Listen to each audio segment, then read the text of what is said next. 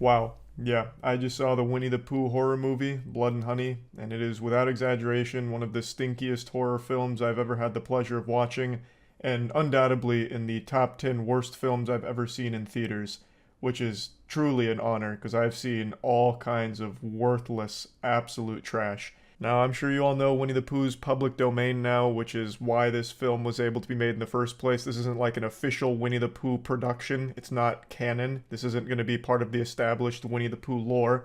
The property went into the public domain Thunderdome, meaning anybody could use and abuse it freely. So a lot of people tried to latch on to the tit and suckle some milk out of the power of the IP.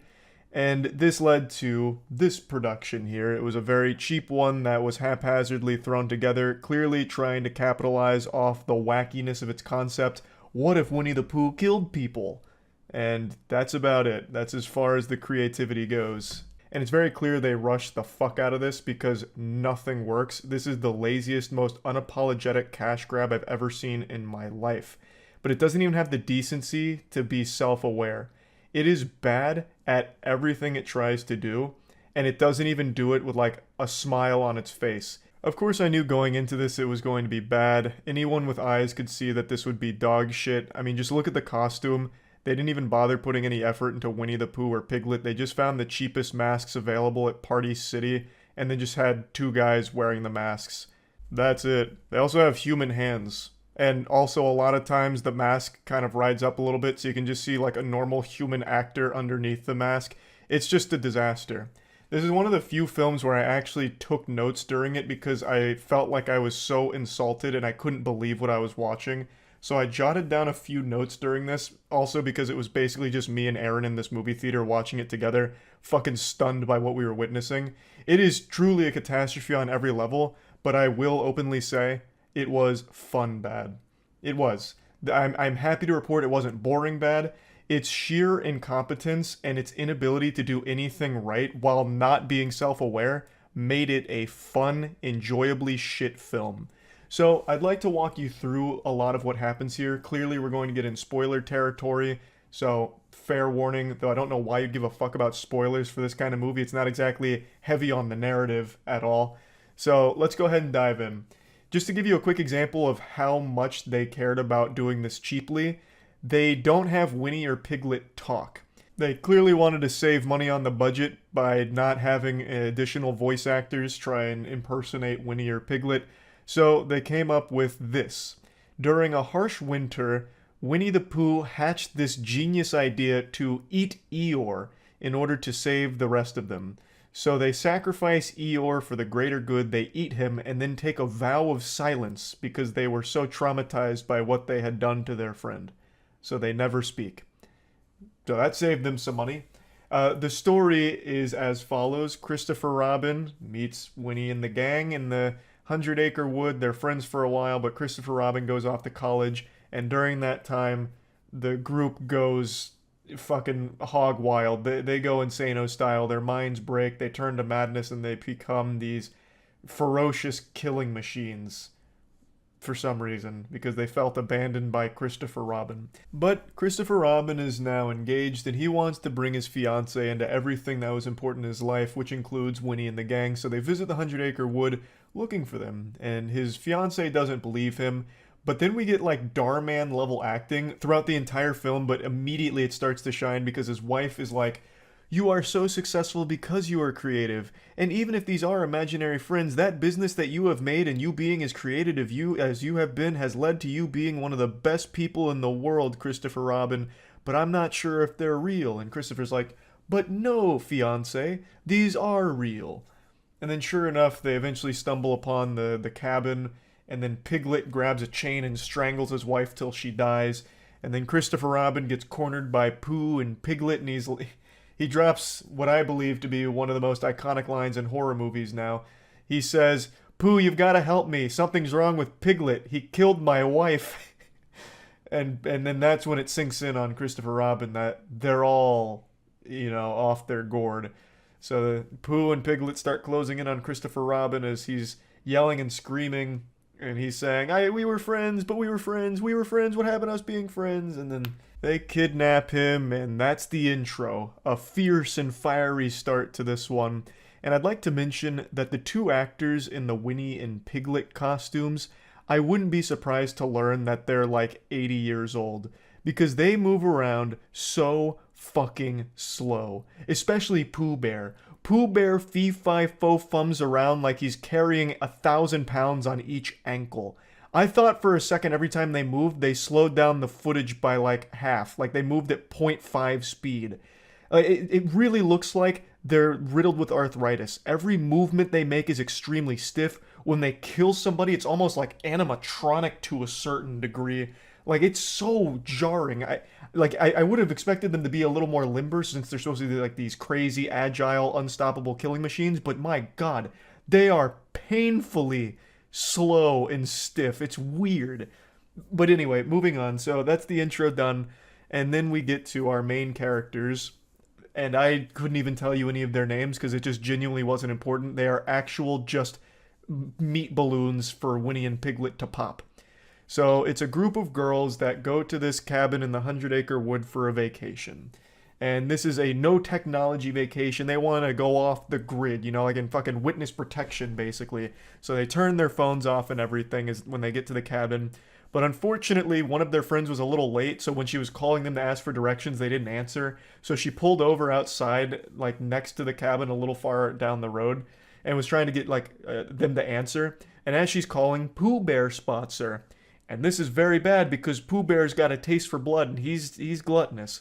So Pooh Bear starts chasing her down like this. The girl's screaming. She eventually makes it to some kind of like warehouse and takes cover underneath a wood chipper.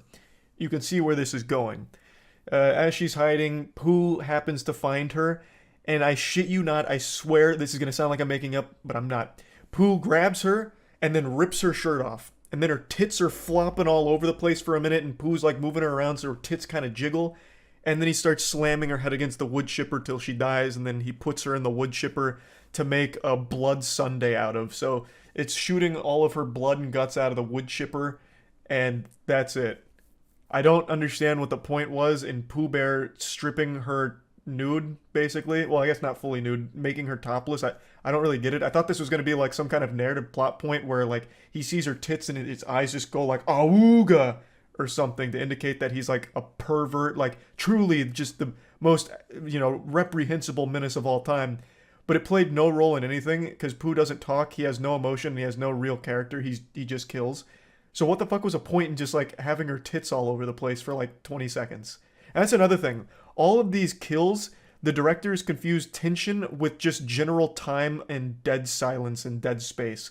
So when she's hiding, it is painfully long of her just sitting there and Pooh's feet by the door. It'll go on for like 45 seconds of nothing happening. It's not building tension, it's just overstaying its welcome and it's just dead space. It's fucking worthless. And that's for every single kill.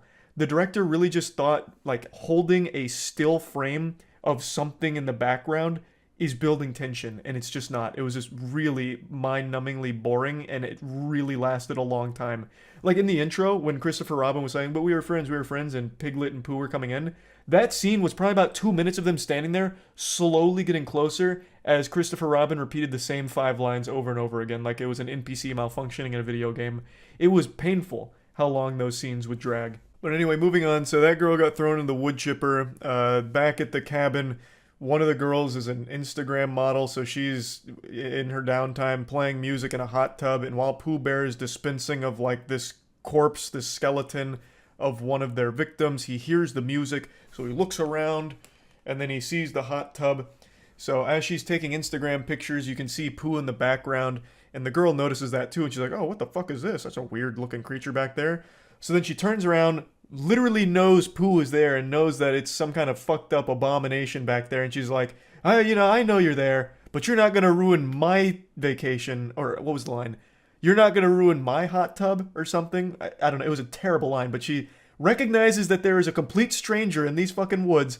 This giant fucking animal recognizes that and then just says, you're not gonna ruin my time. So she gets back in the hot tub where she gets chloroformed by Piglet and Pooh Bear. So then they fucking hog tire on the front porch and then steal one of their cars. And Piglet puts his foot on her while Pooh Bear slowly drives over her skull. And then you get a close up of her skull slowly exploding, so her eye pops out at the camera, and then blood starts squirting. And they're using the worst CGI of all time for the blood squirting. And eventually her head just pops and blows up. The genre that this movie's in is torture porn, pretty much. Like, that is basically all it is. It's just Winnie and Piglet torturing and killing people. I even forgot to mention that Christopher Robin is being tortured by Pooh. He was hitting him with Eeyore's tail, just like fucking flogging him with it. And this is what I'm talking about with a lot of things they didn't even bother to follow through on. There's a moment where Christopher Robin's like, I know you're still good in there, Pooh. This isn't you. You killed my wife, but I know you're still good in there. And then Pooh has this moment where he like cries, and then he breaks some boxes, and then he looks at himself in the mirror, and then he goes back to hitting him with Eeyore's tail. And it's never explored again.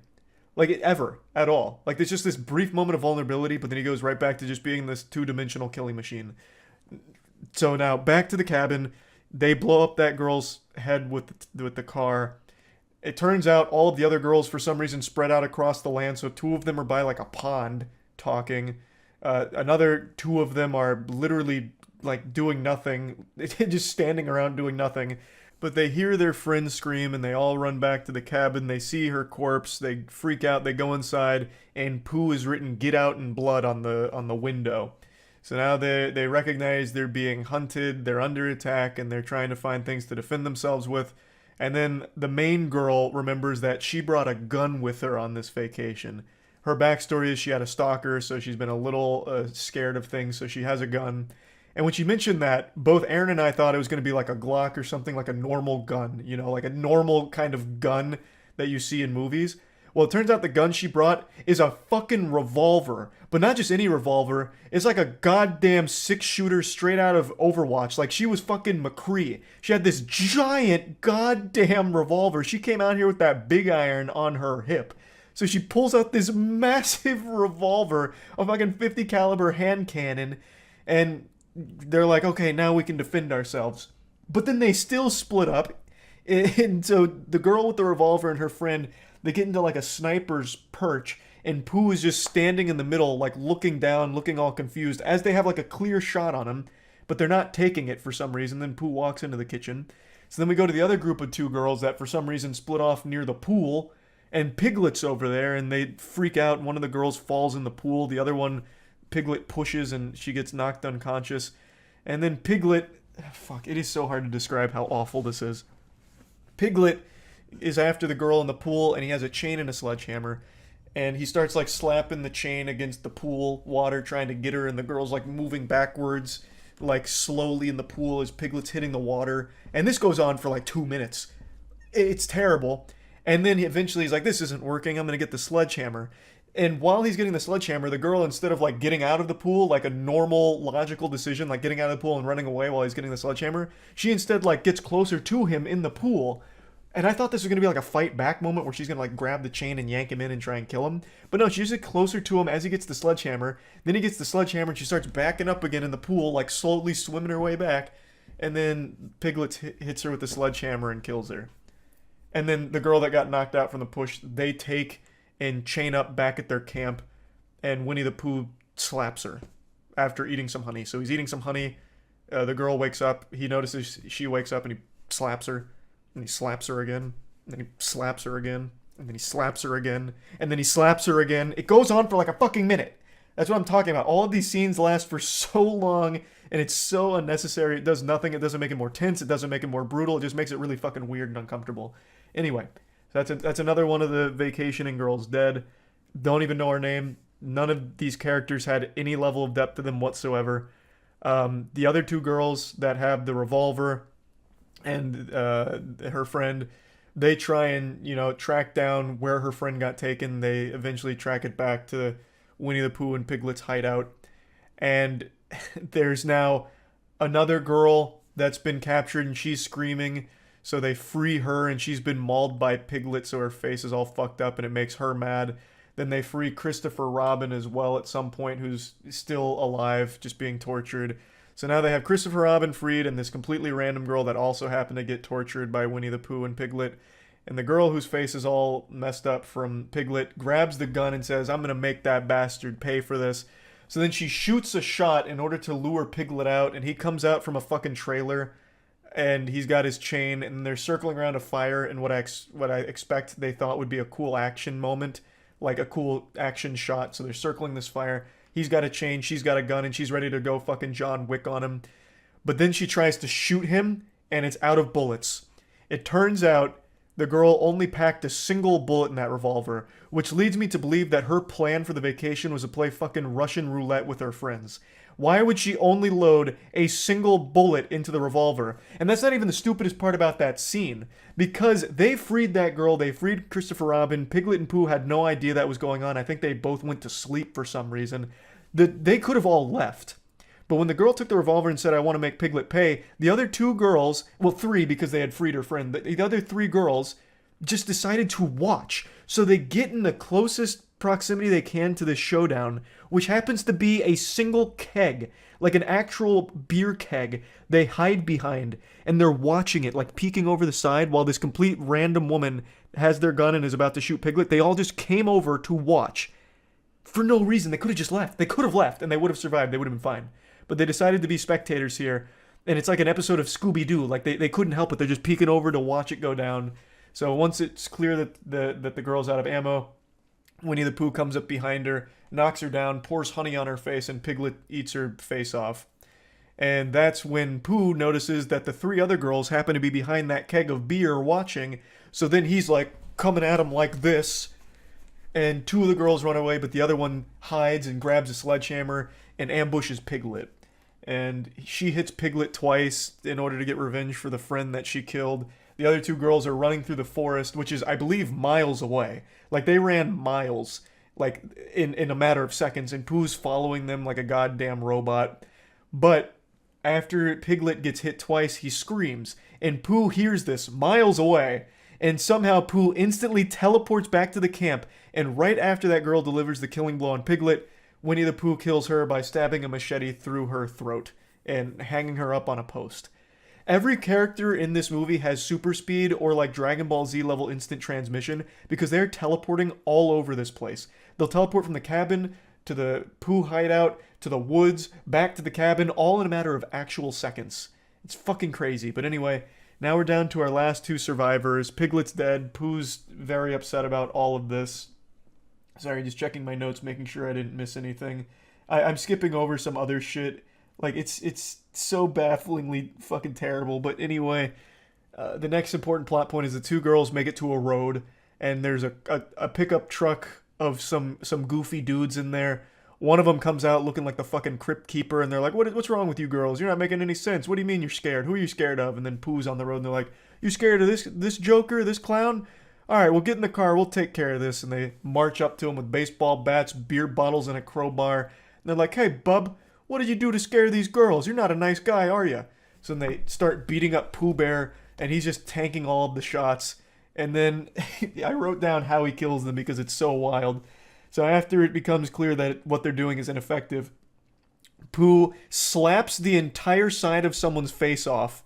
Like, literally turns him into Harvey Dent, Two-Face, slaps the side of the guy's face off, which kills him, and then he karate chops another guy's arm off, and then curb stomps him. Then he karate slices another guy's throat open, killing him, and then the last guy, he summons a swarm of bees to kill. So Pooh Bear can control bees in this universe, I guess, and he uses that to kill that guy who runs away. Then the girls freak out, but they have a car now, and they try and get away in the car, but Pooh's latched on to the back, and then they brake real hard. Pooh flies off, but for some reason they broke so hard that their heads hit the dash and they pass out. So then one of the friends gets grabbed by Pooh, and then he rips her head off and then throws it on the windshield. And then our protagonist turns on the windshield wipers because the blood was gross, I guess, which is so stupid, so fucking dumb, because I guess she was still going to try and get away and couldn't see with their friend's head in the windshield. But she wasn't able to clean it off fast enough and start the car, so Pooh grabs her. And he's about to kill her, but then Christopher Robin comes speeding in another vehicle and hits Pooh, which stuns him, but it doesn't kill him. So then Pooh grabs that girl one more time, slits her throat in front of Christopher Robin, and then says the only line that Pooh and Piglet have, and he says, "You left us." And then after, kills the girl, slits her throat, and then just starts stabbing her a million times as Christopher Robin cries and runs away. Roll credits. I just summed up the whole movie for you. That is the whole movie. I am convinced that they were padding for time with all of those very long, drawn-out sections of, like, nothing happening. I think that was in order to fill time, in order to make, like, the bare minimum for a feature-length film, because this movie is fucking short. Like, way shorter than I would have ever expected. It's over in, like, a single blink of the eye. And everything that happens is so half-baked and terrible. All of it looks terrible. None of what they even attempted to do lands in even the singlest, slightest capacity. I thought this would be self-aware goofiness. It's not self-aware. It is goofy, but for all the wrong reasons, which almost makes it better. Like I said, it is enjoyably bad. It is fun bad. It's no Moonfall, unfortunately, but I did enjoy my time watching it. It was something special. Like, oh bother! I tell you, this one was a super stinker. And I just had to come home and vent about it and talk about it because holy shit. It has a 5% on Rotten Tomatoes, which I actually agree with. It's very rare I agree with Rotten Tomatoes scores. That one's right on the money. 5% sounds about right. The audience score of 51%, though, I can't understand because it is enjoyably shit. Like, it is a fun, bad movie. It's something wild.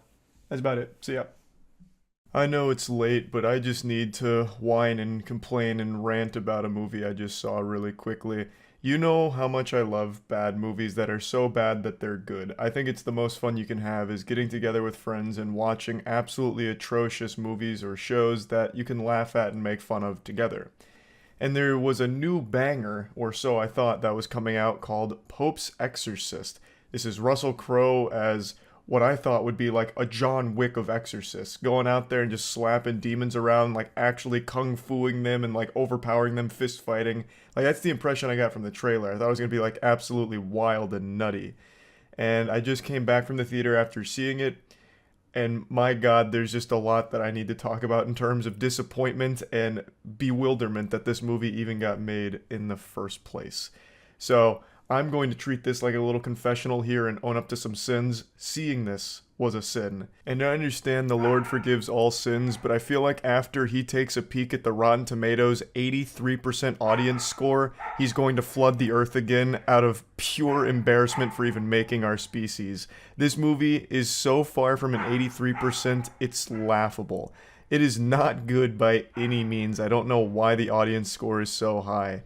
Like, it is guilty of more sins than any of the demons in the film. Well, even though there's only one main demon. It is the most generic horror schlock of all time. But its biggest crime is being boring. It borrows every single generic horror plot point, every generic horror movie cliche of like, sitting up from the bed like the Undertaker because the child's possessed and he has like a deep demony voice. Every single like horror movie trope is just ham-fisted into this. All of it dumped into this witch's cauldron and brewed into a disgusting stew.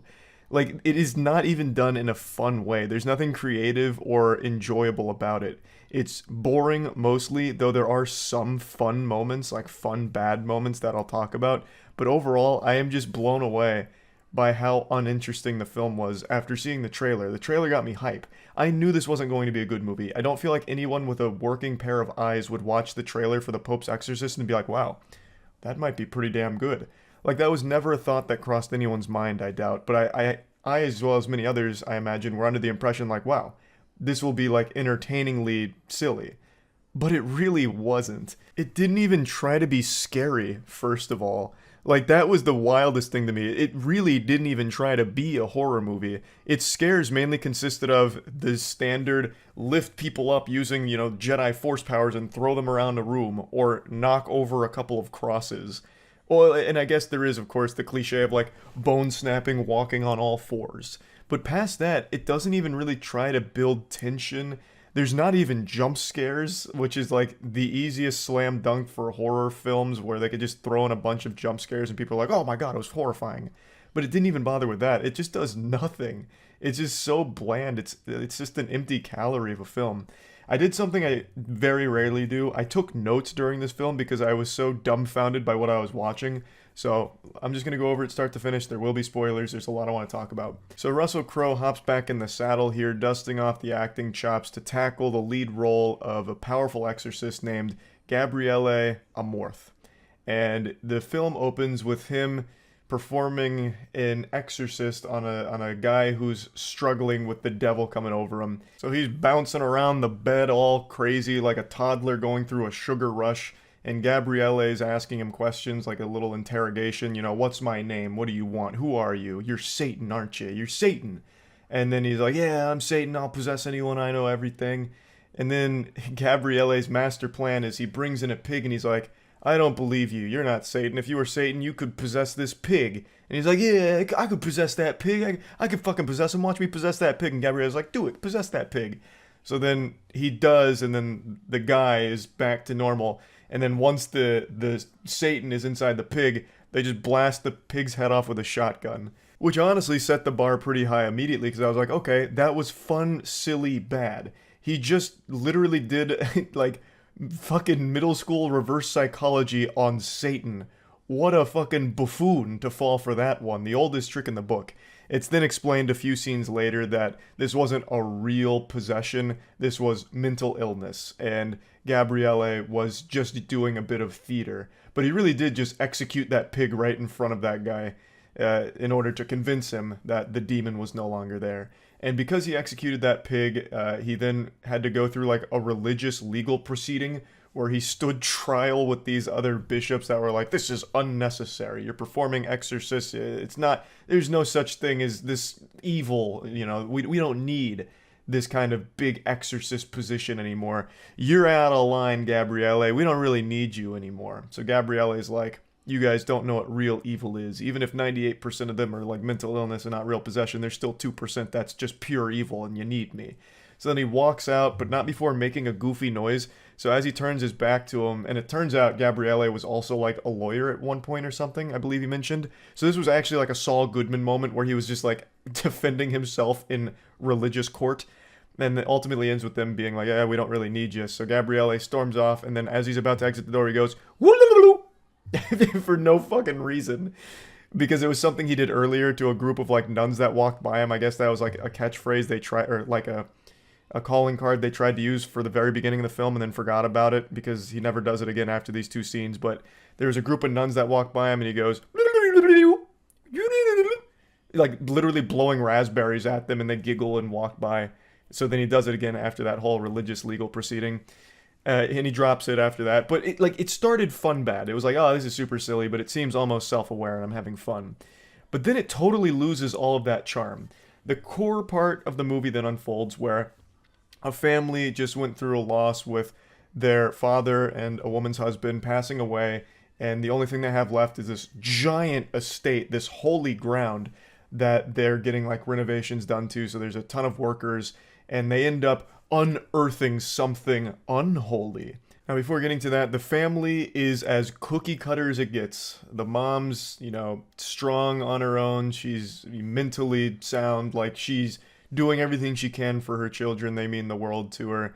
The daughter is a rebellious teen who, I'm not exaggerating, first thing when she gets in the house is goes up to one of the workers, grabs a cigarette, asks for the light, gets a light with the cigarette, then sits on the balcony over the front porch, and the mom's like, put that cigarette out, what are you doing? And she's like, ugh, and then walks off, storms off, mad at her mom. So this was as cliche as it gets with a teenage girl and teenage angst. And then, of course, she's always listening to, like, loud music and hates her mom. Like, oh, Mom, you're being such a square. Get out of my room, Mom. I'm busy listening to music. So that's her whole character, which means nothing because after, like, 10 minutes, none of this shit matters. But that's her, and then they also have a son, a younger brother. He's like 12 or something, I don't really know. But he's traumatized because he watched their dad die. So it wasn't like some kind of normal passing or anything. It was some kind of car accident that wasn't fully explained, but he ended up getting impaled through the head. And the son sat there and watched it. So he was traumatized from it and refused to talk.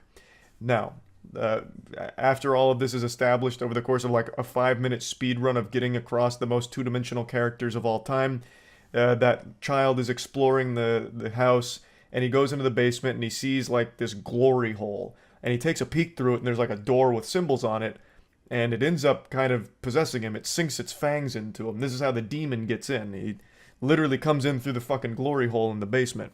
So the child ends up immediately getting possessed within the first couple of minutes of being there. And then some of the workers go into the basement, and they also notice the glory hole. They're like, "Oh man, this is absolutely absurd. Is there no decency? Where's the class?" So they're peeking through the glory hole, and one of them lights a flare and was gonna put the flare through the glory hole, but it ends up turning into a flamethrower and cremating them, which scares off all the other workers. So then all the other workers leave, and then it's just the family left in the house with their child who is now possessed. Everything I've explained right now happens almost instantly. Like, all of this was so quick, there was no build up to any of it, no tension at all. It was done as quickly as possible to get to, like, I guess what they deemed to be the scary parts, with the child having like a demon voice and saying crude, creepy things. But anyway, after the possession, the Vatican gets word about this, and then they send Gabriele out there, like, "Gabriele, I've got real scary stuff happening at this location." He's like, "I'm on it, chief. Give me my badge and my gun, I'm going in." So Gabriele is then sent there like some kind of fucking religious assassin to take down a demon. And I really thought he was going to roll up in like some kind of Justice League jet, like, or something right out of the X-Men where they have like crazy fucking jet. I thought he was going to fly in on some high-tech shit, but then he rolls up in a moped. So he just kind of scoots on in on his moped, shows up to the house in order to start attacking the demon. And the demon, which is possessing the boy, is a real wacko. Like, this guy's a goofball. So before Gabriele gets there, like right before he gets there, the mom notices something's wrong with the child. He's kind of bedridden and he looks pale. And then he starts talking in a not really deep voice, but you know that like goofy voice you'd make as a child growing up, like the like that kind of shit, where you like vocal fry yourself and then try and make it deeper. That's the voice, the very cliche horror movie demon voice. And the mom then hugs the child in order to, like, calm him down. And while that's happening, she looks down and it turns out the child is squeezing her titty. And then she's like, "Oh, goodness gracious." And he's like, "You didn't breastfeed me enough, mommy." I shit you not. That is what he says. And she's like, oh God. And she, like, covers herself up even more. And then he starts laughing about, like, squeezing her tit. And then he says, "Bring me the priest." So they brought in a priest that wasn't Gabriele first. His name was Thomas, and it was a bigger mismatch than when Krillin tried to fight Frieza. Thomas shows up and immediately gets fucking ragdolled by that demon. He gets thrown out of the room, and he's like, "Good heavens, this is a little much for me. We're gonna need the big guns." So he leaves, and then Gabriele shows up. So then it's the two of them, and they try to tag team the demon in order to, solve this situation. So Gabriele gets in there, and he starts his interrogation, and the demon immediately showcases that he's more powerful than all the other ones Gabriele's seen, because he knocks a cross off the wall. Like, I'm so tired of seeing that in horror movies where, like, this really powerful demon can only do, like, a couple of trivial things, like blow over a vase or move a chair slightly or throw a bucket of dirt against the wall. It's like, who cares? It's not intimidating. That's fucking embarrassing. But Gabriele's like, "Oh, jeepers creepers." And then he's like, "What's my name?" And the demon gets it right. He's like, "You're Gabriele Amorth." Then he gets blasted with memories from his past, sins that he hasn't fully forgiven himself for. So there's like a moment where he's in a war, and then there's like a lady, and then the demon pukes up a bird, and then Gabriele's like, "Oh, I'm out of here." So then he fucking waddles out of the room, goes up to the other priest, Thomas, and he's like, "Okay, that guy means business." So then he instructs Thomas to confess his sins to him so they can't be used against him when they go, talk to the demon again. So Thomas is like, "All right, it's been 8 months since I went to confession." And he starts to confess his sins. And Gabriele's like, 8 months? Okay, this is going to take too long. He's like, "Okay, Lord, all of his sins are forgiven. He's very sorry, trust me." So he literally uses a cheat code to forgive his sins on behalf of God, which I thought was like almost disrespectful. It's like, what the fuck? Can you do that? Like, are you allowed to do that? Like, do you have the power to just say, like, all of his sins are forgiven without him actually confessing it? It's like, damn, that was weird. Like, he had no interest at all in hearing, like, the sins he was going to confess to. He's just like, yeah, whatever, you're fucking good. Literally just gives him the stamp of approval, and he's like, all right, time to go. And when they get into the room, unsurprisingly, the first thing the demon does is show Thomas his sins that he has clearly not been absolved of. It looks like Gabriele didn't have the authority to do that, so he immediately just gets blasted with his sins, and the demon calls him Panty Sniffer. He says that he fucks the daughters of members of his congregation.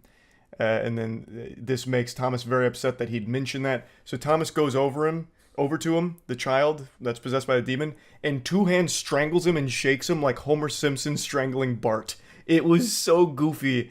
And Gabrielle's like, please, Thomas, no, don't do it. That's what he wants. As the child's like, getting fucking strangled by Thomas. That was a good fucking silly scene. But after that, then the demon laughs and then he targets Gabriele. And he's like, you know what I want to do, Gabriele? I want to fuck you. I want to fuck you so hard that when you start coming, you're going to feel ashamed by the release. I'm not kidding. That was his statement. Like, when asked about his main goal, it was to fuck Gabriele. And not, like, in a literal sense, to fuck Gabriele, at least from the way he was speaking about it. Which was jarring to hear that. It was so weird. It was so fucking weird. And then they start trying to get, like, the religious artifacts out on him, like, the power of Christ compels you type shit. And it's not working. The demon then turns off the lights, which for some reason makes them stop immediately. And I'm kind of just giving you, like, an overall plot summary of everything that happens here, but I want to stress, and I can't stress enough how there is at no point any attempt to even build tension or show you unnerving things or make anything scary. It's like AI generated a script of a horror film without figuring out how to execute on the scares that they're copying from all of the horror films before it. Like, it is so bland.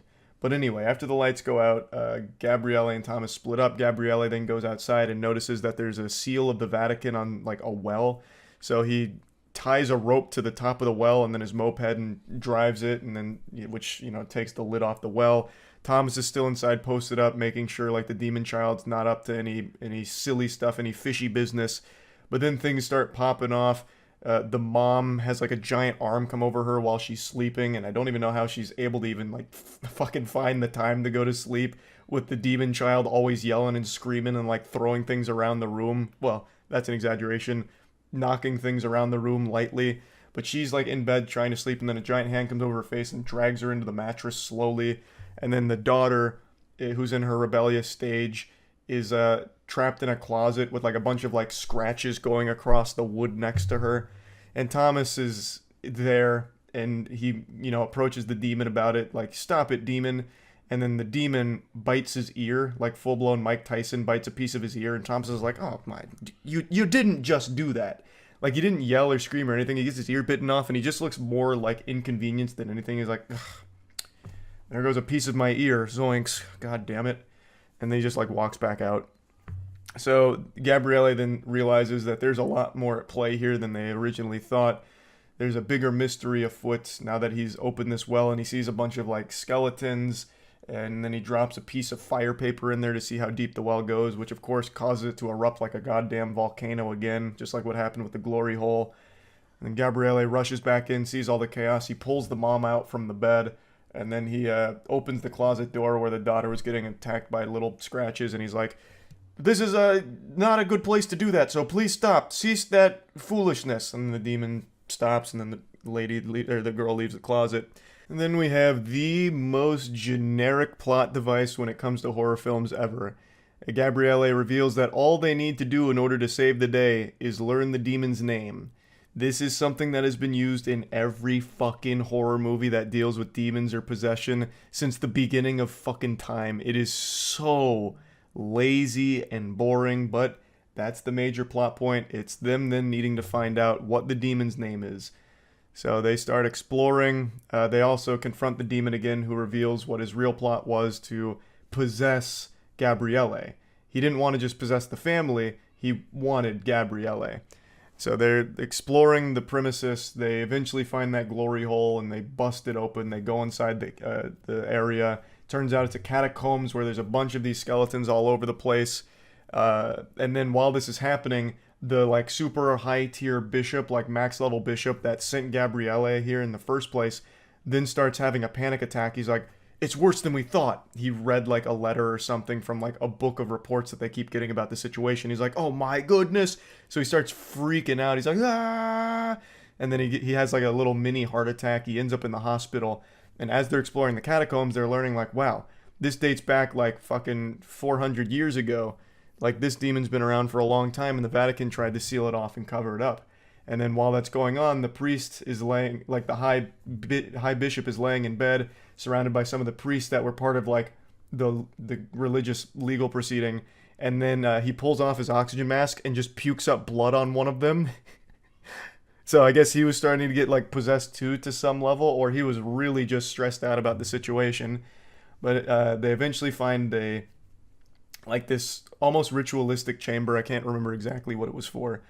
But it has like a torture device in there. It also then has like what was a very strong priest back in the day on like a throne, and they read his diary.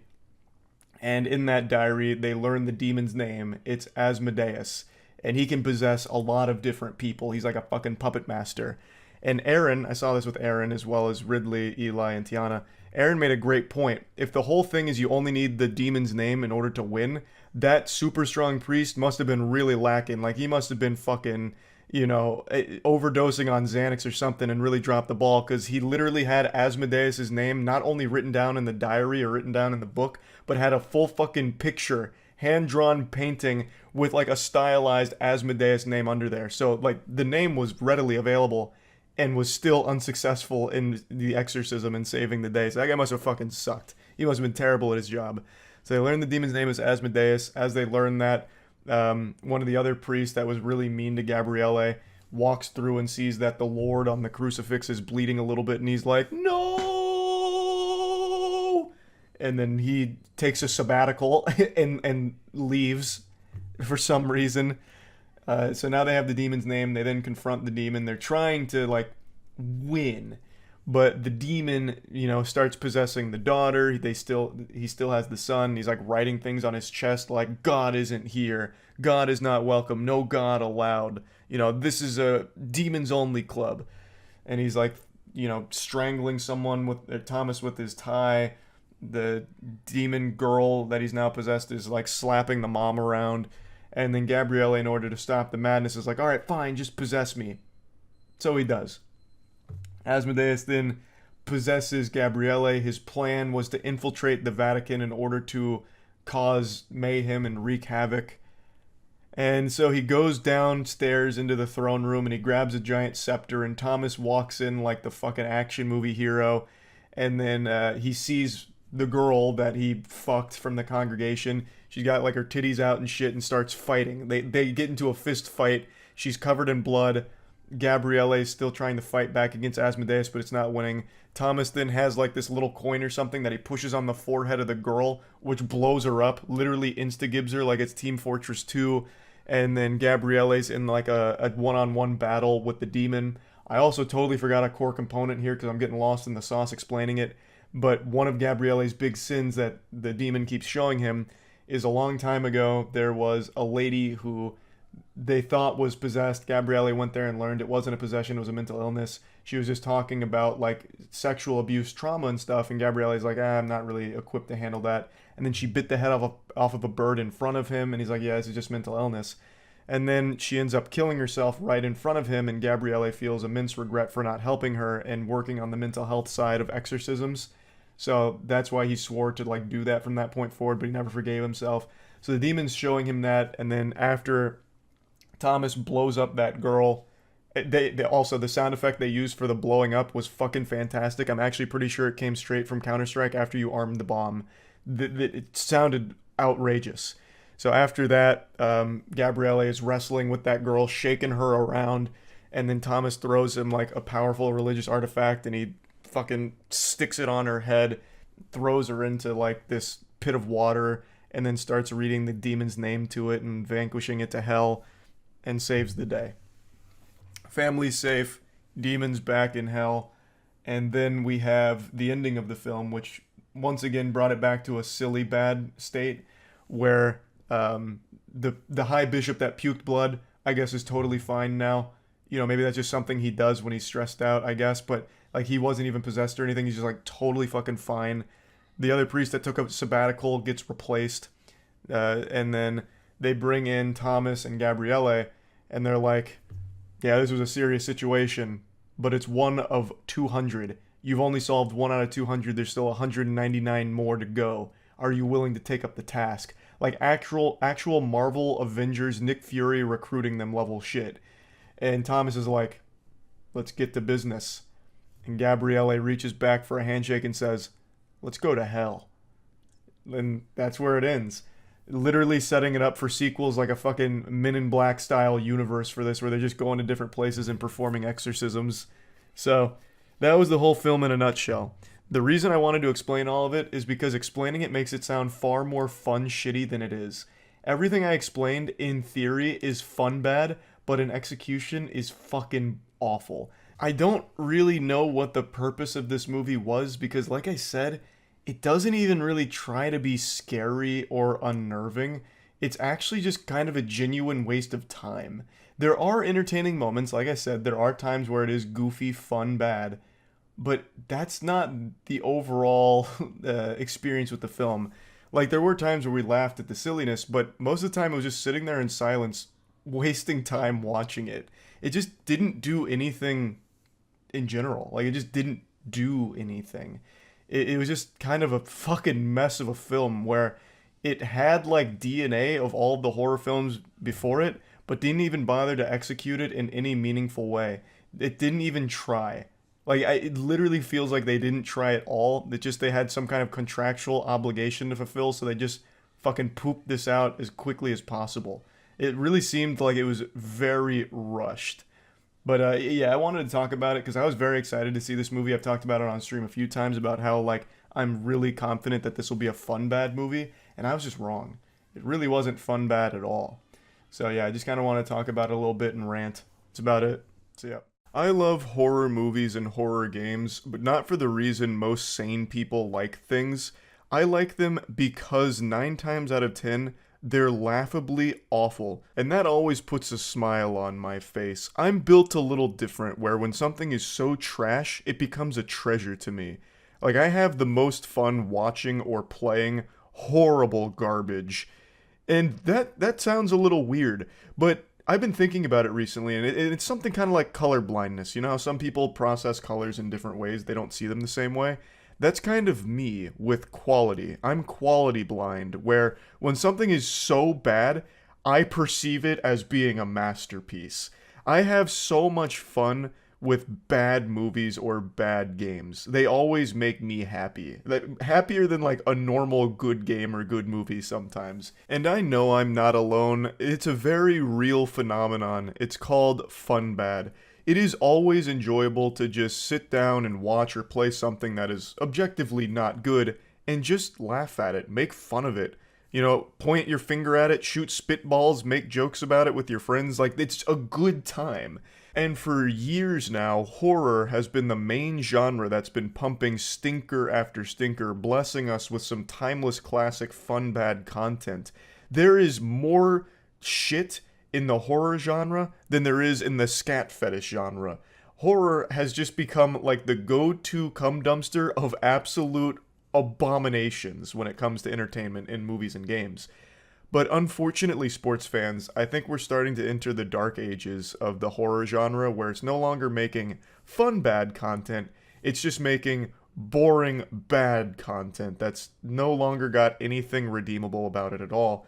And the best example of this is the newest Insidious movie, The Red Door, which I saw last night. This is the 5th Insidious movie, and it is long overstayed its welcome. The party's over, the music stopped fucking 2 movies ago, and yet it's still here trying to party, and it's just embarrassing now. The 4th movie was already overstaying its welcome. People were already fucking tired of it then. And now it's just sad and desperate. They've got this franchise propped up like Weekend at Bernie's. It's dead, and they're just like puppeteering its corpse right now. Insidious the Red Door has no story to tell whatsoever. It has no reason to exist other than try desperately to milk a little extra coin out of the property's name, because most people remember the first three movies very fondly, especially the first one. I remember that being like a phenomenon when that one came out. So the name still has weight to it, and they're trying their best to just get a little bit more out of it without anything left in the tank. So the reason I'm not making a moist meter on this is because I really want to dive into just what makes a horror movie no longer fun bad, and it just becomes a sad, worthless experience like Insidious the Red Door. So I will be getting into spoilers a little bit in this. I'm not going to spoil the whole thing or anything like that, but I do need to get into specifics in order to make the point that I'd like to make. Now, Insidious the Red Door is again the 5th entry in this franchise, but the beauty of that is you don't need to see any of the other ones to be caught up to speed on this, because it doesn't really tie into anything, and the only thing that it has is loose connections in the same characters from the previous films. You don't need to know anything about their history. You don't need to know anything about the world that it's in. It doesn't even really need to give you a refresher course on it, because everything that happens starts after a hypnotic memory erasing moment. So they get their memories sealed away, they get amnesia in order to forget all the trauma of their past, and then this movie is them slowly like realizing that something fishy happened. Why can't they remember like a whole year of their life? And then that's kind of what the movie picks up on. So you don't really need any of the other Insidious background information, which is good because I don't think there's a single person in the fucking world who remembers Insidious 4. I feel like we all got memory erased with how bad that movie was, because absolutely nobody I've seen online talking about this, or anyone I've talked to about it, like Tiana and I saw it together and I mentioned Insidious 4 to her and she had no fucking clue what I was talking about. I sounded like a crazy person to her, and I don't even remember a single plot point from it other than like a jailer jingling keys like he was trying to entertain like a Twitch audience or something. So this is one of the few compliments I can give to the Red Door. At least you didn't need to see the 4th movie in order to understand what's going on here, because everything that happens in this film is already nonsensical and self-contained to begin with. So the film is all about them getting their memories sealed away. You know, they've got it trapped, and then it's slowly getting back those memories. Dalton, the son in the franchise, is going off to college, and the dad, Patrick Wilson, he's kind of an absent father. He's been pushed away, and he's always foggy, as he calls it. His memories aren't what they should be, and it makes him upset. So he basically abandons his family in order to exist in this perpetual trance of confusion. So he's not a great dad anymore, and Dalton resents him for it. But he eventually lets his dad drive him to college. And he's an art student, and he gets a new art teacher who's a real hard ass. And she basically brings the demon out of him. He goes into like a meditative state under the instruction of the art teacher, and then he draws the Red Door. And once the Red Door is put on the canvas, all hell breaks loose. And by that I mean 2 jump scares happen, and pretty much nothing else. This movie is not even a horror film. That's the big plot twist. It is legitimately like a CW supernatural thriller at best. There are very, very few horror elements in here other than just very loud jump scares occasionally, but even that's pretty rare. They ordered a horror movie but forgot the scary. They said, hey, can we put the scary on the side? And forgot the side of scary. This shit is so flat and goofy. So, Dalton, after drawing the Red Door, a hand like slaps his hand. He's like, oh no! So then he rushes back to his dorm in order to keep painting it and figure out what this means, because now he's starting to see things. Also, he has a roommate, and her name is Chris. And she doesn't make any sense in this film because she is like the complete antithesis to a character you'd expect in a horror movie. She is constantly joking, and I think that's fine as a character trait, and I think it would work in other movies, but here, she does not stop joking. She doesn't take anything seriously. So when something that's supposed to be somewhat scary happens, Chris will immediately just get rid of all the tension with a joke like, hey, what are you doing on the floor? I just put a bottle rocket in the frat dude's toilet, and I think it went straight up his asshole. And like, come on, get up. You gotta see this. He's walking around with a firework in his butt. And it's like, oh wow, okay, so now there's like no tension left and there's no scares left. Like, I don't even dislike Chris as a character because she was entertaining at the very least, whereas nothing else in the movie was. At least she was trying to make something out of nothing with this film, but it does not fit in what is supposed to be a horror film because when she's on screen, you know that it's just going to be a bit silly because that's all she does is just have fun. Even in the most tense of moments, she gets strangled by an invisible demon. And right after that, like within 2 scenes, she's back to joking and gets a bunch of like night lights and makes jokes about it. So it's just a character that doesn't take the movie seriously, so how the fuck is the audience supposed to? You have a character that is actually just like making fun of the film that they're in. But anyway, so Dalton paints the red door. Patrick Wilson's character's in his own home and he's trying to go through these like memory things. And he's doing like a matching game on the window, which is a goofy idea to begin with. And they're trying to do like subtle scares. So I'll like lift up one of the things and you see like someone wearing an orange shirt in the background by the tree and it's out of focus and you're like, oh goodness, that's horrifying. And then the scene will drag on for like 2 minutes of nothing happening. And then just like the glass explodes for a cheap jump scare. Like it doesn't even really build tension. All it does is it'll show you something a little out of focus in the distance. And then all of a sudden, a fucking cannonball goes off. Just a really loud explosion noise. And that's the scare. So then that, the glass blows up and Patrick Wilson's jogging around his house going, oh, no. And then he like shuts a door. And then a ghost man pushes him against a wall and he finds a box of important lore tidbits. But not really, because the lore tidbits don't really mean much of fucking anything in this film, because there isn't a real narrative that they want to tell. But anyway, I'll just fast forward a little bit here. After learning about his dad, Patrick Wilson, he then goes to his wife, who has divorced him, and she reveals all the bad stuff, the stuff that he wanted to forget through the hypnosis. She reveals that while under the possession of the demon, he attacked the family and traumatized the kids, and his wife really couldn't look at him the same way anymore. She just felt fucking sick by his presence. So that's why they sealed off the memories. That's also why they divorced. And now, since Dalton has drawn the red door, everything's starting to flood back, and the family's getting those memories returned to them gradually, and they're seeing things. So Patrick Wilson keeps seeing a couple of ghosts, and that's when it's revealed that the reason all this is happening is because the dad, Patrick Wilson, and Dalton are able to astral project themselves into the spirit realm, like fucking Aang from Avatar: The Last Airbender. So the entire half of this movie is spent astral projecting for the most part. And it's not like this is new for Insidious. We've known this for a long time. This has been a core component of the story. But here, it doesn't even bother to be horror. It is mainly like that astral projection in the smoky spot. It's literally just a room with a fog machine and that's it. It's not like very interesting to look at. It's just barren, empty wasteland. Dalton is the first one to realize that he can do this, and he does it at his college dorm in order to like scare Chris. I shit you not, when he learns that he can astral project himself out of his body, first thing he does is go to Chris's room, grabs her little mouth piano, the melodica, and he plays a little wonderful symphony. So he hits her with like the beep, beep, boop, boop, beep, like the actual electric zoo out of fucking SpongeBob, which startles her. And then she like goes downstairs and she's like, were you in my room? He's like, no, I was actually in the spirit realm in your room. She's like, oh, interesting.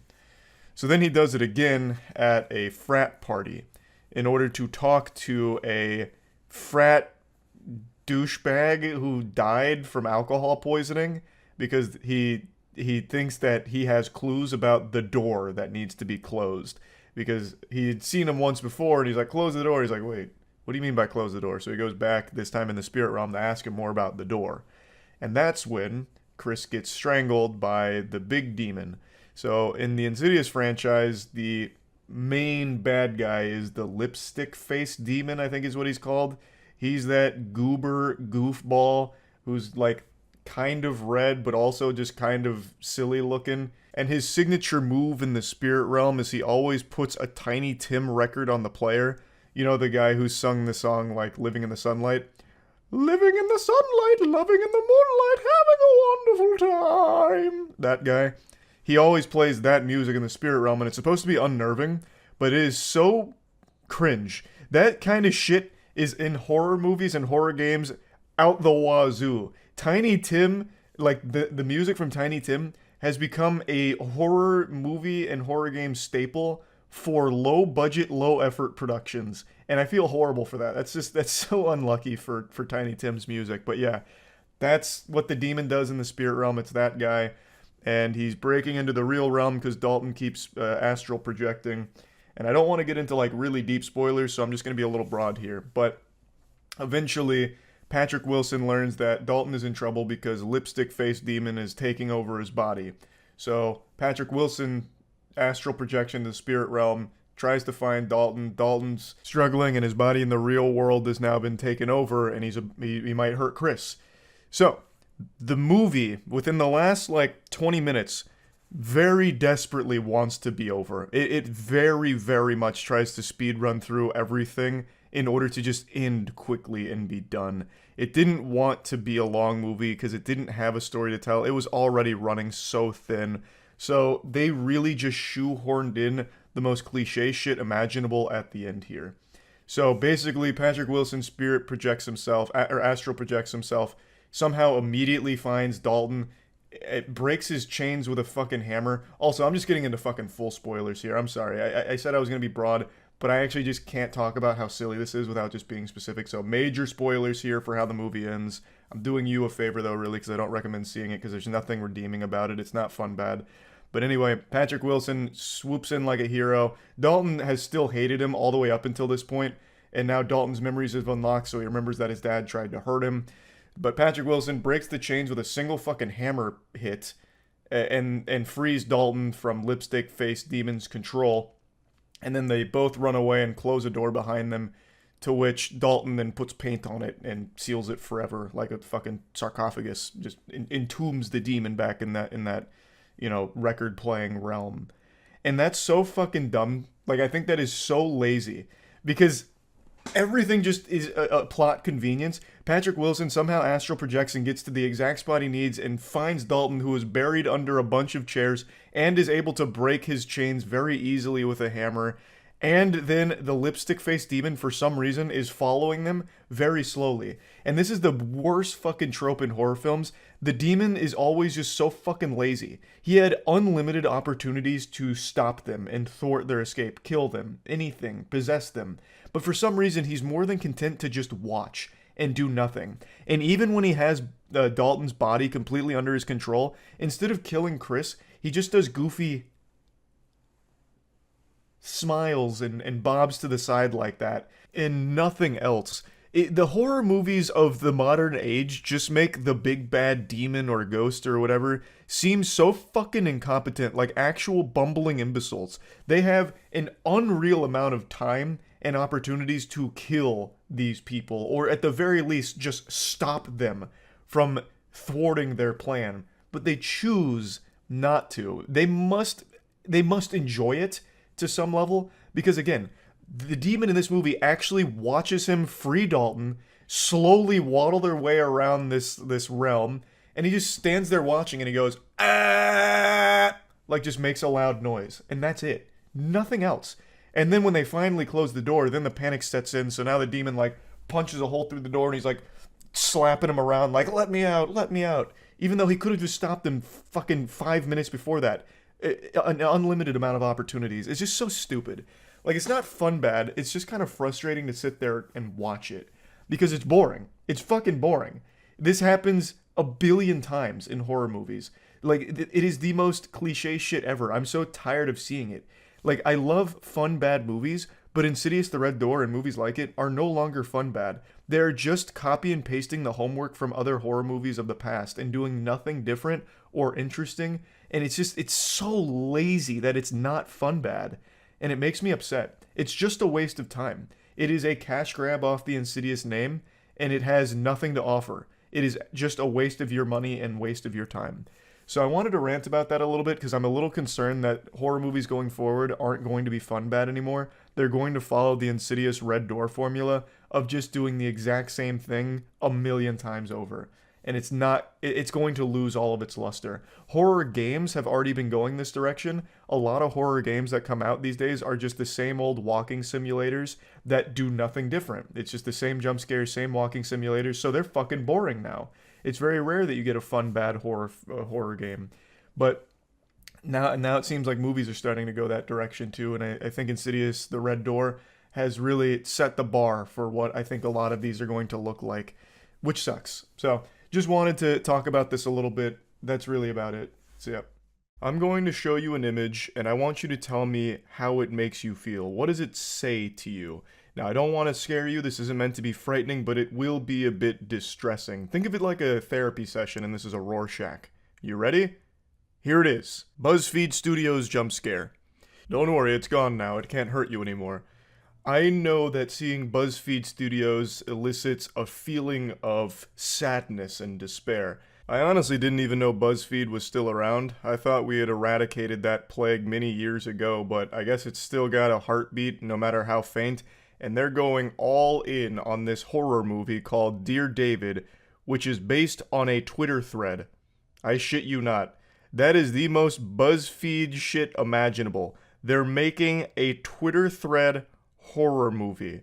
A stunning, brave, and bold twist on the horror genre here. Innovation at its finest, and that's what BuzzFeed is known for. I really can't wait to see what's next for the creative minds at the BuzzFeed Studios basement. I want to see what else they'll cook up in that cursed kitchen. Perhaps a Netflix original thriller about a bubbly blogger who's now facing her worst nightmare when she goes to Starbucks and was served a grande instead of a venti. Fucking teeth chattering. Chills, I tell you, chills. BuzzFeed Studios, they're aiming for the fences. They're swinging for a big home run, and god damn it, I think they might just hit it. This trailer for Dear David is impressively awful. Before getting into the trailer itself, I'll just go ahead and show you what it's based on. It's from this thread in 2017 where a comic artist named Adam was documenting a series of hauntings he was experiencing from a dead child named David. And this is the police sketch of David, I guess. It looks like something out of Ed, Edd n Eddy, but this was meant to be taken seriously. He tried to play it off as a very real thing, even though it's very clearly just a load of baloney, just some fish paste to have a bit of fun. But there were tons of people that were really, encapsulated. They were hooked. They tuned in every day for the latest update from Adam on David. You know, is David still trying to kill you? What's David up to? Is he out there playing with Hot Wheels again in the middle of the night? Oh my god, David's a menace. We gotta fucking kill David quickly. That kind of shit. They were really invested in the story. And now BuzzFeed is doing what they do best. Striking while the iron is completely cold and everyone has forgotten about it. Not the most timely execution here. This is 6 fucking years too late. The whole world doesn't remember this thing, and now BuzzFeed for some reason is trying to parade its corpse around to make money off of it. In a very pitiful attempt at that. They chose something that was only popular on Twitter 6 years ago, and only lasted for a handful of days, really. And they're like, yep, that's the one. That's our horror movie magnum opus. Dear David, let's run it. I just can't even believe it. Why even bother? You're already so late to it. If this had come out in 2018 maybe, then you might have a chance of getting a couple ticket sales. But this movie, Dear David, might legitimately sell 0 tickets. It's just incredible how out of touch BuzzFeed is. This is a film that wouldn't even be seen by family and friends because it looks so awful and uninteresting on a concept that no one cares about from a fucking Twitter thread. And it's integral to the film itself, too. Twitter plays a large role in the trailer. That is so embarrassing. No one wants to go watch that. If you went to the BuzzFeed office right now, I'm very curious what you would find. Maybe it looked like a dungeon where there's only one light on. It's like a single light bulb dangling from a string, and maybe 3 people on a computer still writing quizzes. What Harry Potter character are you? What does your favorite sex position say about your favorite Disney princess? I don't know who's there and who came up with this. Not even AI would generate something this out of touch. It blows my mind. But anyway, let's talk about the trailer now. I can't show you the trailer because I don't want to get DMCA'd by BuzzFeed or anything. So I'll just show you some screenshots of it and tell you what's going on. So, they immediately get into the cringe because everything with BuzzFeed is like this imminent natural disaster of cringe, like a fucking tornado barreling towards you and you can't escape the embarrassment. So, it opens up with the main character posting his comic on Twitter and getting roasted for it, saying it's bad, yikes, your comics are shitty now that you work for BuzzFeed. A literal self-insert with BuzzFeed here. So they're making comments like, you work for BuzzFeed, now your art's lame. And then one of his coworkers is like, it's the worst thing to do to engage with trolls online. And he's still engaging with trolls. And then he commits the ultimate sin. He summons the demon, David, by telling someone to die in a fire. DIAF. After sending that message, he then says this verbatim. Sometimes you've got to troll the trolls. So clearly this dialogue is written by actual 66-year-old men here, because Jesus Christ. So then, after saying die in a fire, this mysterious Twitter account pops up saying, why are you so mean? And if you look at the name, it's from Dear David. The shameless goofballs at BuzzFeed even had the gall to say that it's inspired by actual events. Oh, brother, it's inspired by an actual Twitter thread, not actual events. These events are about as real as the Blitzball Championship in Final Fantasy X. It's just a silly horror story that they cooked up. Nothing else. Just because it's written down in a Twitter thread doesn't mean that it's evidence that it's true. The trailer then goes into the same old, tired, generic, formulaic garbage that we've seen a million times. So here's this scary child, David, being a little goofball in the chair.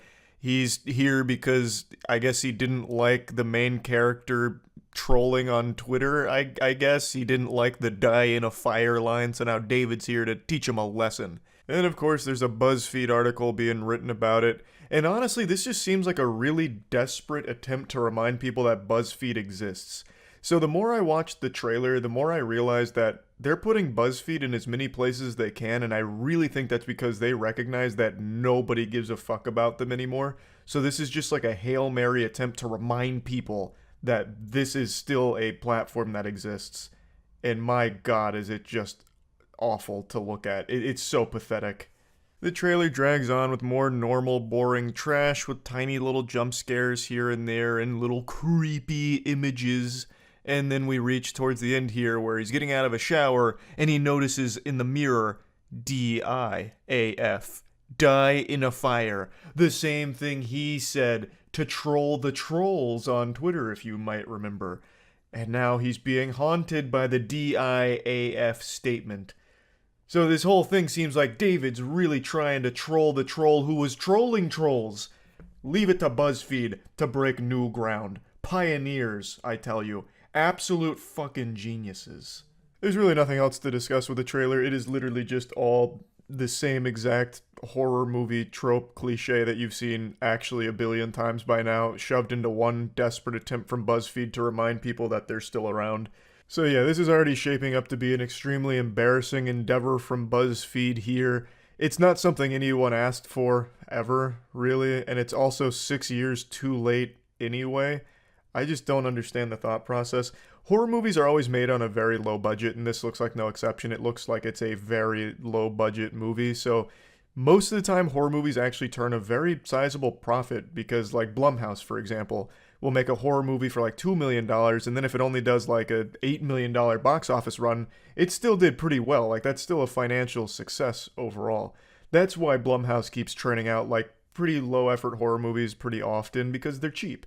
And it doesn't have to perform extraordinary in the box office, and sometimes it does. It goes well above what it should have. It punched above its weight class, like, for example, Paranormal Activity. Very low budget and made 9 figures. So there's always so much room for horror movies to be a financial success because they're so cheap. But in this case, I don't see that happening, because who the fuck wants to watch this? I love fun, bad horror movies, but this does not look like a fun, bad horror movie. Even I'm not that interested in seeing it. And that's saying something. That's a fucking statement right there. You have dreadfully missed if you're making a bad horror film that even I'm bored by.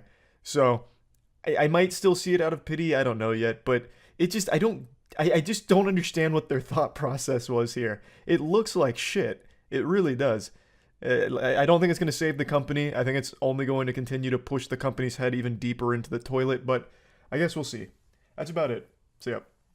When you think of YouTuber-made movies, you no doubt think of extremely high-quality productions that stand the test of time, like Logan Paul's Airplane Mode, or the classics like Fine Bros F the Prom, and I absolutely need to mention the masterpiece Fred trilogy.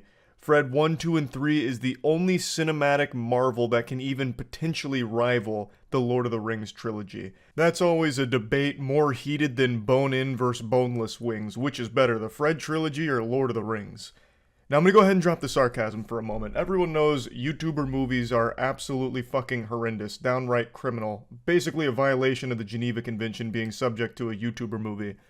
But what if I told you that two YouTubers just did the unthinkable, the impossible? They defied our very understanding of science as we know it. They delivered.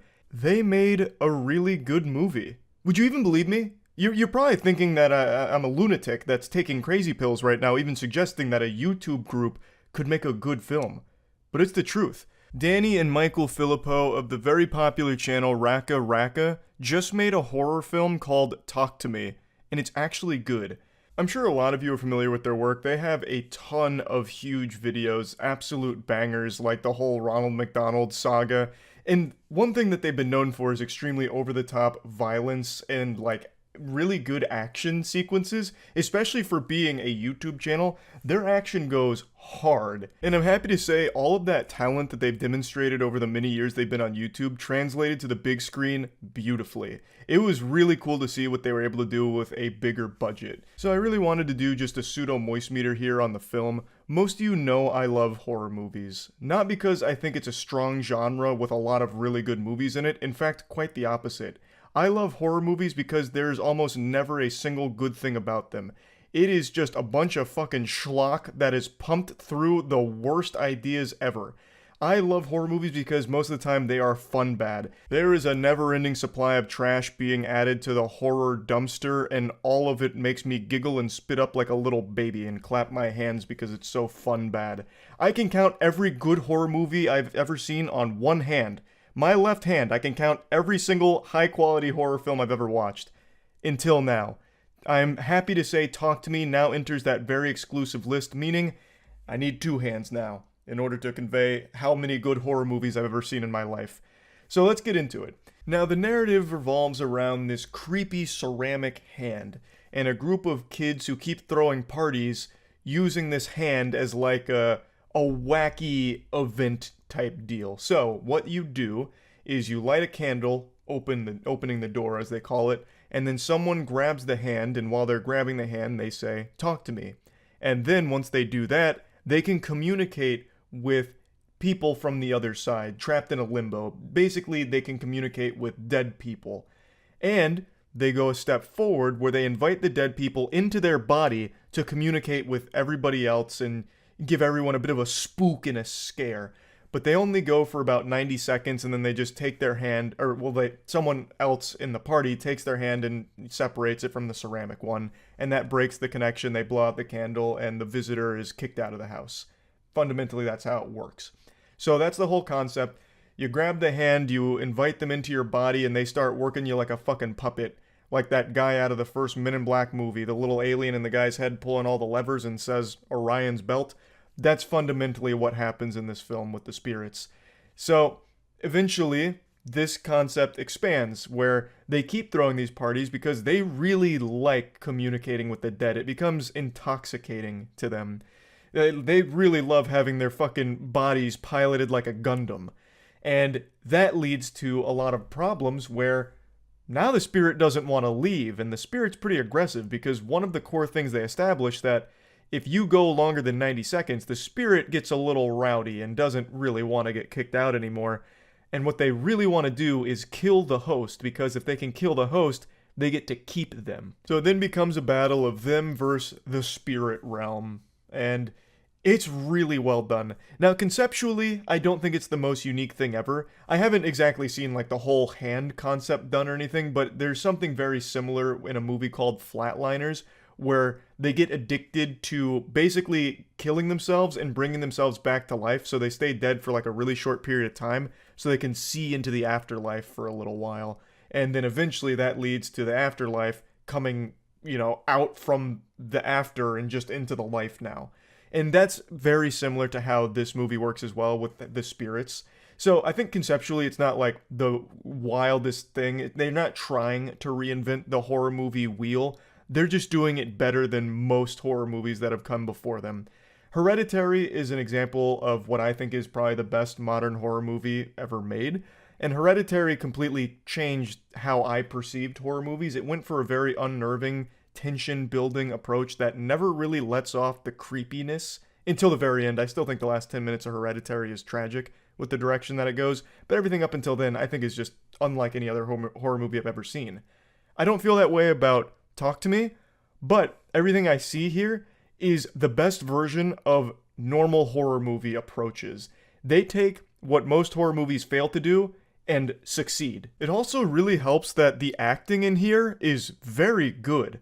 Horror is known for really campy, shitty, phoned-in acting, basically where good acting goes to die, but not this movie. I was really surprised with how well everyone played their roles. All of the characters were very well done, especially the lead.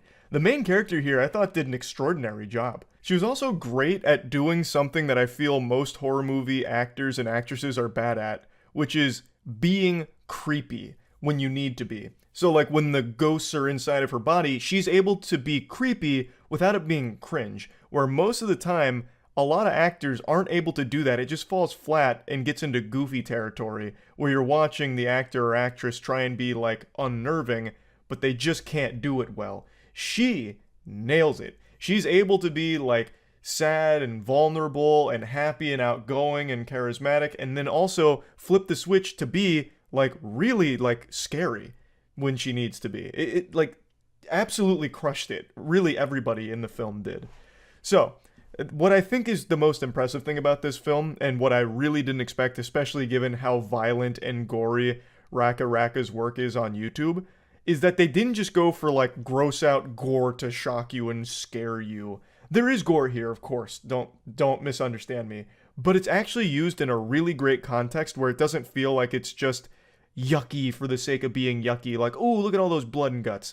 It always makes sense in this film to the point where like it's actually used effectively as opposed to just like a cop-out like gore, be frightened. It's really well done. Like it's not just guts everywhere all the time. It's used sporadically. When it's used, it's very well placed and very well framed with the narrative context that it's given. And I just thought they nailed that because their main approach to horror isn't just gore.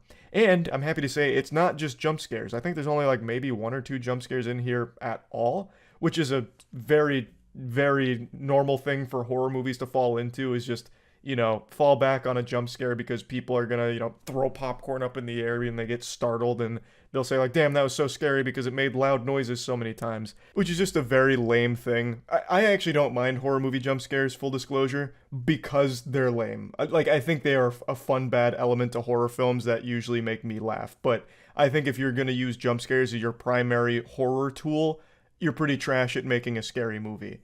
And I'm happy to say they don't. Talk to Me does not rely on jump scares. It does what all horror movies should focus on: anxiety, unnerving you, building tension, being creepy, but not overtly where it's trying hard to show you creepy things like blood and gore and whatever. Like, it's very good about subtly building up all of this tension, all of this anxiety, and letting things really linger. Like, I thought quite a few times in the beginning this was leading to a jump scare in order to break the tension, but it never does. It just keeps it going, which is great.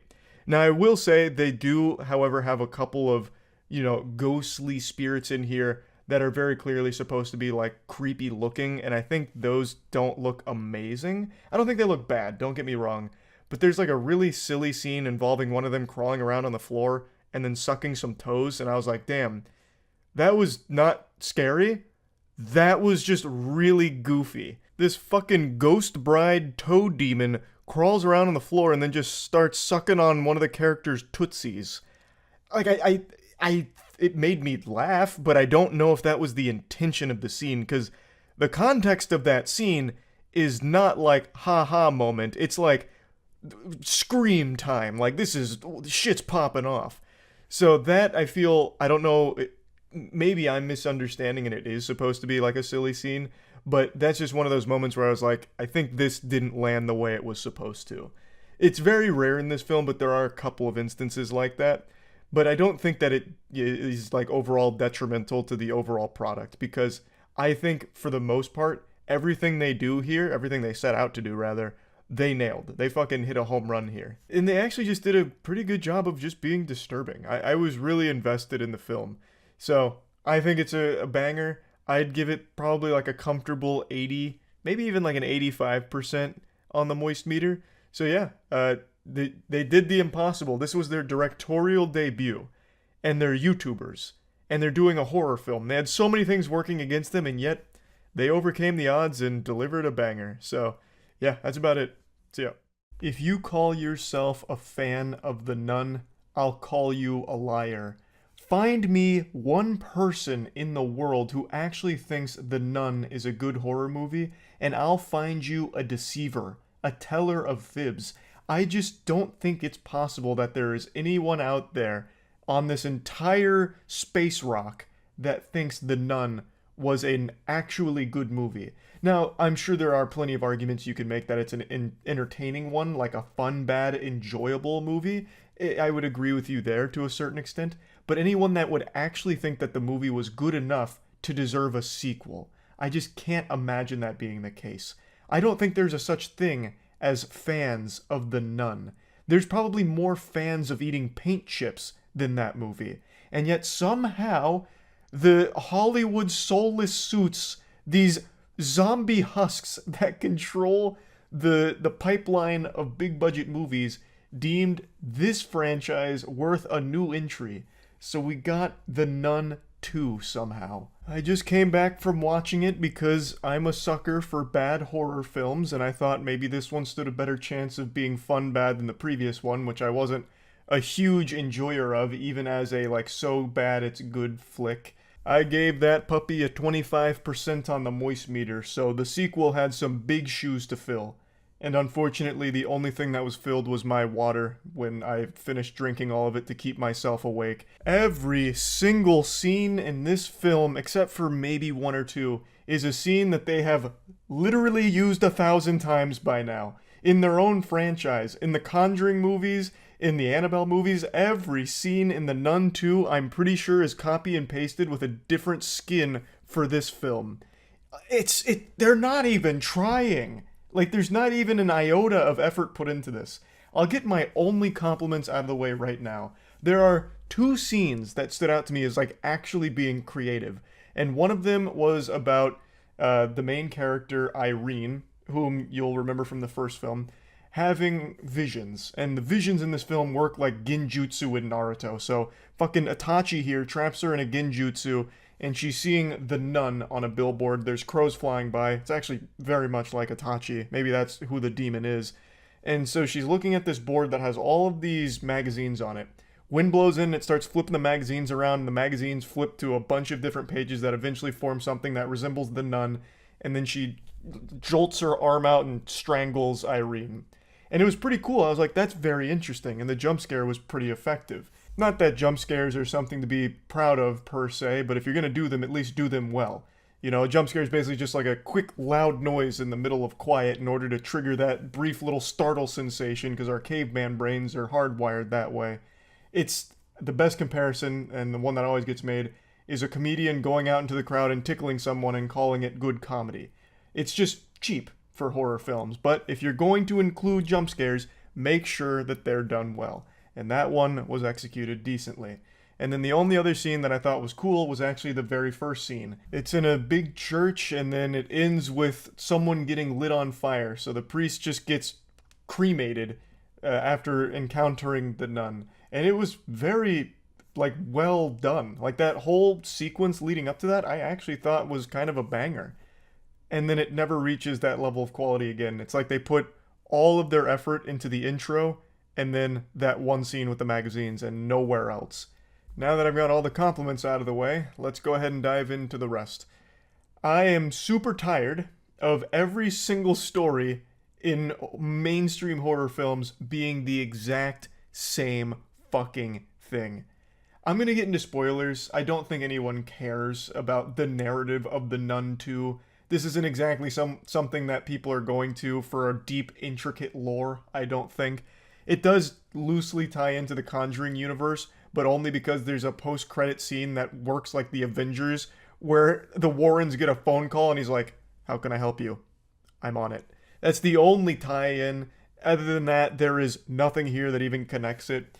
So anyway, the film's narrative is the exact same plot to about 5,000 other horror films, like almost to a T.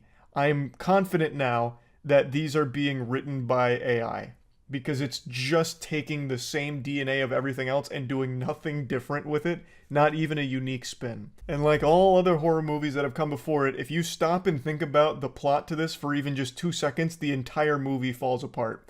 Let me explain how that works in this film. So, the first scene that I mentioned, the one that I like, yeah, the nun lights that priest on fire, literally just burns him alive with no effort at all. And then never does it again. Falls into the same tropey horror garbage where once the demon is doing what they want to do, all of a sudden the extent of its power is opening and closing doors, or making a scary face appear to spook somebody, or moving some chairs around, or something like that. It's just, it becomes so weak, even though, like, at the very beginning of this film, which in real world time of the movie, well, that's the opposite of real world time, in movie time was only like a month ago, we saw it light someone on fire effortlessly. And now all of a sudden, all it can do is lightly push things around. It has about as much force as a light breeze in the summertime wind. Like, how? Like, what could have easily happened is the demon goes to the place it wants to go, lights everybody on fire, kills them instantly, and then gets what it wants. And what does it want? It wants an ancient artifact. So, the demon was able to find where the ancient artifact was, and it infiltrates a school. And at the school, it starts scaring kids. For no reason, really. Just starts startling children. And nothing else. And before doing that, it had actually just snapped the neck of a woman who gave a delivery to where the demon was staying. So the demon is still perfectly capable of killing people, yet for some reason when it comes to that school, with the main objective in that school, it decides not to kill anyone. Why? It easily can. It just demonstrated that multiple times, and now all of a sudden it's a pacifist? It just doesn't make any sense. There's no explanation for why the demon doesn't just kill everyone at that school and then get the artifact, because it knows it's there. It could just get it once everyone's gone. The only argument I can see for why it wouldn't want to do that is it doesn't know exactly where that artifact is, so it's trying to lead people on a wild goose chase to accidentally locate it. But I think that's kind of a weak theory, and it's one I'm just making up to try and justify bad writing here. But let's assume that is the reason. It's still fucking stupid because if no one's around, there's no one to foil their plans. In every single horror movie, it seems like the bad entity, the bad thing, is always more than willing to just let everyone in the film stop it. Like, it wants to be stopped. It has a humiliation fetish and it wants to be beaten for some reason. Because it just lets everyone solve the mystery and do the only thing that can defeat it. In fact, sometimes it just leads them to the thing that can beat it. For no reason. Like, why? Why? So, the demon is at the school now. It's incognito, and Irene from the first film, as well as a new character, are working together to try and track down the demon because the Vatican has been alerted to its presence, that it's back. It wasn't actually defeated in the previous film. The Vatican in this movie works like the Men in Black. They have, like, this really deep network of, like, intel and operatives that keep everyone up to date on demon activity. So they get the scoop, they figure out what the demon wants and where it is, and they go to the place. I'm just really speedrunning through all of this because most of the film is spent with just really lame, cheap jump scares and a complete absence of suspense or any real reason for what's unfolding. It's just the demon goofing around, scaring children at a school. That's it. So the good guys get to the school. They confront the demon directly, and the demon, for some reason, just starts walking off after they figure out what it's there for. And keep in mind, this demon has shown that it can basically teleport and be anywhere it wants.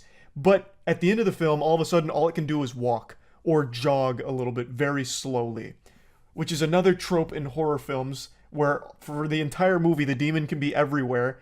And now all of a sudden at the end, all it can do is walk at the speed of like an 85-year-old woman. Doesn't make any sense, but that's exactly what happens here. And the good characters are trying to stop it, and the demon punches one of them, which sends her flying against some glass, and then force pushes another one and keeps walking. Why not just kill them? The demon has superhuman strength. That punch sent her flying. Could have easily killed her, finished the job. Like, there was no reason the demon wouldn't do that. And the force push, again, could have easily just killed her instead. But makes the decision not to. They catch up to the demon after getting pushed away. They all together get the artifact, and it's a big struggle between the demon and the humans. Even though I don't know how that can even be a contest, because the demon has superpowers. It could just push them away, but it scarcely uses that, and when it does, it's like a very light push. So they engage in this struggle over the artifact, and eventually the demon starts slamming one of the girls' heads onto the concrete, and I was like, oh, he's about to kill her. And then doesn't. After slamming her head on the concrete, the demon lifts her up in a chokehold, like he's about to perform a cane choke slam, and then one of the students grabs the artifact and runs away, and the demon looks, sees the girl running away, and for some reason just lightly drops the main character. When earlier in the film, he did something similar with a complete stranger and snapped her neck effortlessly. He could have easily done that to the main character and would have solved every single one of the demon's problems. Like, there would be no one left to stop him. But inexplicably just lets her go. And also, I forgot to mention this, a goat man gets summoned, which was actually kind of hype. This is another compliment, the goat man. I'm a huge fan of cryptids, and they legitimately made goat man here. And he chases people around on all four. It's really silly, and it made me giggle. So I did appreciate the goat being in here. That was cool. Actually looked like fucking Mr. Tumnus out of Narnia. It was a great character. So the goat's chasing some of the little children while one of the other nuns is there trying to protect them. And then the main character, and one of the other children are struggling over the artifact to defeat the bad demon nun. And it ends in an anticlimactic showdown where the demon finally once again uses the light someone on fire move, but instead of just immediately lighting up the main character in flames, slowly starts like a small fire on like her bottoms, which slowly goes up instead of just immediately lighting them entirely on fire like we saw the demon do at the beginning, which gives the girl just enough time to remember that her mother, whom she had mentioned a little earlier in the film, had superpowers basically, and thus the main character has the superpowers. And an explosion of wine happens, which is changed into the blood of Christ, and it melts the demon, and the day is saved. I've summed up the majority of the film there. I left out a couple of details, of course, but it's so fucking dumb. It's so dumb. It's insultingly stupid. There's not even really that many fun, bad moments in here. It's just such a snooze fest because it's every single horror movie trope ever rolled into this film. Unapologetically. Like, if you're going to do that, at least get creative when it comes to your jump scares, and it actually builds some suspense and do something fun there. It doesn't even try outside of a couple of scenes. Damn it. So yeah, I don't know why they even bothered making a sequel to The Nun. The first one was terrible, and this one I'm actually going to say is a little better. Like, objectively speaking, I think this movie is a little bit better than the first one, but it doesn't make it enjoyable. Like, it's just slightly better than a piece of shit. It's like a less stinky piece of shit. But yeah, I just wanted to rant about this movie a little bit because I am still shocked that it even got a sequel in the first place. Yeah, hopefully the next Conjuring movie's good. We'll see. But anyway, that's about it. See ya.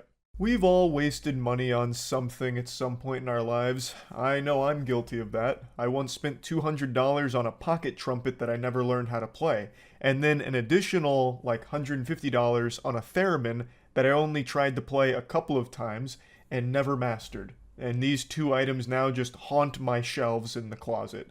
Big waste of money, and I do regret it. Of course, this is going to vary from person to person, but I can say with a high level of confidence you have not wasted as much money as Universal did for the rights to The Exorcist. 400 million clams in order to buy the rights for The Exorcist to make a trilogy out of it, and the first movie just dropped called Exorcist Believer.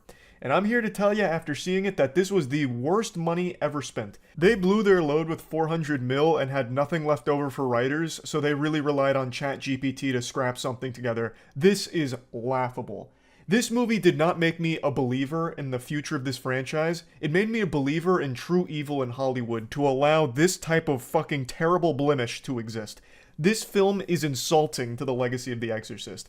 It is by far the most influential horror movie ever made, The Exorcist I'm speaking about, and to have this movie now coming out, even though I know the second and third Exorcist movies aren't exactly the best, this is so much worse. They could have spent $400 million for the rights to Jimmy Neutron and made a Hugh Neutron spinoff, and it probably would have been higher quality than this. And they had self-reflection on the importance here of what they were making. Jason Blum of Blumhouse, who was a producer on this film, even said that it's the riskiest movie he's ever made. Just because it's so expensive, usually the bar to success on everything we do because it's inexpensive is incredibly low. For The Exorcist, it's high. And that's an understatement. It's extremely high. And man, did it fall flat on its fucking face. Now let's dive in. I'd like to explain why I think this movie's so bad and perhaps the biggest waste of money I've ever seen from a Hollywood gamble. So, I'll go ahead and tell you there's 2 compliments I can give this movie. I'll start off with the good here before getting you with the knuckle sandwich with the bad. The good. It has an interesting premise. It has a couple of interesting ideas. And best of all, it's not that long, so it ends pretty quickly. That's, of course, relatively speaking, it's about 2 hours long, but by modern movie standards, that's pretty quick these days. Everything wants to be like 2.5, 3 hours all of a sudden, so at least this is refreshing that it's only 2. Those are the only compliments I give it, and one of them is just that it ends, so you can leave and forget that you ever watched it. The biggest sin this movie commits, though, is being a fucking snooze fest. It is just unforgivably boring. I am going to be getting into spoilers here, so this is your warning. I can't talk about what makes this movie so bad without some spoilers. Sorry in advance, but this is your warning. The film's plot. It follows a widower who has a daughter who really wants to meet her mother. And one day, after school, her and a friend go into the woods to perform a ritual to try and communicate with her mom. Obviously, things go south. It leads to a possession. And instead of one person being the victim of a demonic possession, it's both girls. They both become possessed. And I do think that's an interesting idea. Albeit, I don't think it's the most creative idea like some people are making it out to be. All it did was say, what if instead of 1, there's 2? What if we just 2 of them? It's not exactly a galaxy brain scheme.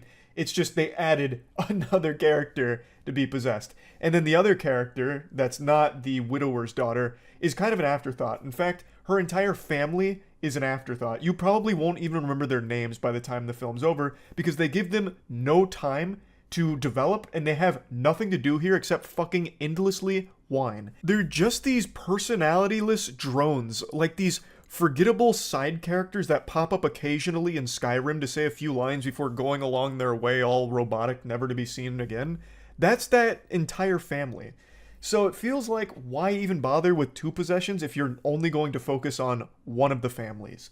It just doesn't make a ton of sense. I do think the dynamic of a double whammy possession could have worked well, and it does to a certain extent sometimes work decently here if they had just given it more care. There's definitely potential here that wasn't realized at all, really.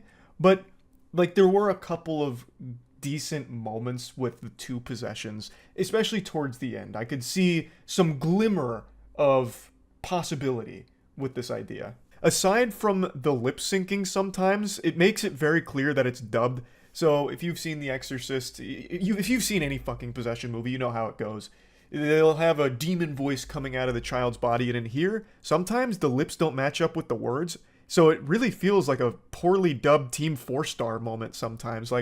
How could you even let some of that slide? It's very obvious. Also, speaking of things without a purpose in this film, they brought back Ellen Burstyn from the original Exorcist, so it shows you that this is a direct sequel. And unfortunately, Ellen Burstyn has nothing to do here. They did her dirty. It's downright disrespectful because she has no role to play in this film. If you took her out, the entire film plays out exactly the same. Not a single iota of difference, whether she's here or not. It's purely as a like point at the screen cameo moment. Like, oh, I know her. That's it. Nothing else. It's pathetic, really. Like it feels like it's misleading advertisement because she's in the trailer quite a bit, but she's not in the movie at all. So I already gave you the spoiler warning. All she does is serve as a brief side quest where Victor is trying everything to get his daughter back and out of the hands of the demon. He eventually finds her through, searching around. Victor then goes up to her, fills her in on the situation. We learn that she and her daughter Reagan aren't on good terms and she hasn't seen her daughter for a really long time. She agrees to help Victor and goes to one of the girls' houses, Catherine, and attempts to save her from the demonic presence. But in doing so, Catherine stabs both of her eyes. So now she's blind. And then that's it. We don't see her again until the very end. She exists solely in this film to get her eyes popped like bloody water balloons. And that's it.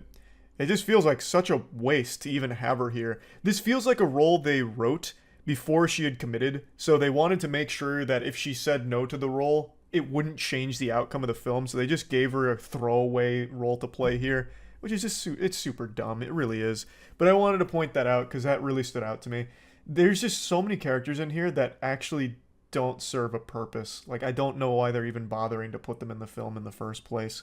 But anyway, her eyes getting stabbed is one of the very few times that something even happens in this movie. I mentioned that it's boring, but I mean it is turbo boring at times. It had me wishing I was back in college listening to a professor lecture me about the Krebs cycle. That would have been more entertaining than some of these sections of the film.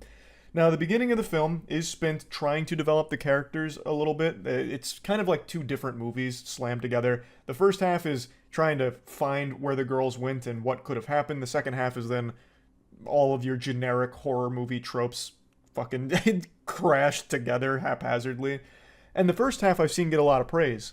You won't see it get any praise from me, though. I think everything it wanted to do in the first half was not done very well. Like, I think the intro is good, but then it doesn't really get you hooked on these character relationships. Victor and Angela only share brief exchange before Angela and Catherine go into the woods and go missing. And Catherine's family is basically just fucking ghosts here. You barely even see them. And when you do, they do nothing but just go, ooh, and then you just, forget about them. But, there's not a whole lot of time spent developing these characters before they go missing. Now, of course, there's some development while they're looking for them and searching, and when they do eventually find them, trying to piece together what exactly happened. But I just don't really see where people are coming from when they're talking about how great this first half was. Because I just don't think it was done very well at all. It could have been done much better. But anyway, let's start talking about the worst parts of the film, and that's its attempt at horror. I say attempt because I think it just fails completely at delivering anything that even resembles horror. It tries to rely on jump scares, but doesn't know how to do them. It's like they don't know what a jump scare is. So what'll be happening is characters will be having just a normal conversation or normal things happening, and then all of a sudden it'll just flash a couple of images at you like you're playing the Scary Maze game from back in 2009 or whatever. Like, they'll just be talking, and then all of a sudden, scary image. Ooh, look at this creepy figure, and here's kind of a loud noise. But they were mid-conversation. It's not like a jump scare. They were actively talking, and now all of a sudden there's just like a weird thing on screen and a louder noise. That doesn't startle anybody. They weren't well-executed jump scares, and executing a jump scare is the easiest thing in the world. Just go silent, and then bang, huge noise, crash fucking 10 trash cans together with this huge noise and the creepy face or something. But they don't even do that. They just randomly, I guess maybe bad editing is to blame, but randomly just start putting a couple of flash creepy images with a slightly louder sound. So the jump scares don't even work, and that's the only thing it ever really does for horror. The suspense doesn't exist in this movie. There's no such thing. Like I said, I do think the child actresses do a decent job of looking creepy and moving around creepy occasionally, but even that isn't utilized very much because they're very quickly bound to chairs and then spend 30-35 minutes being bound to chairs as people recite prayers around them. I'll get to that in a moment, though. But yeah, I really don't know what people would find scary about this. And that's not just coming from like, oh, I'm a tough man, look at my machismo, I don't get scared at horror movies. I just really don't think they even attempted anything here. Unless you were just really, disturbed by the sound of a heavily filtered, creepy sounding voice, I suppose. But like, I'll give you another example of something they tried to do that I think was supposed to be scary. Victor's brushing his teeth and the lights keep flickering. Literally like the scene out of SpongeBob with the hash-slinging slasher, and they turn around and it's Nosferatu. That exact scene happens in here. Victor's brushing his teeth, the lights are flickering, he's looking up, the lights keep flickering, he turns around, and it's just Angela flicking the light switch on and off, and he's like, hey, cut that out, let's go back over here. And then he goes back to it, and the lights start flickering again, and then she just goes, what did you say? And like, that's the whole scary scene. It's like, what the fuck was that? Like, that was lame, super lame. And then there's another scene where she like attacks Victor, but it's not even like startling or a jump scare. She like comes up behind him and like attacks him super quickly, and then that's it. And he's fine, and then she just closes the door. Like, it's all just, I don't know. It feels like they didn't know what they were doing, so they just went in on filming days and improvised. I have no explanation for it, because it's like they didn't even try. Also, this isn't exclusive to this movie, but I am so fucking tired of the trope that when you're dealing with a possession, all you need to do is speak sternly to it to get it out. So, when Ellen does actually go and confront Catherine for a moment, her strategy is, hey, get out of there! Hey, quit goofing around! That body belongs to that child, Catherine, not you! Get out of there! Scram! Get out of town! And the demon's like, no! Like struggling around and like falling and flopping like a fish out of water. It's like, what? Why does that work? Like, why is this doing anything at all? Unless it was also pranking her. But even still, that's so silly. It's so stupid. Like, she's not doing anything besides just speaking to it like a disappointed parent. Like, oh, come on now. Quit with this nonsense. Hey, come on. Like, it's just, the way that demons are fought in possession films, I think is just the goofiest shit ever. They've got to find other things to do to fight demonic possessions. Like just saying its name and it like vanishing and like screaming, it said my name! The human said my name! And then like burns back to hell is stupid. And then just them saying, hey, the Lord doesn't like what you're doing there, so get out of there. It's like, no! It sucks. It sucks. And I just needed to point that out. So let's just, I don't even know why I'm getting so into the weeds here. The movie just sucks. But let's just talk about the end here. Eventually, they tie both of the girls to some chairs, and they're trying to perform a ritual with like a ton of different prayers, a ton of different belief systems that they're all throwing their way to try and get the demons to leave. Eventually, it's not working. So what ends up happening is a very powerful pastor comes in, and he touches both their heads, and he's like, Christ says, get out of there. And the demons are like, no. It's like everyone's getting really optimistic because it's finally working. They're going to get their daughters back. But then the daughters snap his neck with like telekinesis.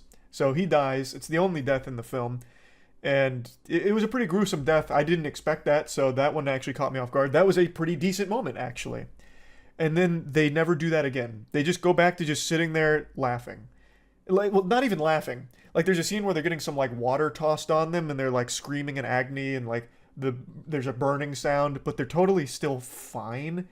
And they're just... My big problem here is the demon at no point was in any danger of actually getting exorcised at all. But, for some reason, they kept pretending like they were getting somewhere, and then eventually, the demon says, you must make a choice. One of these girls will live, and one of them dies. You choose. Why? You could just have both of them, because they have done nothing to actively stop you. Like, they have not been able to effectively fight you. So why all of a sudden would you give up one of the girls? It didn't compute. But not only that, I'll fast forward. That was the big gamble, the big moment, like, oh no, we're gonna have to make a choice. And it ties into something that happened in the intro of the movie where Victor had to make a very hard choice. That I won't spoil because it's the biggest twist of the film. But anyway, it's a choice. Like, oh, we have to choose one. I can't choose. No, it's not right. Well, we can't choose between our daughters. But then eventually, the whiny dad of Catherine says, I choose Catherine.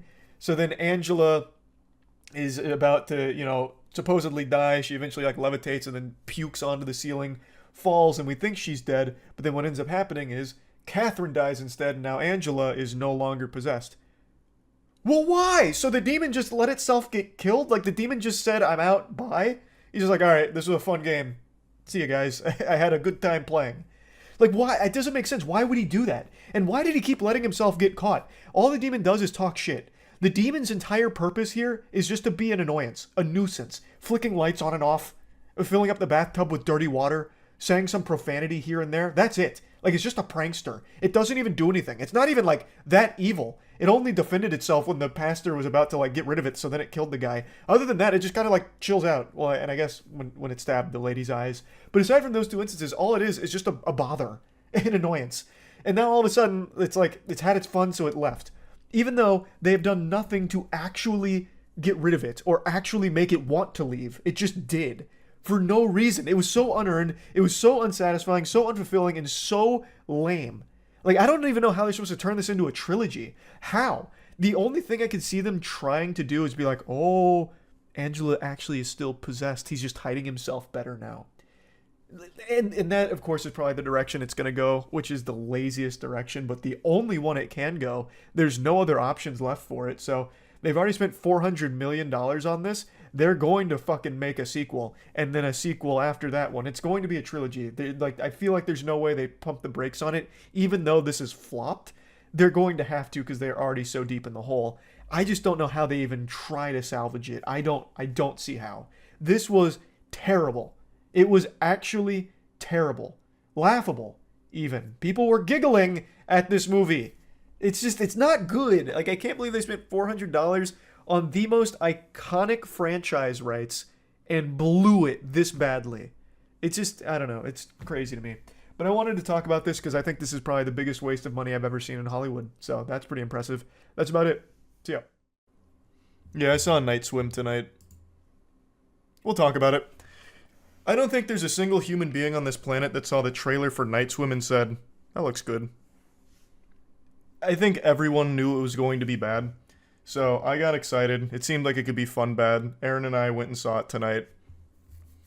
It was fun bad to an extent. So if you don't know what Night Swim is, it's a haunted pool. Family moves into a house, their pool is haunted. They got a demon in the pool. And it's... Conceptually, I don't think you could come up with something more boring. That is such a lame idea for a horror movie. Just, ooh, spooky pool. I'd have to really struggle, like really try to think of a dumber concept for a horror film. Like, a single haunted light bulb. Like, over the staircase, one of the lights flickers because there's a demon. A lady fell down the stairs and died, and now she haunts the light because it was too dark to see, and now she can flick it on and off from time to time. That's basically the same fucking concept as this movie, in terms of how scary it is. It doesn't even really try. There's like 3 jump scares in the film, but they don't even bother setting up tension. They just make a loud noise 3 times and call it a day. It's so fucking boring. Does anyone care about spoilers? I don't know how many of you are planning on going to see Night Swim tomorrow. Just gotta hop in the car right now, scoot in sideways to check this puppy out. Don't want to ruin it for you, but it looks like most of chat is saying no. So, right away, we knew this was going to be special. We saw it in Dolby, which is basically like seeing it in IMAX, but with comfier chairs. It almost felt sacrilegious to even put Night Swim in the Dolby Theater, the auditorium, because, man, it was something special. Aaron and I both love bad movies, so we both came to the conclusion that if we're going to see poop, we want it to stink. So we bought the extra, paid the extra price for Dolby to experience it. And I went in first, and I was like 15 minutes late, but usually that's fine because there's about 20 minutes of previews for most movies. This movie started instantly. They wanted to get you right into the action immediately. And Aaron was getting a drink because he thought he had time. And on his way in, he told me that a group of teenagers laughed at him on the way in to see Night Swim. And that really set the tone for the rest of the movie, honestly. It was embarrassing. It was shameful sitting there in Dolby watching Night Swim. So the story is, the dad was a former baseball star. Well, I don't even know if star is really the right word. He was a baseball player, major league player. He then came down with an illness, and The family relocates to this house that has this really nice pool. It's a really cool swimming pool. And they're super happy and they get obsessed with the pool. But the pool's got a secret. It's got magic water. And the magic water is haunted by a fat guy. I'm not kidding. Like, that's the scare. The water has a fat, sloppy monster. And it's just a fat man that sometimes pop out and he goes... And the reason he's there is because that pool was once a spring. A magic spring that can grant a wish. But it comes at the cost of needing a sacrifice. So you're led to believe that like seaweed monster guy is one of the people that was sacrificed. Or basically he's kind of like the incarnation of the pool's evil. And so the dad is swimming in the pool and his illness is getting better, but his family starts seeing the fat guy. He's like in the drain one time, like the scene out of It, which you see in this trailer. And he's like the weakest monster ever. Like, legitimately the weakest monster ever. This isn't even him. This is somebody else that came in for a single scene and never was saw again. Hold on. Wasn't it in the trailer where the kid sticks his hand in the drain? Because they borrowed that shot for shot out of It and did it significantly worse. And also, every single scare in the movie seems to be in the trailer. In everything it tries to do. And it doesn't even really try, to be fair. But yeah, it grants wishes, the dad starts feeling better, and he's kind of a douchebag. So his son wants to be a baseball star like him, and the dad wants his son to like bask in his glory, so he takes him to like baseball practice, and he's trying to teach his son to hit, and his son gets a hit and he's so proud, and he's like, "That's a great hit, son, but don't worry, we'll work on it, because it could be better." And then the dad's like, "Let me show you how it's done." So he steps up to bat at the practice with these 8-year-olds, and he's like going through it. He's like, "This is my moment. This is my fucking glory." And he fucking cranks a heater. And he hits a home run. And then he comes home and immediately starts relaxing in the pool again, which, again, summons the demon to his family. I guess he doesn't know that, but it doesn't matter. Because it's still so fucking silly how they wrote this guy. You're supposed to care about him, but he's just kind of an asshole. So one of the kids ends up getting his home run ball and asks him to sign it, and he's so proud he signs the ball, and he's like, "Hold on to that. It's going to be worth a lot of money one day." Because he believes the pool's going to get him back into baseball shape or whatever. I don't even know why I'm so fixated on this, because it's not important. Really, none of the story is. Pool just summons a couple of dead people occasionally, and they go, "Boo." It sucks. Movie fucking sucks. I don't even know how to really talk about it without just describing all of the worst scenes. It also has that standard horror cliche where it can possess people by getting into their mouth. So one scene, the dad gets the pool in him, and then he gets possessed. So then he starts doing scary voice and like slapping his daughter. And then the daughter hits him with a baseball bat. And then it's just so dumb. I'm not going to spoil the ending, I guess, but it's fucking terrible. Thanks for membership, Josiah. It's so boring, too. Like, I'm making it sound much more entertaining than it is, because most of the film is just spent with them just idly swimming in the pool, or his dad reliving the glory days of being a baseball player. Spoil the ending, bro? Okay. After she hits him with the okay, I have to set up the scene. The dad's getting better, he's getting magically healed, because the pool is actively drowning his son. The dad's possessed, so the pool is inside of him, the pool demon. And he's slapping his daughter around, trying to buy time so his son can drown. His wife is in the pool swimming to save her son. And it turns out her dad was a Navy SEAL and taught her how to be a Navy SEAL super swimmer. So she's swimming to the depths of hell, because inside the pool it goes to an alternate ocean dimension. So she's swimming to like the bottom of the abyss. Meanwhile, there's all these spirits of people that were sacrificed in the past for other people's wishes that kind of like yell at her, but they don't do anything to stop her. So she gets her son, brings him to the surface, and he's been down there for like 10 minutes by this point, but brings him to the surface and gives him CPR and revives him.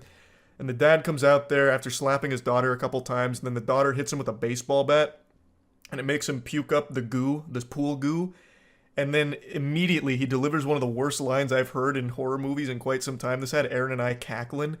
After doing his horror movie voice where he's talking about how Elliot, the son, has to die, and he gets hit by the baseball bat, then he just goes into like wimpy man mode and he starts whining and he goes, "Elliot, you okay?" Like, that's his last line pretty much too. And then he's like, I know what I have to do. In order to save Elliot, I have to go back in the pool and die. So he just swims out into the pool and disappears. And then it rolls credits. It's so stupid. His line wasn't, Elliot, are you okay? He says, is Elliot okay? But in like a really wimpy, whiny voice. You know, it almost sounds like he's blaming his wife for it. Like, what is going on here? What's happening? What are you doing to Elliot? I knew I couldn't trust him around you. But like really whiny. Just drain the fucking pool. You see, they thought of that though, because if they drain the pool has like a will of its own, so it doesn't stay drained. Basically, it would fill itself back up with the original spring water. The mom visits the previous owner who sacrificed her daughter so her son could feel better, and she explains that the pool's water needs to kill, and then it'll sleep. So the only way to make it sleep was by the dad swimming out there and dying. Just sell the house. They can't leave because the pool won't let them leave. The pool gets into the dad's body, and then when they try and leave, he goes... He starts coughing and choking. So it would have killed him had they left. I made it sound far more enjoyable and action-packed than it is. Again, most of the film is just spent with them idly swimming in the pool and putting together the worst mystery ever. There's no reason why the pool doesn't just immediately drown Elliot in the first scene, by the way, because the dad goes in the pool instantly. The dad goes in the pool, his wish is to feel better so he can be back to being a baseball player, and then pretty much right after that, Elliot is the next one who goes in the pool completely alone. It could have easily just killed Elliot right then and there, but inexplicably it decides not to. It waits until the mother figures out that the pool is evil before making its move. There's no reason for it at all. It could have done it right away. If the dad dies in the end anyway, why does it matter if he dies if they leave the house? Well, because after he pukes up the pool goo gets inside of Elliot. So then he needs to kill himself to save Elliot. So the autograph wasn't that good then. No, the autograph won't be worth anything in universe. Also, the scene after he signs that baseball... Man, I'm getting into like the more useless scenes, but they're just so bad I can't help but talk about them. So he's not like outwardly disappointed that his son Elliot isn't as good at baseball as he is, but when he goes to practice to show off, the coach's son is really good. And he like fist bumps the coach's kid, and Elliot's clearly a little jealous, and then they throw a pool party at their house, and for some reason, the dad, Elliot, his dad, the main character, well, I guess he's not really the main character, but the baseball player, he starts talking to the coach's son as if it's his new son. Like, he basically adopts him. So he points at one of the other dads in the pool with a kid playing chicken, and he goes, hey, I don't remember his name. Hey, Junior, you think we could take them in a game of chicken? He calls him Steroid Shrek. He says, do you think we could take Steroid Shrek?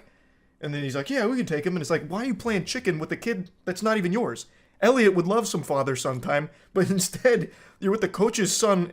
So he straps the coach's son to his shoulder, they play chicken, and then he goes into the deep end of the pool, he starts drowning, and then the pool goo gets in his body, this is how it infiltrates him, and then he tries to kill the child by grabbing onto his legs during chicken and drowning him. It's so stupid, it's so fucking stupid. It's a horrible scene. And then, like, the coach's dad jumps in, he's like, what the fuck are you doing, Ray? Ray, what are you doing? Let go of my son, you're drowning him. Ray, stop it. You didn't appreciate the movie? It's a metaphor, peasant. Yeah, it's a metaphor for don't swim, I guess. Oh, God, you just reminded me, in the very beginning of the movie, there's a pool guy who comes out because Ray cuts himself in the pool, and he's like, this is a weird one. So he calls out a pool guy to get the job done, and he's a real character. He's so quirky. He comes out and he starts leaning on the diving board, and he goes, pools. It's weird, right? This one's got like a natural spring attached to it. Never seen one in person. Isn't it interesting how we evolved from water, yet there's something deep inside of us that makes us afraid to go back. Maybe that's why we're so obsessed with taming water. And that's his whole statement, then he leaves. Never to be seen again. It's like the worst line ever written to be profound. So maybe the whole movie is a metaphor, perhaps. This is just the annual Blumhouse super stinker. I mean, it's January. I can't imagine a horror movie coming out the rest of the year that's worse than this. I don't think it's possible. Because again, it doesn't really have anything scary about it. It's very, very lame. Like, super, super lame. I know it's fuck you, it's January, but even still, this one's pretty awful even by that standard. Who the hell made this movie and what was the budget? The budget was probably like 2 million, and who made it is actually James Wan was one of the producers.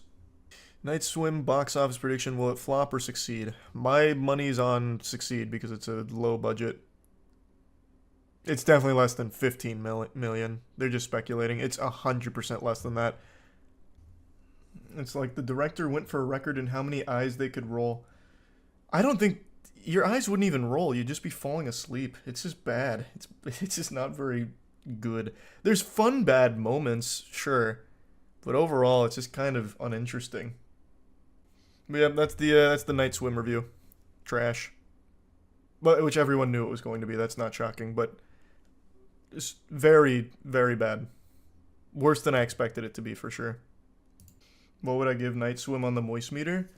Probably comfortably a 15%, I would say. I think 15% for Night Swim's fair. There's a new movie out right now called Imaginary. I bet most of you watching have never heard of this film before in your life, and those of you that have heard of it, I imagine 0 of you had any interest in going to see it, because even just from the first trailer, anyone with eyes would recognize this movie had no chance at being anything even close to decent. It was doomed from the start. It's a movie about a haunted bear imaginary friend. It's as creatively bankrupt as it gets. I would sooner buy a ticket to watch the feature film of The Poop That Took a Pee than going to Imaginary. But I actually did go see Imaginary, so that point doesn't really work. That's moot. I saw it yesterday and can confirm beyond a shadow of a doubt, it's horrible. It's trash. It's terrible. This is the latest super stinker from Blumhouse, more like Butthouse because this shit is ass. I am no stranger to bad movies, as all of you know. I have a huge passion for seeing them. But man, Blumhouse is pumping out some extraordinarily boring ones. It feels like they're not even trying with anything anymore. They just know that because the budget is so low for these movies, and there's so many people in the world that just want something to do, they'll make a profit off those just curious enough to buy tickets to pass time. So they don't even bother putting in the bare minimum amount of effort to even produce something that has a single redeeming quality about it. Like, I'm pretty sure Imaginary was probably filmed in like 2 weeks because they just used the first take of everything that they shot and then just called it a wrap and said, print it, good enough. So I saw it yesterday with Aaron. Aaron and I have been seeing pretty much every bad movie of the last year or so together, and this is definitely a bad movie that we experienced, and I kind of want to just dissect it here. Not for any reason other than I saw it, so I kind of just want to debrief about it. I know none of you are interested in seeing it, but I don't care. I'm going to peel your eyes open and make you understand why this movie turbo sucks. The best compliment I can give Imaginary is it's better than Night Swim, which is a very low bar to pass, but it is better than Night Swim. That's the Blumhouse movie from January, which is all about a haunted pool. Big congrats to Imaginary for being able to beat that. What an achievement. The accomplishment cannot be understated. It's better than Night Swim. Put it on the back of the DVD box. Imaginary begins with a man and a woman lying in bed together, and the woman, Jessica, has just had another nightmare where she's attacked by a spider, a big spooky spider. And in order to start combating these nightmares she's having, they decide to move in early to their new house, which actually isn't a new house, it's Jessica's childhood house. And she's forgotten her entire childhood, basically, talking about how foggy it is. She's got like amnesia, so she can't remember her childhood due to a bunch of trauma, which is a really convenient plot device. So she is the stepmom in this relationship, and the father has 2 children, 2 daughters. And they all move in together, and the older daughter doesn't like Jessica, but the younger daughter's more receptive to Jessica as like the new mother. And the dynamic there isn't really explored at all past the older sibling just going, "You're not our real mom. We were happier without you. We want our real mom back." And their real mom shows up in this movie for like 2 minutes for a jump scare. So the previous wife had some kind of mental illness that was never really explained or explored, but for one scene, the mom was having a tea party with the daughter late at night and then jumped at Jessica and fell over and then got taken away via ambulance. That was the original mom's role in this film. That's it, and she's never seen again. This movie actually has a habit of doing that, where they just introduce these characters just for them to never be seen again for just a completely inexplicable reason. So like the father here, he barely has a role to play in this movie. So they move into this house, and within 2 days, the dad's like, all right, time to pack up. I gotta go on tour. So I shit you not, he puts on a fedora, packs his suitcase, and he's like, all right, are you sure you guys are going to be okay, Jessica? And she's like, yeah, absolutely, go on your tour. I know the blood farts are really killing it this year on the Billboard Top 100. Go play your hit song, fucking Drops of Jupiter. Yeah, get out there. So he's like, all right, well, I'm going on my tour. And he is never seen or even mentioned again. He tips his fedora and then just falls into the back rooms, and we just have to accept that he's just gone. We lost him. And he will never be seen again. They don't even mention him ever again, actually. Which is, I mean, whatever, I guess. So then it's just Jessica and the two girls, and they're trying to get along. Jessica's making her best efforts to be like this superstar mother, and the youngest daughter has found a bear in the house named Chauncey. And she's talking to the bear. It's her new imaginary friend, and at first Jessica's really supportive of it, but then things start getting really sinister when Chauncey starts wanting to play a game with her where she's hurting herself. She's about to slam her hand on a nail, and Jessica has to stop her from it, and that's when she realizes that this imaginary friend is not good for her because it's making her do dangerous things. So that's the main plot line there. This imaginary friend is real and trying to get the little girl to do a ritual to join him in the imagination land, which is a fucking stupid concept. But there's also a lot of other things that don't really matter in here at all. So, for example, the older daughter meets a neighborhood kid whom she's in love with instantly. So she invites that dude over when Jessica's out one day, and the dude comes over and immediately makes enemies with the younger daughter. He's like, you're a psycho. And then that was the end of that. And then for some reason he's like, so do you want to do these drugs with me? So he pulls out a bag of pills, and then he has one on his tongue. He's like, just to show he's doing pills. And he was talking about how last time he did these, his left eye could see 12 seconds in the future. And the older daughter's like, nah, I don't really want to do those pills. I thought we were just gonna watch this movie and hang out. And he's like, fuck, this is so lame. Let's get some alcohol. So he breaks into the dad's stash of booze and immediately breaks it, goes upstairs, and this is supposed to showcase the very first time horror in this movie. To this point, they hadn't had any elements of horror outside of that nightmare she had, which was super lame, where she gets attacked by a spider. I'm going to go ahead and mention the monster design in this movie is terrible.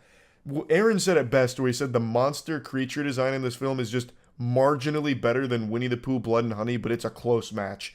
It's like I went to Party City, and they took costumes off the rack, and then just threw some mud on it, and then added some really, really quick Adobe After Effects VFX to it, and called it a day. It looks awful. It looks like Mummy 2, The Rock, Scorpion King levels of bad when it comes to how these creatures look. Ugh. I'll get to it more towards the end of the plot synopsis that I'm going down here. But anyway, so the dude's like, all right, I got these pills. I'm going to go upstairs now since I broke the booze to clean it up. And he's taking a piss, and then all of a sudden, the bear's there. And he's like, ooh, spooky. So he pees everywhere, and he's like, oh man, I'm just tripping because I'm doing pills. And then all of a sudden, the bear's back again. And this is that scene in the trailer where the ring's going, and it's playing the sound effects, and the bear's getting closer, and then it stops. And then the fucking first jump scare of the movie happens where the bear pops out to scare him, and he goes, whoa! And then he falls over and runs away. That's that whole scene, and that dude doesn't have any role to play in this film at all. It's not like he died there or anything. All it was here for was to deliver a cheap jump scare and nothing else. So, Jessica comes home shortly after, and she's very disappointed in the older daughter for bringing this boy over, and then the boy's mother comes over and is like, I'm so sorry, my son did this. And then Jessica's like, yeah, and he also brought these drugs. And then the mom goes, these aren't drugs. This is my allergy medication. Which is, I mean, okay, I guess. So the dude was tripping off Allegra, I suppose, Claritin, I guess. It's so stupid, and it has no role to play in the film, but it's here for some reason.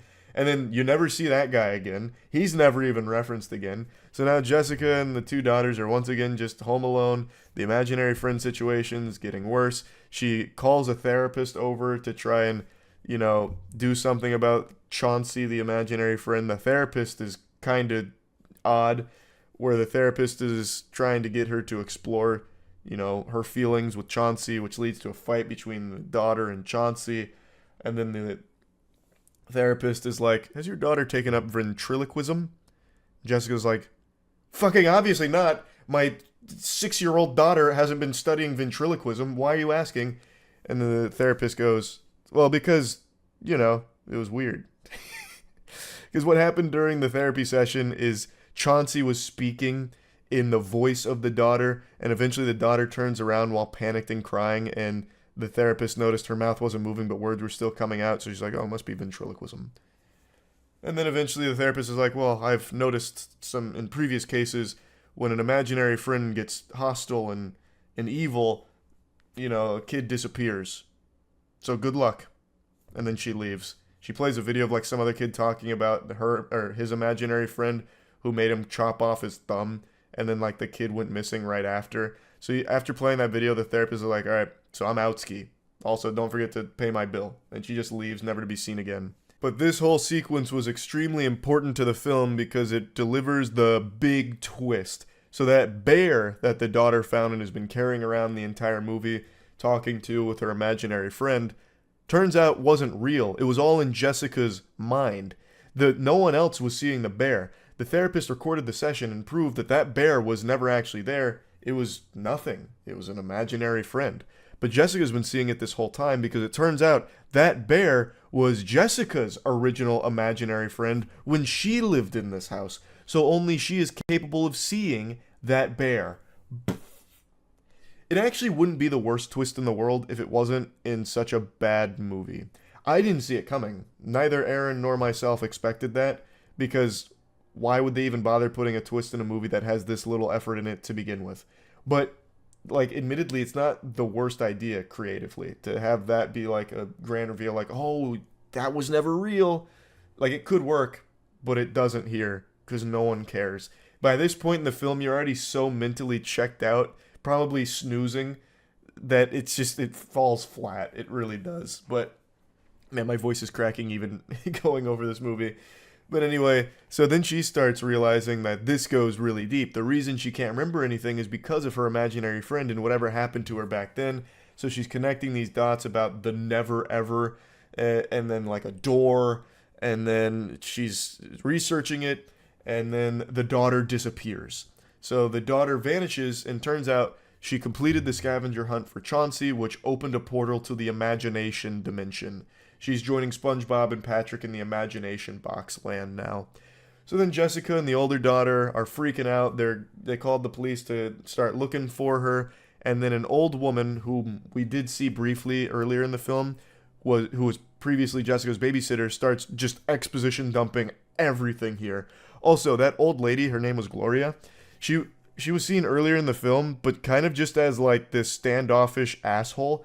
So like Gloria's talking to Jessica about being her babysitter, and then the little girl comes over, and then the old lady immediately gets combative with the little girl, where she's like, you shouldn't really interrupt us. We were in the middle of a conversation. And then the little girl's like, oh, okay, maybe Chauncey should eat you. And then Gloria actually laughs and goes, haha, oh, children and their imagination, it's so cool, until they get violent. Basically just like I thought Gloria was about to start beating this little kid's ass. Like she was like about to throw up a set here and get pugilistic with her. Like Gloria was just immediately weird. But then she's seen here during the vanishing of the little girl. And she starts telling the older sibling, like, look, imaginary friends are real. Usually they're benevolent, helpful spirits that kids grow out of. But sometimes there's evil ones that latch on to a child and feed off their imagination. And Jessica had such a creative, vibrant imagination that imaginary friend didn't want to lose her, so actually stole Jessica into the imagination dimension, and Jessica eventually escaped. But now it's lived in that house for all these years and has taken Alice, the little girl, to try and get Jessica back. So we've got to do something. So now they've recruited the Avengers here. They got Gloria, the geriatric old octogenarian. They've got Jessica, and they've got the older daughter. They perform the ritual themselves, open up the portal, and confront Chauncey directly, whom takes on the form of a real ferocious bear. And Gloria reveals herself to be a villain, where she traps them in the imagination dimension because Gloria said that Chauncey gave her the directions to where they'd be promised this land of freedom where they can be young again. Their imagination comes to life. Imagination has power here, this and that.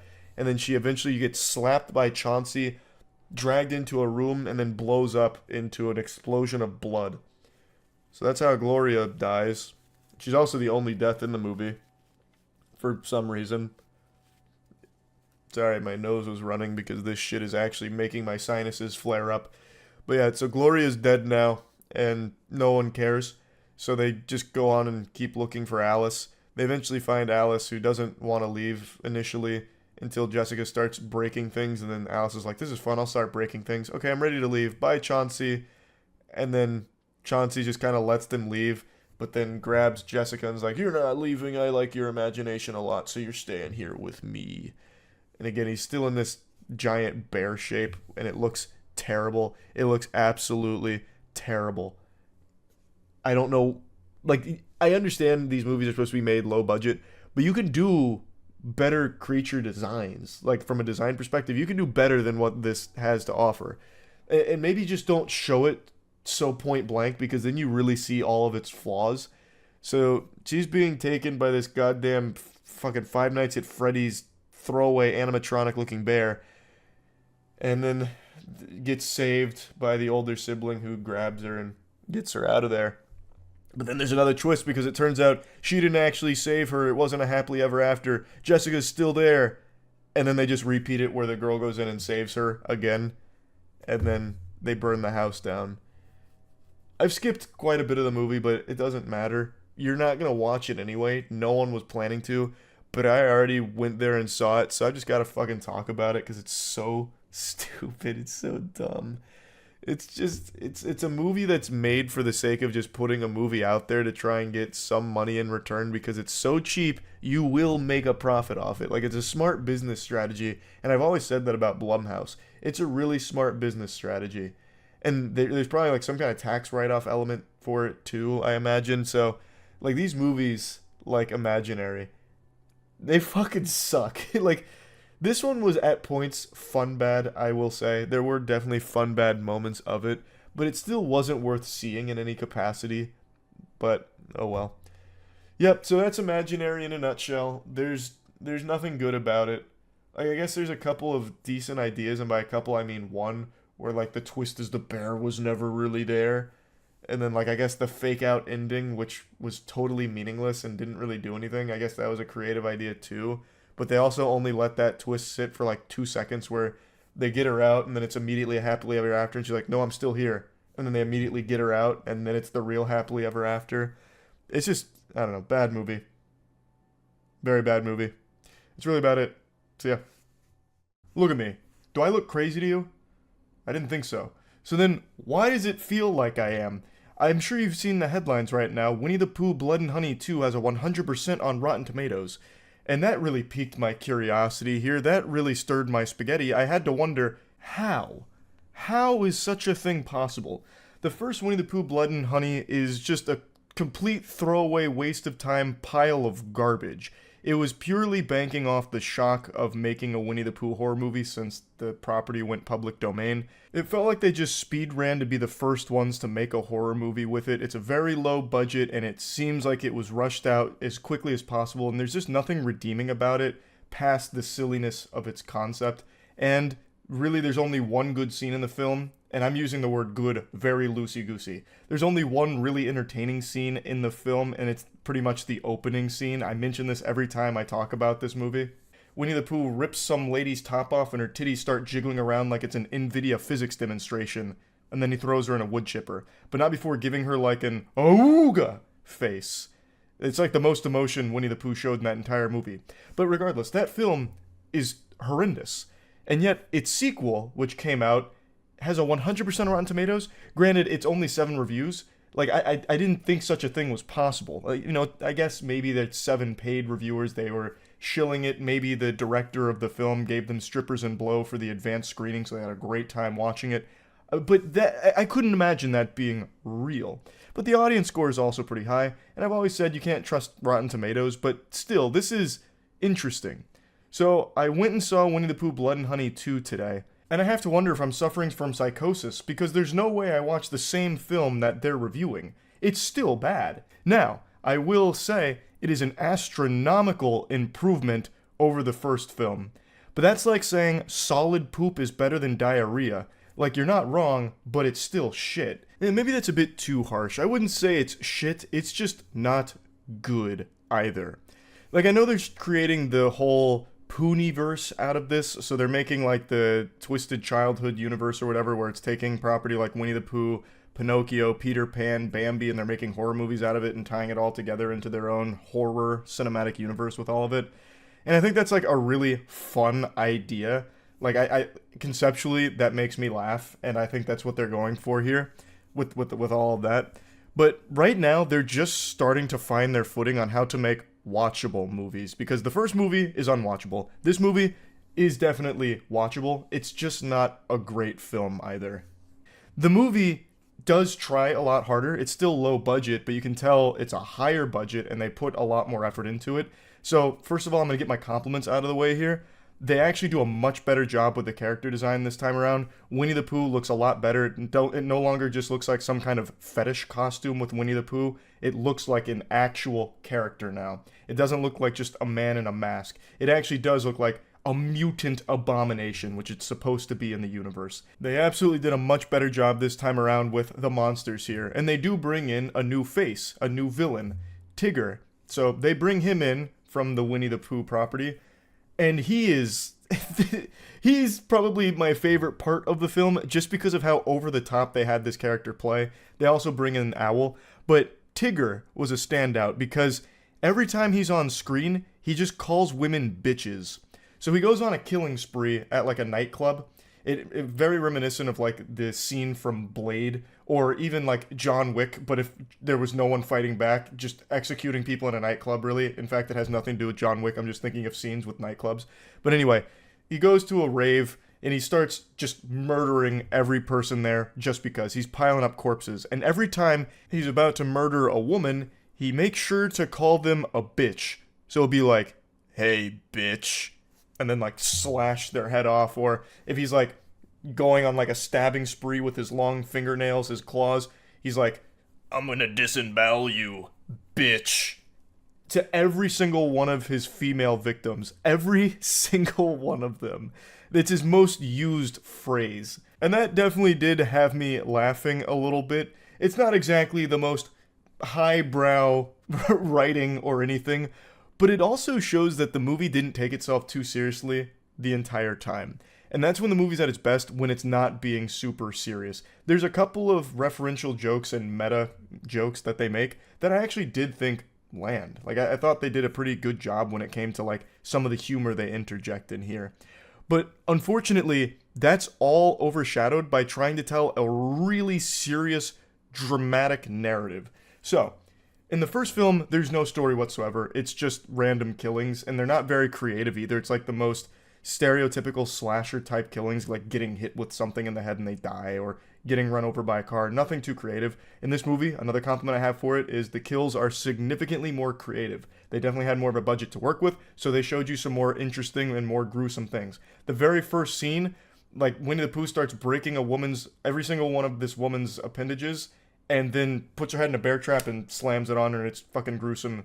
And someone else is like burning to death in the background, and Owl is spitting like acidic venom on people as their face is melting. Like, there's a lot more creativity to the way that they kill.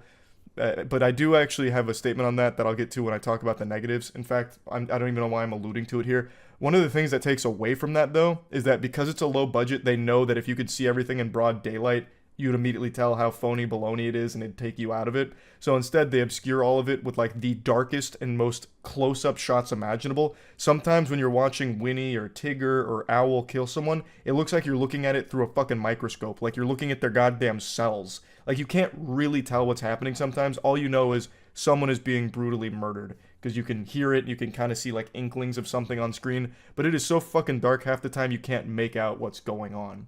So that is a big complaint I have, because they do try and get more creative, they do succeed in being more creative, but still they're betrayed by their budget because they have to keep showing you it in a really hard to figure out what's going on way. So shaky cam, super dark, cutaways, all this type of like nauseating like camera work ruins some of the scenes. And they do use CGI occasionally in here, and whoo-wee, is it rough. There are some scenes that look straight up N64 era, like Tigger's tail, for example. Goodness gracious. Also, in the opening scene, when someone is set on fire, I'm pretty sure that was just JPEG fire that they moved around a little bit. There is a lot of times when they try and integrate CGI into this film that you can really see they did not have the budget for those special effects. That it was just not there for that. But when they're using practical effects, for the most part, it looks pretty good. Back to what I was saying, the first film didn't really have a story at all. Just random killings with things that vaguely resembled Winnie and Piglet. Nothing else. Just, that's the whole story in a nutshell. Here, they did bring on a real writer, and they wanted to tell a real story. But it just does not match the tone of the film. The film is at its best when it's being over the top and goofy. When it's trying to be really serious by telling the story about Christopher Robin, who his brother got kidnapped and he's going through hypnotherapy to try and remember his brother. Kind of actually reminds me of the plot to the Five Nights at Freddy's movie in a certain way. But he's trying to figure out what happened to his brother. If I could only figure out who this man was that took him, because I saw a piece of him in my memories, then I'll know what happened and I can get my brother back. So it tries to make you care about that story and care about these characters in a different way by giving you this emotional narrative about guilt that Christopher feels for not being able to protect his brother, and it sets up a bit of a mystery there on, you know, what happened to him and how it connects to everything else. And it's not like a bad attempt or anything, but it just really feels out of place because it doesn't exactly land when it's fucking Winnie the Pooh and the gang just killing people for the vast majority of the runtime. So the emotional story that they're trying to weave in there, like jump scares to this killing montage, really conflicts with that because it just doesn't work. No one's gonna care about that storyline. Not that it's poorly crafted or anything, but that's just not the focal point of the film. The film is focused entirely on killing, and they established that immediately upon starting this film. They don't even really have a good reason for why Winnie the Pooh and the crew go on this killing rampage. Like the scene where they just start killing people at a rave, Owl just says, "I hope you're ready to party." And then Tigger and Pooh start executing hundreds of people. And the reason? Because fuck you. That's why. I mean, there is like a light reason that Owl sprinkled in like 2 sentences, where he's like, if the humans keep coming to us, eventually we're just gonna have to roll over and die. So let's take the fight to them and just kill them all. So that's why they're out here hunting everyone. But yeah, the story here, like, again, I don't even think it's bad. Like, the backstory is simple but effective. Also, the entire plot, like the actual story, is extremely predictable. I think you will figure out everything the second that it starts introducing those narrative plot threads, because it's very obvious where all of it goes.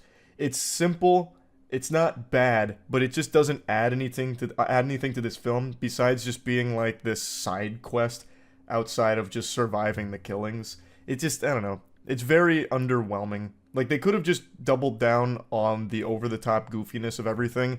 Instead of making like a story that tries to take itself seriously, make a story that doesn't. Luckily, it's not a long movie, so even though a lot of time is spent with this story, which is a fucking snooze fest, it at least doesn't bore you to tears because the movie is so short that you're still mainly getting tons of like over-the-top violence in this film that keeps you engaged with it, because that's really all the film offers. It's just a bunch of mindless killing in creative, yucky ways. So while I may not agree with the experts at Rotten Tomatoes that this is a 100% certified fucking fresh, and I don't even agree with the audience score that it's an 80%, I still think that it's definitely better, just not good. If I was to put this film on the moist meter, I think I'd give Winnie the Pooh Blood and Honey 2 a 40%. And maybe that's being too generous, but I really can't stress enough how much better this one is than the first one. Which again isn't saying a lot, but I at least appreciate they're going in an upward trajectory here. It's showing that they're learning from previous mistakes. Their past sins are being rectified. They're trying to bury that and be better from it. But yeah, I think I'd give it like a 40%, I guess. Yeah. So, definitely not a 100%. Don't listen to that baloney. That's really about it. So yeah. It's pretty rare that I see a movie that's so abominable, so atrocious, that I actually feel embarrassed for even having wasted my time watching it. And that phenomenon just happened with the new horror film, Tarot. I was squirming in my seat. I was getting so mad at what I was watching. Like, I was steaming. My body performed an involuntary gesture of shaking my fist. Actually got him with a why I oughta. I was fuming. I started fucking Fortnite emoting in anger. That's how bad this movie was. So it's got a 5% on Rotten Tomatoes, which sounds about right. And I knew going into it was going to be irredeemable garbage because it is written and directed by one of the 3 writers of Moonfall. I sing the praises of Moonfall at least once every couple months. It is one of my favorite films of all time because it is objectively one of the most dog shit films ever produced, but in the most entertaining way possible. I think it is a masterpiece disaster of a film. It is so trash that it becomes immaculate. So I love Moonfall, and Spencer Cohen, who helped write Moonfall, wrote and directed Tarot. So I knew this had no chance of being good. But I didn't expect it to be this bad, like mind-numbingly bad, in a way that sucked all of the joy out of the room. Watching this film was like a Dementor sucking my soul out for the entire hour and a half that it played.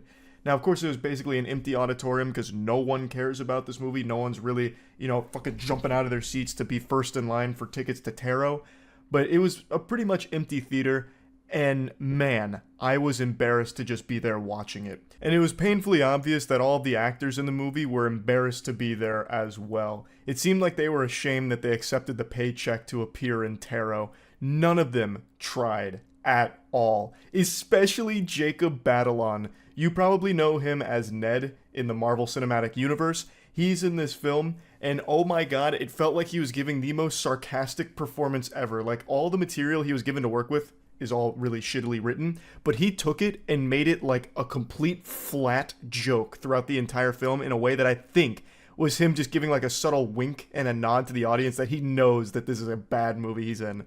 To give you an example of what I mean, Jacob, while he's being hunted by the scary clown, is trapped in an elevator, and the clown's doing his like scary routine, which ends up kind of looking like it was more of like a flash mob that the clown was doing. It wasn't even scary. It just went on for so long of him doing different bad dance moves. It's like it was trying to mimic my choreography that they see me bust out at the club, which is horrifying, no doubt. But here, in this context, man, it is so stupid and goofy. So the clown's doing all that choreography as the elevator doors are closing and opening, and Jacob's character is just going, ah, ah, ah, ah, ah, ah, ah, almost exactly like that, until eventually the clown ambushes him and he goes, ah. He just couldn't even be bothered to pretend to care at all about the performance.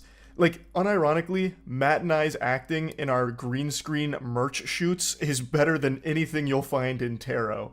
And I really think that's because the actors were probably so deflated once they got the material to work with, they were probably like, oh boy. Oh, brother, this guy stinks. Damn it, Steven, you've swindled me into this one. But they've already signed the contract, so now they have to commit and continue. So anyway, let's get into like the meat of the movie. It's about as generic as you will ever see in the horror movie genre. And I mean that in the truest sense of the word generic. It literally starts with them at an Airbnb, just as like a group of college friends just doing a getaway. We know nothing about these characters, only that one of them has a birthday and now they're at this haunted little Airbnb. and they happen to find this box of tarot cards, and our main character is really big into astrology. So she does this tarot card reading for the entire group using these really creepy cards that are hand-painted tarot cards, and she goes through all their signs, like, oh, you're a Capricorn, you're a, Leo, so this, that, and she gives them all their horoscope readings. And I really feel like Steven, or whoever helped them with this movie, must just be big into TikTok astrology, because it just starts borrowing a lot of things TikTok astrology enthusiasts are always talking about that's just very silly stuff, like, if you use someone else's tarot cards, oh boy howdy, you better brace for a bad time. Or, the most powerful combination of divination is using tarot card readings on top of I already forgot, a wet blanket. I forgot what the other thing was. But they mentioned that multiple times, like, doing tarot readings on top of blank is the most powerful form of divination, not to be taken lightly, type shit. So it feels like this was made for TikTok Zoomers almost. But even they, I think, are going to be extraordinarily bored by this film because it is not scary and it's just really, really dumb. I think these are the stupidest characters I have ever seen in a horror film, and I do not say that lightly, especially with horror films like Wish Upon and Slender Man.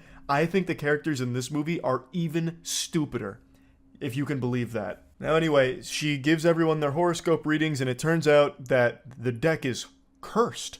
There was, back in the 1700s, a woman who was wronged and decided to place a curse upon those tarot cards where she took her own life, and now anyone that uses those tarot cards and does a horoscope will be cursed and die from it. So the horoscope readings that she was giving are starting to come true in twisted ways. So for example, one of the readings was, you'll make some money, your financial situation will improve, but then don't follow the hermit because he might lead you down the wrong track.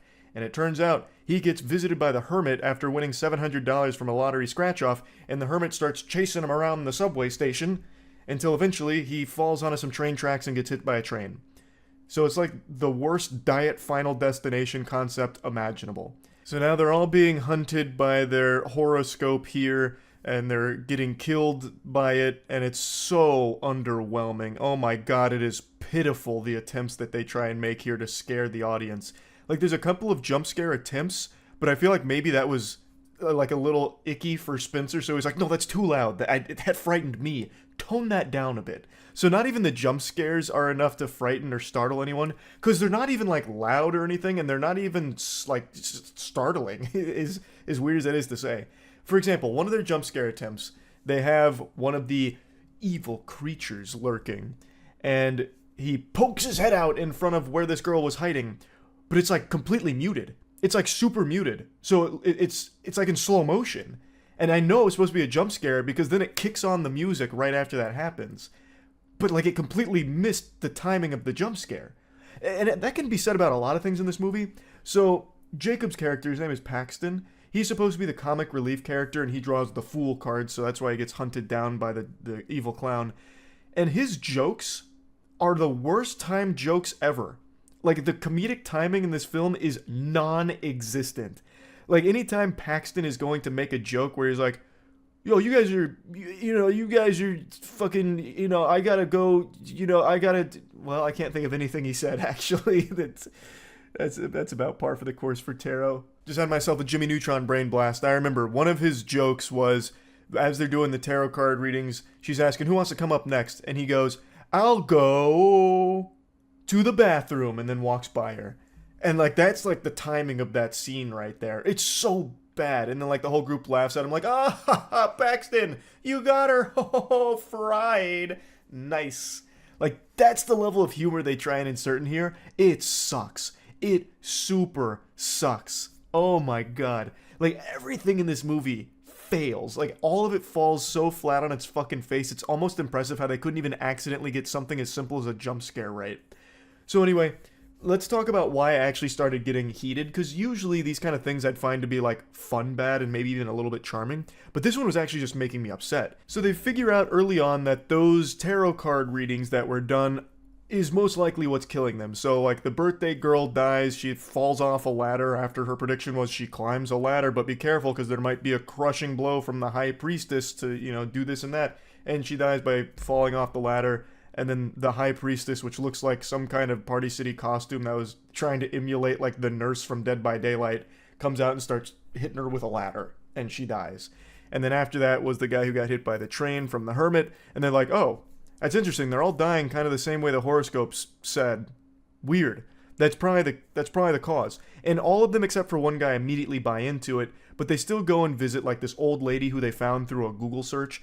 The most stereotypical horror movie cliche ever. Just like a random old lady who is just the exposition vomiter. She just is present because the writer wasn't able to figure out a way to convey this story in a way that made sense. That they just have this random character that knows everything, so she explains to them and the audience exactly what's going on.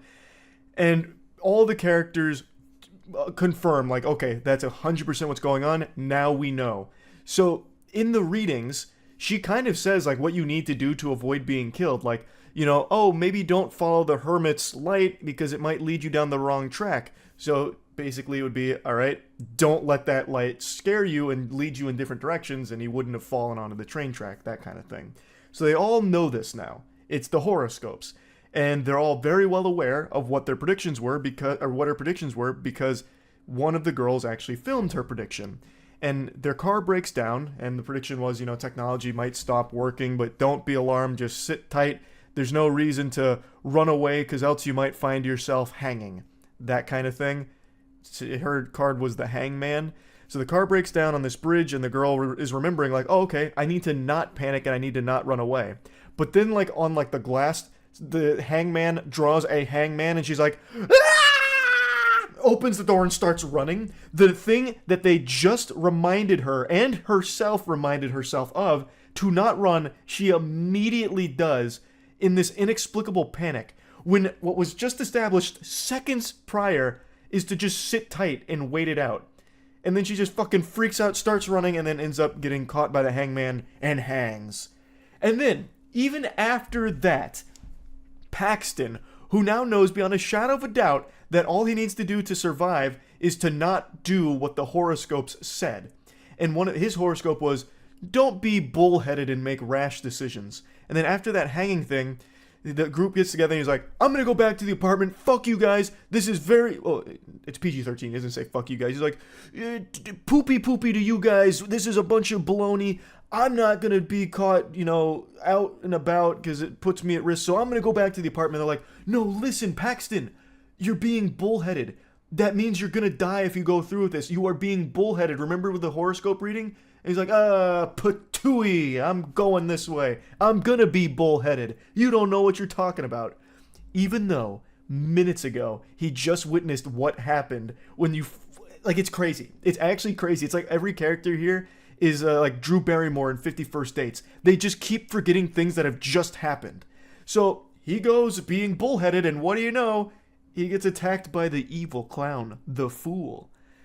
Like, I actually was so mad. Like, I had no reason to be as mad as I was, but it really felt like Spencer himself was just giving the middle finger to the whole auditorium, like, you guys are stupid for paying money for this, ha ha ha. Like, he was the ultimate evil tarot card slapped on the table here. Like, we just saw these characters describe in detail exactly what not to do, and then two characters do exactly what both of them said they will not do immediately. One of them, I guess you could write off because they got really afraid and frightened, so they stopped thinking rationally. I think that's a lame excuse for it. But Paxton, he was cool, calm, and collected, and then still just said, alright, I'm gonna go die anyway. Like, what? Huh?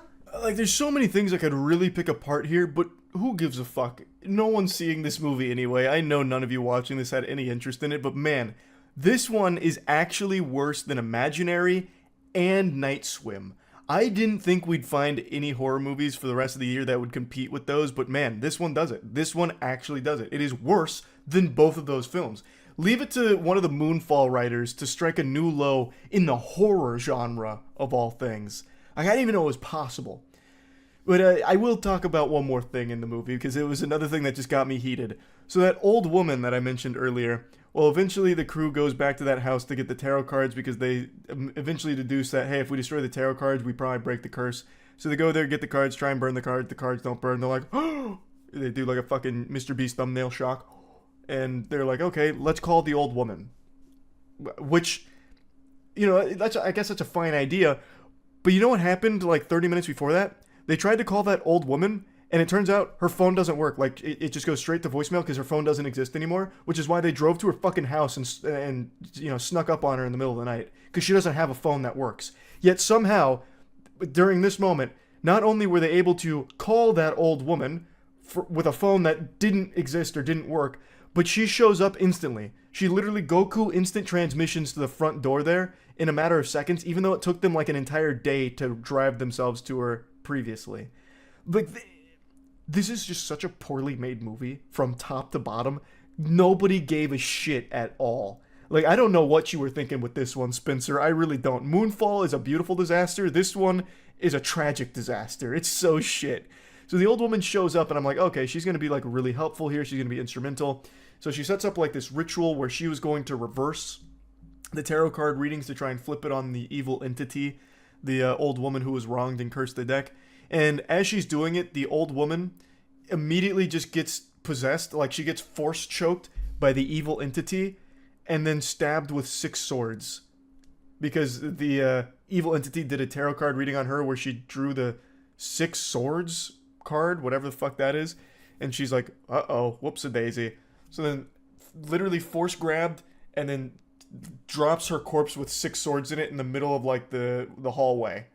And that was the entire role of the old woman. That's it. She showed up just to get stabbed 6 times and contribute nothing. So eventually our main character's like, what if I get a horoscope reading for the evil entity? And like, yeah, that kind of makes sense if you turn your brain off. Why would that work?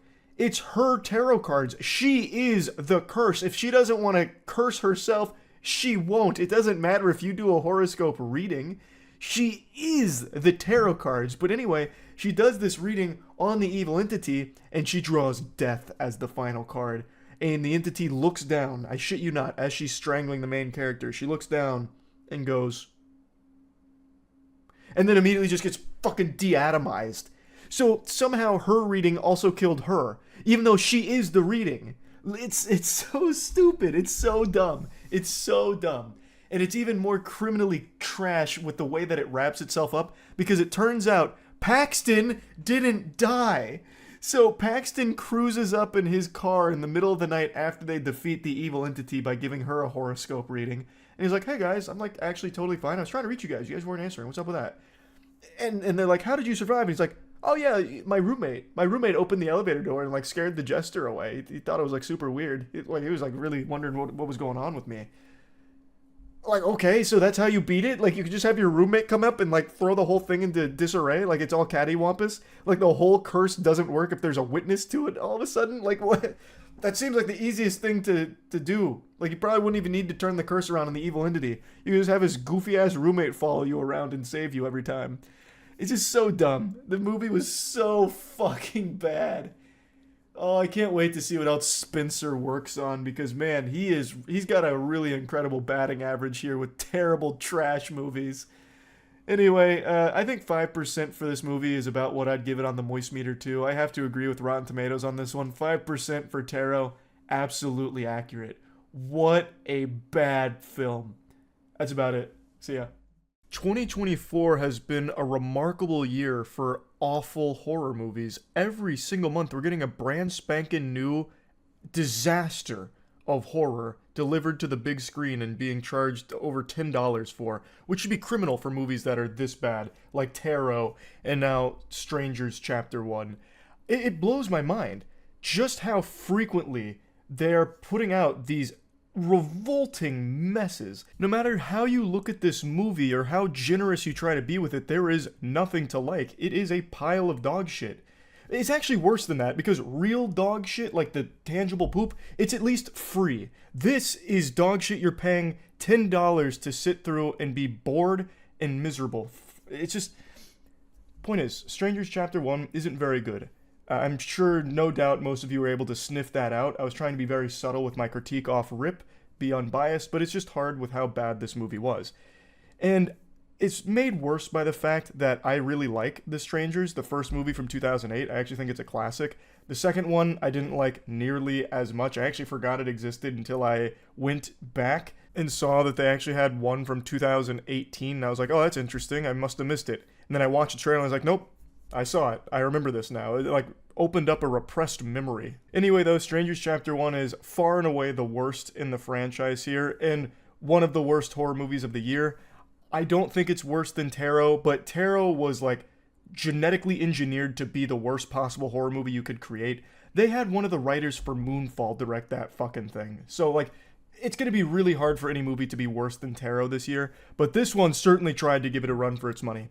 Now, Strangers Chapter 1 has a really interesting story, not in the actual movie itself, because the story is complete trash, but they actually filmed an entire trilogy for Strangers. And I don't mean like 2008 and 2018. I mean Strangers Chapter 1 is the start of their new trilogy that they've already filmed. Apparently they filmed all 3 movies, and they're going to be releasing this entire trilogy over the course of the next year.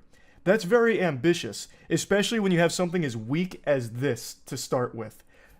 I don't know how they're going to justify the existence of Chapter 2 or the final chapter, but I'd be lying if I said I wasn't curious now. Because how could it possibly get better? I know it can't get worse. This is definitely the worst I think it can possibly be for the Strangers. But what could they do to make it better? I don't know. The film ends with a to be continued, and nobody wants to continue this. But now I have this morbid curiosity with where this might go. Like, I have half a mind to expect this to start bringing in aliens and time travel or something. Like, I think it's going to get really off the rails. But let me just talk about what makes this movie so bad. And I'll actually start with this quote from the director. "Nothing is too ambitious for me. If it had been a straight remake or sequel, I would have definitely passed because at this point in my life, I wouldn't touch a classic like the original The Strangers." Hey, pal. You just blow in from Stupid Town? What are you talking about? Strangers Chapter 1 is literally a 1-to-1 remake of the 2008 Strangers movie, except the characters are stupider, they're more shallow, like these are the dullest characters I've ever seen in a horror film, and that is saying something extraordinary, because I thought Tarot had the worst characters, but the 2 characters, the main characters here, are so unlikable and have no depth to them at all. Somehow Tarot characters had better depth. Like, what do you mean? That you didn't want to just make it a straight remake and you would have passed if that's what the assignment was. You did do that. Everything that was present in 2008 Strangers is present here, but worse. It's as if AI was tasked with recreating the Strangers 2008. And it just ChatGPT threw this together to try and make it a close emulation, but lost all of the soul and what made that one so good. This movie is that. If you've seen 2008 The Strangers, you've already seen The Strangers Chapter 1. It's the exact same story. The only thing that changes is it's an Airbnb. But everything else is completely intact, including some of like the iconic scares done 1-to-1 but worse. It loses all of the tension of the 2008 Strangers. It's trash. You did remake that movie. Whether or not you set out with that goal, ultimately that's what you delivered. The best thing I can say about Strangers Chapter 1 is that at least it's only 91 minutes. So it's nice and short. You get in there, you get frustrated, you get bored, you leave, and you forget about the movie entirely because it sucked. At least it's not long. So thank you for that, I guess. So the story revolves around a man and a woman. They've been dating for 5 years. The guy hasn't proposed to her, which is a plot point that really doesn't do anything. It never leads to anything except for like a single line here and there about that. They're deeply in love and they're on a trip. They're making their way out to Oregon, but they encounter some car trouble and they end up getting stranded in a place called Venus, Oregon, and they get directed to an Airbnb to stay for the night while they wait for a guy named Rudy to fix their car. And most people in this small town are real sketchy, so it puts one of the main characters on edge, the guy. I already forgot his name. That's why I'm just referring to him as the guy. I actually don't remember their names, and I really don't feel like looking it up because it's not even worth remembering their names. So the guy and his girlfriend, they go into a diner because they're hungry. And the guy immediately just starts rolling a 1 on every charisma check. So everyone he interacts with for the entire first half of the movie ends up hating him because he tries to be like quippy with everyone and nobody likes it. So anytime he makes like a little quip, like for example, one of the diner waitresses said like, "Oh, you've been dating for 5 years? Why haven't you put a ring on it yet? What are you waiting for?" And he goes, "Well, right now I'm waiting on my turkey melt." And nobody laughs, so he just says, "Tough crowd." And he does that like 6 fucking times. He's so annoying, and every character hates him. This guy has negative charisma in his stats. So, anyway, whatever. Point is, he's unlikable by everyone in the movie and everyone watching the movie too, because he has nothing to do. Like, he's not interesting. He has no real writing around him. He is just this hollow character that spits out a couple of bad quips and makes terribly stupid decisions. So they're now staying at this Airbnb, and things are getting a little weird because there's someone that knocks on the door. They're banging on the door and they're asking for Tamara. They're like, not here. Go away, weirdo. So they go away. And they come back again. Where's Tamara? Hey, I already told you there's no Tamara here. Fucking scram. Take a hike. And, him and his girlfriend, they're like trying to make the best out of this situation. She seems to really like it. And the guy takes his 6-pack of beer and he tries to put it in the fridge. He's like, damn, fridge isn't working. So he takes it out, and then his girlfriend finds a number to call if they need assistance with anything for the Airbnb owner. And I shit you not, it's like 1 a.m. And she grabs this number and calls the Airbnb owner to leave a message to send someone out to fix the fucking refrigerator at 1 a.m. so they could cool their beer. What an inconsiderate guest. Why would you do that? You're there for like maybe 6 hours. Why are you going to have someone come out at 1 a.m. to fix your fucking refrigerator so your boyfriend can put beer in it? But they end up just drinking all 6 beers anyway without them being cold. Like, it's so dumb. This is so stupid. I'm all over the place in breaking this down because this movie just really sucks and there's a lot I want to complain about. But, okay, back to that person knocking on the door. Eventually, the boyfriend realizes that he doesn't have his inhaler. His girlfriend says that she forgot to put it in the car when they got to the Airbnb because someone drove them there. And he's like, all right, that's fine. I'll just scoot back into town on this motorcycle I saw outside. So this Airbnb has a motorcycle. I want you to make a very strong note of that. A working motorcycle that the boyfriend, with no trouble whatsoever, takes into town, which is like 5 miles away or something like that. So he goes to get his inhaler, and she is now left alone in the house, and creepy stuff's happening. One of the strangers is singing "Rockabye Baby." Like, all of the cliches you can possibly imagine for a horror movie are in this movie. Every single possible horror movie cliche. And they're done so much worse than you've ever seen them done before. So she's getting, like, on edge. She's hearing these things, and you see, like, the stranger creepy people are standing behind her, and she doesn't see them, but we see them. Whoa, spooky, frightening, and then jump scares out the wazoo. And it eventually culminates with them turning the power off, and she's got her phone flashlight out, and she sees one of the strangers in her mask standing right in front of her. So she runs upstairs and closes herself in. And then her boyfriend zooms back around on his motorcycle. He's got his inhaler and he's got a cheeseburger.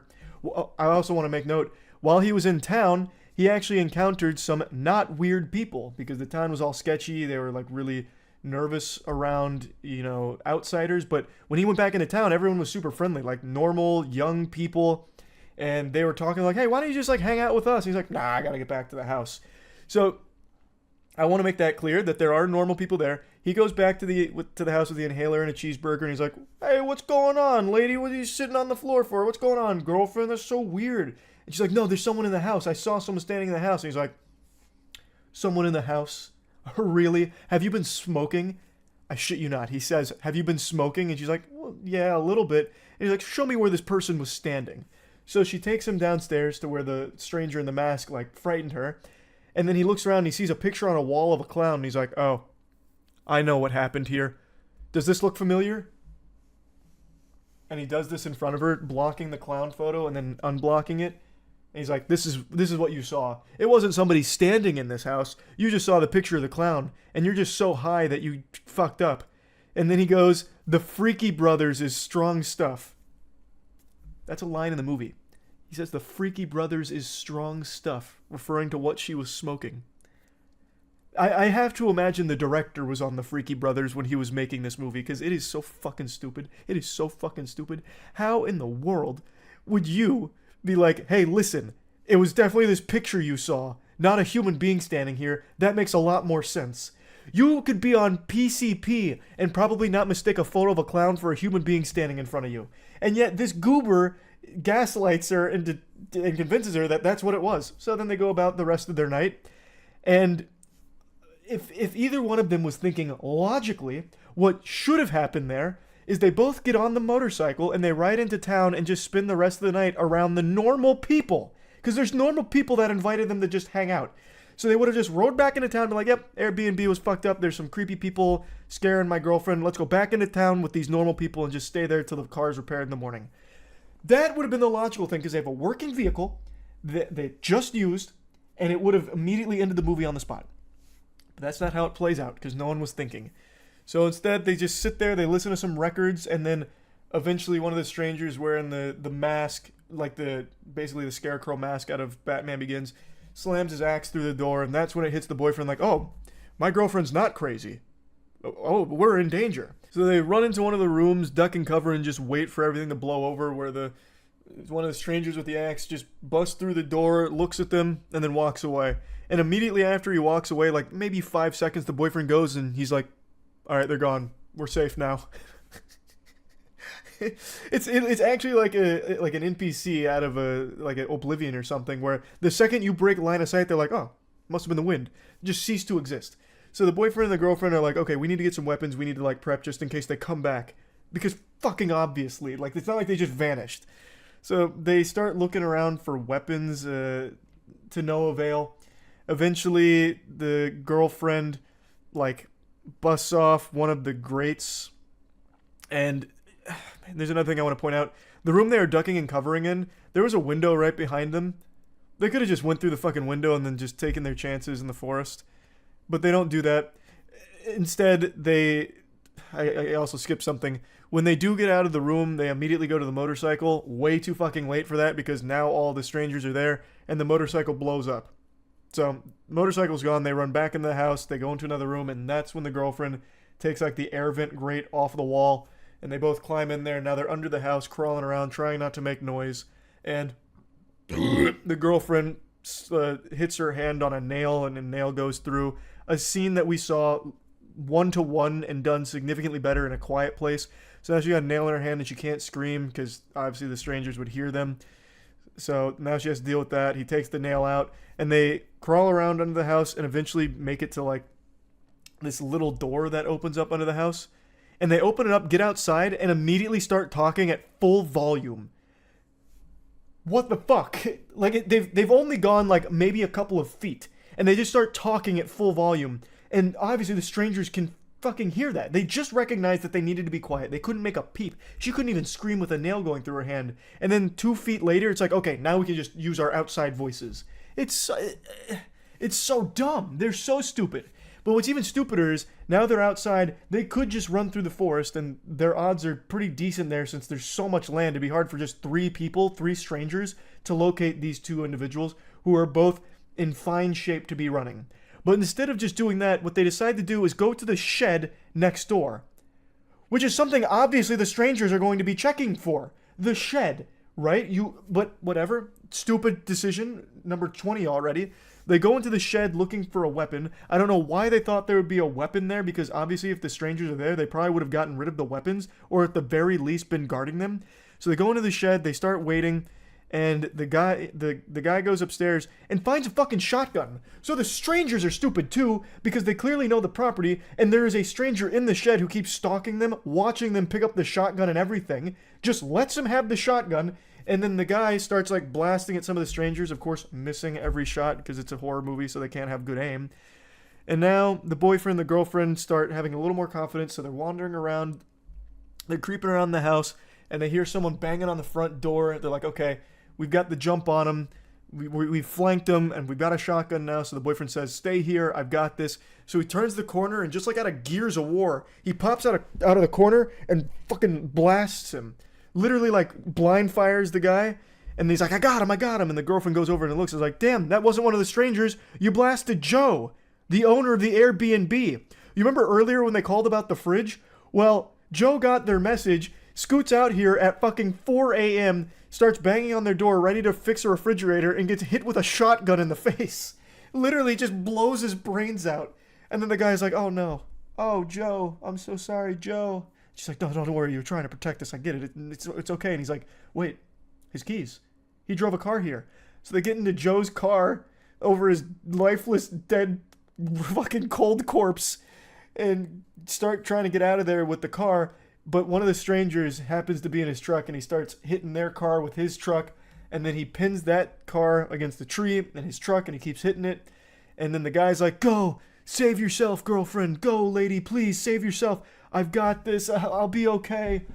And then he remembers that he has a shotgun in the car because he took it with him. And then he gets the shotgun out and he's ready to shoot the guy, but the stranger's gone.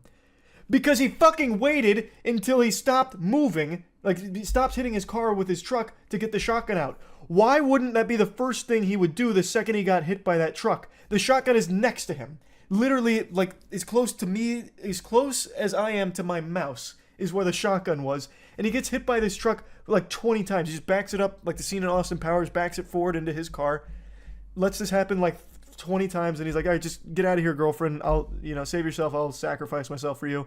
Grabs the shotgun, and then when he's finally ready, obviously the stranger's gone because it's been so many hits, and the stranger got bored. But if he had just done that, like maybe 10 seconds sooner, he could have just easily had the cleanest shot ever and killed that guy with the shotgun. So anyway, eventually he crawls out of the car. The lady's running through the forest. She, buries herself under some sticks to hide. Then one of the strangers looks down, doesn't see her in the sticks, so the stranger walks away. And immediately after that stranger leaves, de-aggroes, she gets a cell phone out and calls the police. While the stranger is still, maybe at best 5 feet away. She would hear that. But whatever, she gets the call off to the police and then starts running through the forest again, but now the stranger sees her. And the guy's wandering around the forest with a shotgun trying to find the girl. Actually, the guy flanks one of the strangers, puts the shotgun to the back of her head and says, where's my girlfriend? Drop the knife. So the girl drops the knife, doesn't say anything, just starts laughing. And he's like, give me one reason why I shouldn't kill you. And she just keeps laughing and is shoving the gun in her face. And he doesn't fucking shoot her! This dude just blasted an innocent man in the middle of the night who was coming to repair a refrigerator, and he won't shoot the fucking people that are trying to kill them. It's painful. It's painful!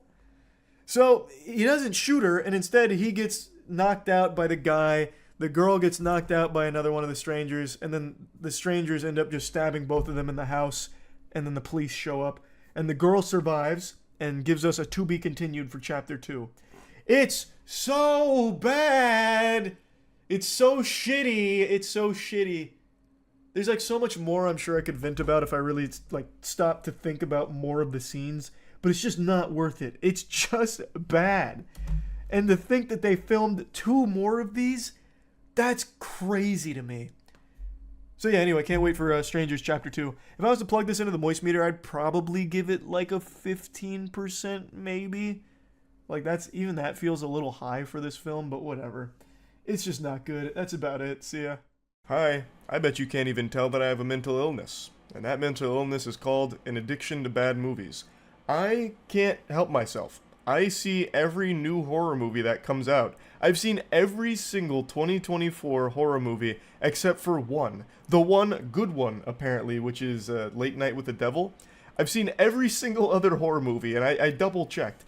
And I at this point, I don't even know why. I know they're going to be awful going into them. And you all know I love bad movies, but I also know going into most of these that they're not going to be so bad they're good. They're just going to be a genuine, complete waste of time. So you have to wonder, am I possessed by some kind of dog shit movie demon that just somehow deep in my soul compels me to go waste money and time to see these on the big screen? Today I subjected myself to The Exorcism starring Russell Crowe. This one was really interesting. Not the movie itself, that was the furthest thing from interesting, but the concept of this movie fascinated me because last year, Russell Crowe was in a movie called The Pope's Exorcist, where he played another exorcist. So I thought this was the extended Pope's Exorcist universe, but these 2 movies have no relation to one another. He played the same role twice. He said King Neptune, that was so good I think I'll have it a second time. He fucking said, hey, where's second breakfast? I love playing the exorcist role. And at the end of The Pope's Exorcist, they set up a Men in Black style universe where there's this group that goes and fights the demons that are possessing innocent humans. And it all happens in the shadows, behind closed doors, where God refuses to look. Well, I'm going a little far there, but basically they set it up as I'm assembling a team of elite exorcists. We gotta go kill all the demons. We gotta go fuck them in the face. So they conclude that movie with this almost pseudo montage of exorcists getting ready and setting up a network to track possessions and all of that. I have expected Linkin Park's What I've Done to start playing, like the end of the Transformers movie when Optimus Prime makes a call out to the cosmos for more Autobots. I thought that was going to happen, but for exorcists. So, this movie, I went into really thinking that it tied into that universe. And can you believe my surprise when it turns out he's just playing the same role in a different way? And the movie's bad. But, here's the really crazy thing. The whole movie's not bad. I actually thought almost the entire first half of the film was pretty decent. Like, it's not amazing by any means, but with all the slop that you get fed, like the fucking pigs we are in the movie theater seeing these horrible horror movies, it was at least a step above most of that. So the film's concept is they're filming a remake of the original Exorcist movie, which they treat like Voldemort. They don't name it, but they keep implying it, and they keep using the similar themes and scenes from the original Exorcist in a modernized way. So Russell Crowe gets the role of the Exorcist, who's going to perform the climactic final moment there.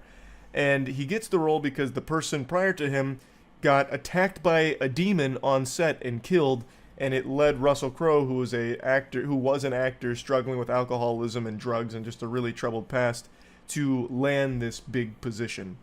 And throughout the filming of the movie, more and more creepy, evil things keep happening as a demon has infiltrated Russell Crowe himself.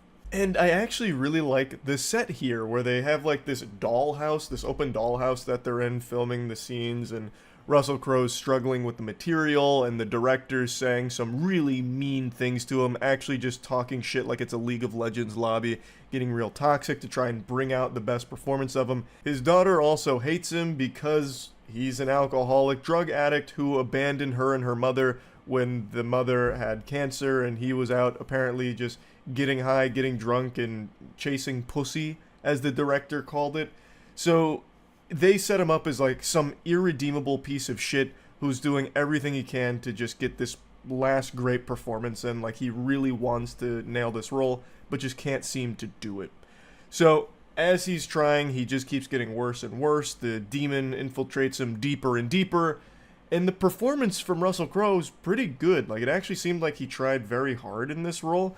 The daughter's performance was really good too. Like, they actually tried to put their best foot forward for this movie, and it's such a shame that it all completely falls apart and wasn't worth trying for in the end.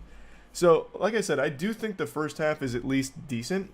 Like, I find it to be a compelling story that I haven't really seen before like this. It started off pretty self-aware, and then it completely lost that and fell into almost a parody of itself. But I will say, even in the first half, which is definitely the best part of the film, which I guess really ultimately isn't saying much. That's like saying the best part of a poop is when it comes out of your butt. It's like, okay, I guess.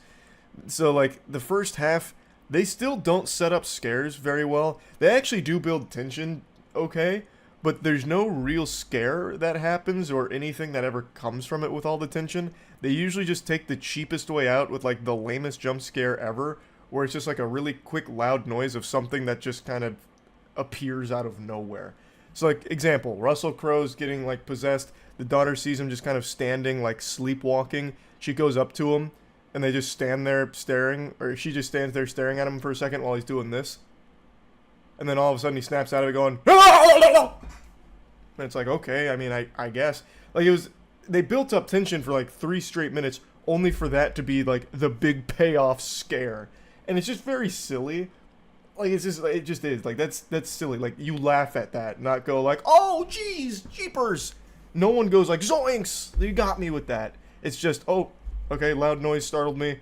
That's a really silly loud noise. There's also just a lot of things in this movie that they kind of set in place and then do nothing with. So, like, the director, he's clearly a bad guy. He is a villain saying some heinous shit to Russell Crowe's character, Anthony, and he gets nothing for it. Like, the demon gets very upset at him, but then does nothing to kill him or, like, you know, give him any level of, like, comeuppance or anything, even though they really set it up like that was going to happen. It just doesn't. There's also a romance plot with his daughter that also just doesn't go anywhere. Like, I guess the only reason it's there is to show that not everything in her life is terrible, but it doesn't lead to anything, and they end up abandoning the relationship subplot. So, I feel like at some point, apparently this movie went through a lot of delays. I feel at some point they just said, fuck it, we're going to Frankenstein this, we're going to cut something together the best we can and just send it. And it does feel that way. It's just very rushed, especially at the end. Also, Sam Worthington's in this movie. Huge actor. He has maybe 3 scenes. Why even bother putting him in this pile of shit? Like, maybe this is something he wanted to do because he was bored. He's like, oh, I see you guys are filming. Do you guys want me to do something with this? I mean, I've got like 3 hours to kill. You might... Oh, okay, cool. Yeah, I'll come play that. Because he's actually on screen for maybe in total 45 seconds. And yet, in the beginning of the movie, they put his name there as like a prominent character. Like, I went in here under the impression like, oh, okay, maybe Sam Worthington's going to have a big role to play. He does not. Like, he has probably less screen time than I did in The Hunger Games Mockingjay Part 1. It's weird. Like, why even bother paying that amount of money for an actor of that caliber and that size? Now anyway, let's get to the meatballs of the spaghetti here. Let's talk about that final act of the film, the second half. Hoo-wee, yikes. So I've only really been talking about the first half here. The second half goes into the most generic horror movie I think I've seen all year. Like, it is actually so unbelievably generic, I have to wonder if they were laughing while filming it, just being like, man, this stinks, but we're getting paid for it. Just fucking run it. It does every possible cliche as quickly as possible. So Sam Worthington's character I mentioned, well, when Russell Crowe's character is getting way too deep into the possession, he starts like puking and coughing, he can't even do his line reading anymore. Director eventually just says, look, Sam... His name's not Sam in the movie. I already forgot what his name is. I actually don't even know if they named him in this movie. They probably forgot. But he eventually comes up to him and says, look, Sam Worthington, listen. Anthony can't do this role anymore. We need you to take it. And he goes, okay, I guess I'll take it. And then the next scene after he takes it, he's practicing his lines in front of a mirror. And Russell Crowe blasts through the mirror, grabs him by the neck, and glass shoots into his eye, killing him. But whatever. So... the 2 girls end up recruiting a priest, well, a former priest, who was actually like a consultant on the set of the film. And they've been kind of keeping him up to date on what's going on with Russell Crowe this entire time. And then he's like, okay, time to dust off this old suit here and perform an exorcism. So then the 3 of them go to the movie set and they confront Russell Crowe. He's got the priest in a trance, and he's got the daughter's girlfriend in a trance, and then he's just like playing like goofy little games with her. So like there's a Bible on the ground, and the daughter's walking up to the Bible, she goes to pick it up, and then it just magically fucking whips to the other side. So then she goes over and then picks it up. It's like that scene out of SpongeBob with the dollar bill, where they throw a dollar bill out and then like yank it back. That's what he's doing with the Bible. So he's quite the prankster, I suppose. His name was like Moloch or something, I forgot. And then she starts reading from the Bible, and then Russell Crowe sits there and he's like, you don't believe those words, do you? I know you don't believe those words.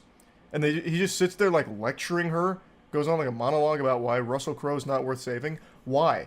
Like, why are you even bothering to have this conversation? This is my biggest pet peeve about horror films, where like the evil demon entity gives the tools sometimes to the people fighting him. To, like, why? Like, there's no self-preservation from the demons? What, they'd go through all this effort, this elaborate plan of possessing someone, and all of these steps, just to allow the good guys to get all of the necessary tools while they watch. Like, this demon could have killed all of them. Why put them in a trance? Why let her get the Bible? Why let them do that, and you just sit there watching and sometimes laughing and giving a stupid speech? It's ridiculously dumb. It just shows that the writers have no idea on how to have, like, the humans combat the demon here. So they just rush through it with this cliche formulaic dog shit. So, anyway, she starts reading from the Bible. He eventually goes over to her because it's not working, and he grabs her up, choking her. And then she puts a cross on his forehead, and he's like, ouch, oh, it burns, which snaps the other 2 out of their trance. And then eventually the priest is like, listen, take me instead. Give them Russell Crowe back. And the demon complies, so he then possesses the priest, and Russell Crowe snaps out of it. Russell Crowe then starts reading from the Bible, which bursts into flames, another classic horror movie trope. And he's like, the Lord forsakes you, clearly. You're irredeemable trash is what you are. But then the tables start to turn, as he starts reciting the prayers from memory, and then the two girls behind him are saying, "Amen!" And then the demon's like, "No!" screaming. And Russell Crowe keeps his foot on the gas, saying all the holy words. And the two girls behind him going, "Amen, amen, amen." And the demon's going, "Nah!" just squirming around. And then it eventually culminates with Russell Crowe taking that crucifix, taking the cross, and stabbing the old guy in the head, fucking instantly killing him. But then he goes in for round 2 and then stabs him up through the neck, literally impaling this fucking guy, which then sets him on fire and burns his body to ashes. You didn't even beat the demon, you just killed this guy. Keep in mind, he was, the priest was still there. Like, the demon was using his body as a vessel. They didn't just exorcise the demon, they murdered the man. In that case, you could have just called the police to come shoot him. It would have done the same thing. So they just fucking murder this guy, and that's their triumphant moment. It's so stupid. Like, the whole final act is so bad. It's so bad.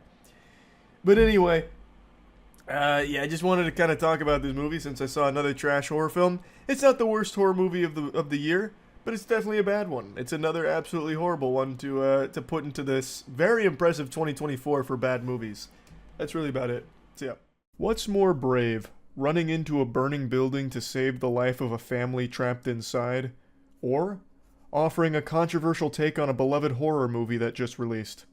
I think both are equally as brave, but there's only one that I'm courageous enough to actually do, and that's giving a horror movie that has the entire film world going gushing grannies mode over it a less than perfect score, less than 100%, which is controversial, it seems. Longlegs. I already know me name-dropping this film and stating that I'm giving it a less than perfect score has probably already had a few people spitting out their Budweiser while cracking their knuckles, turning to their keyboard going, "No more Mr. Nice Guy." But I want to be clear up front, I think it's a good movie. But I don't think it's anything special. I think it is dreadfully overhyped. I went into it with really high expectations because all the reviews, it had like 100% on Rotten Tomatoes, and everyone that I was reading from was saying things like, "Scariest movie humanity's ever produced. This one's gonna keep you awake for the rest of your life because you won't be able to think about anything besides how frightening this film was. It's gonna have you looking over both shoulders anytime you pass a dark corner." Like, crazy praise, which is rare for a horror movie. So, I saw it last night, and I gave a little pseudo moist meter on stream last night. I'm going to play that for you here, but be warned, it's a bit of a hot take because it seems like not many people feel the same way I do about it. Now, I already know there's plenty of people that aren't actually going to bother hearing what I have to say about the movie. You've already made your minds up about me that I'm some brainless Cro-Magnon that just couldn't understand Longlegs, which is why I wasn't scared by it.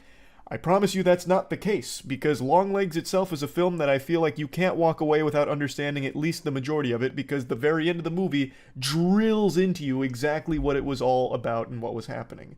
So it's not exactly like the subtlety was lost on me. I appreciate the cinematography. The cinematography does so much heavy lifting in this film. It's actually beautifully shot.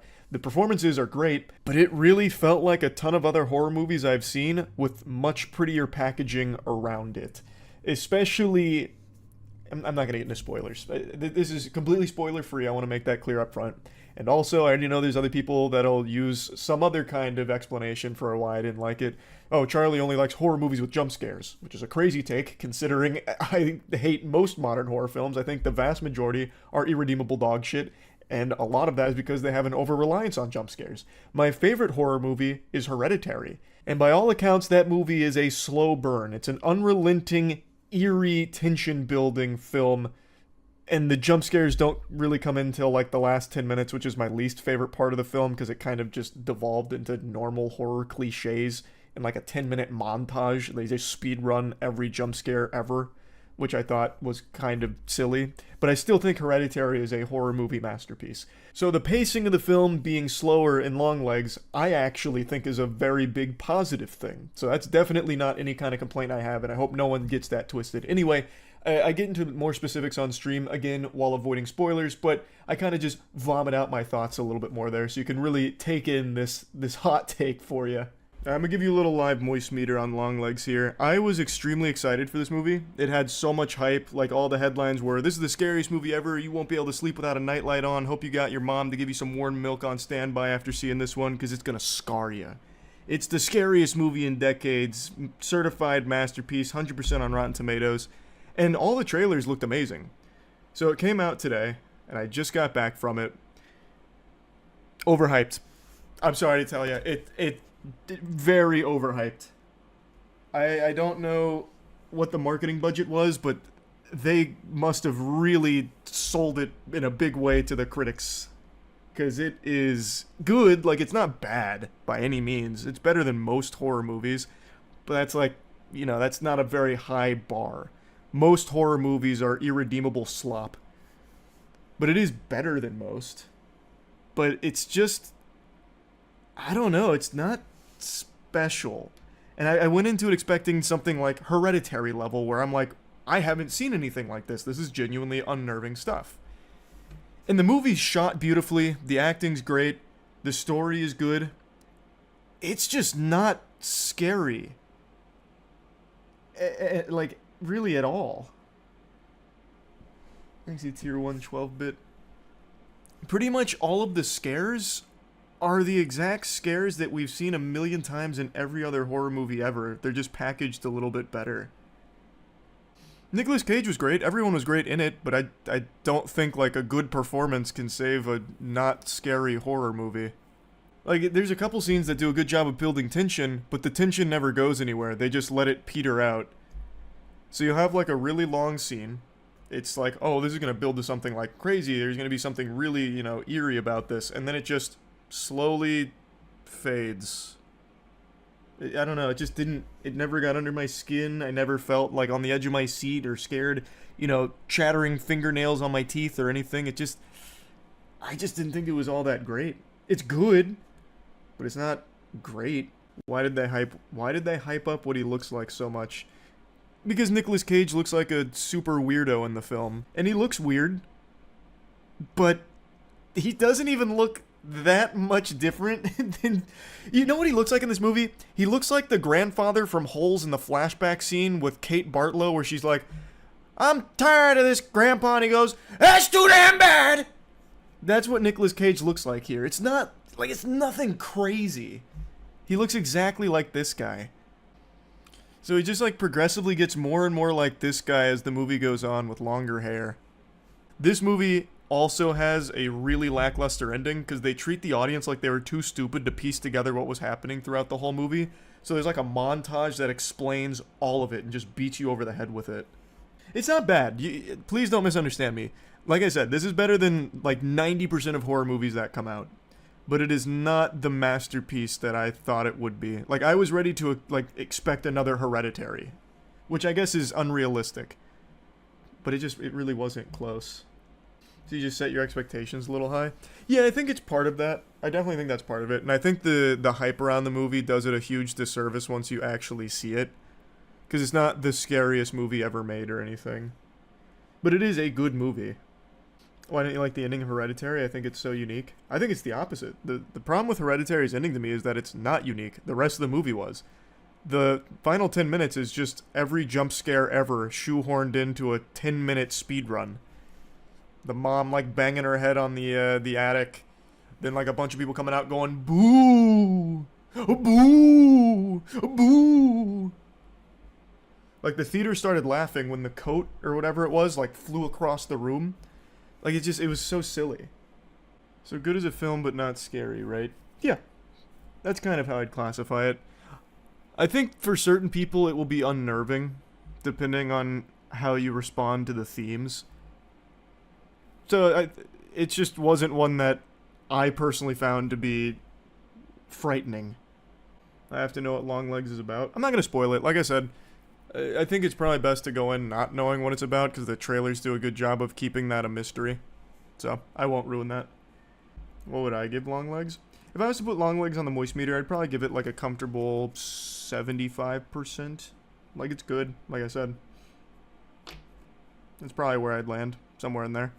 I don't remember if I mentioned this on stream, but I watched Sinister the other night, because it's one of those, like, horror movies that everyone gives a lot of flowers to. They're like, Sinister really is one of the best. And it's one of them that I hadn't seen before.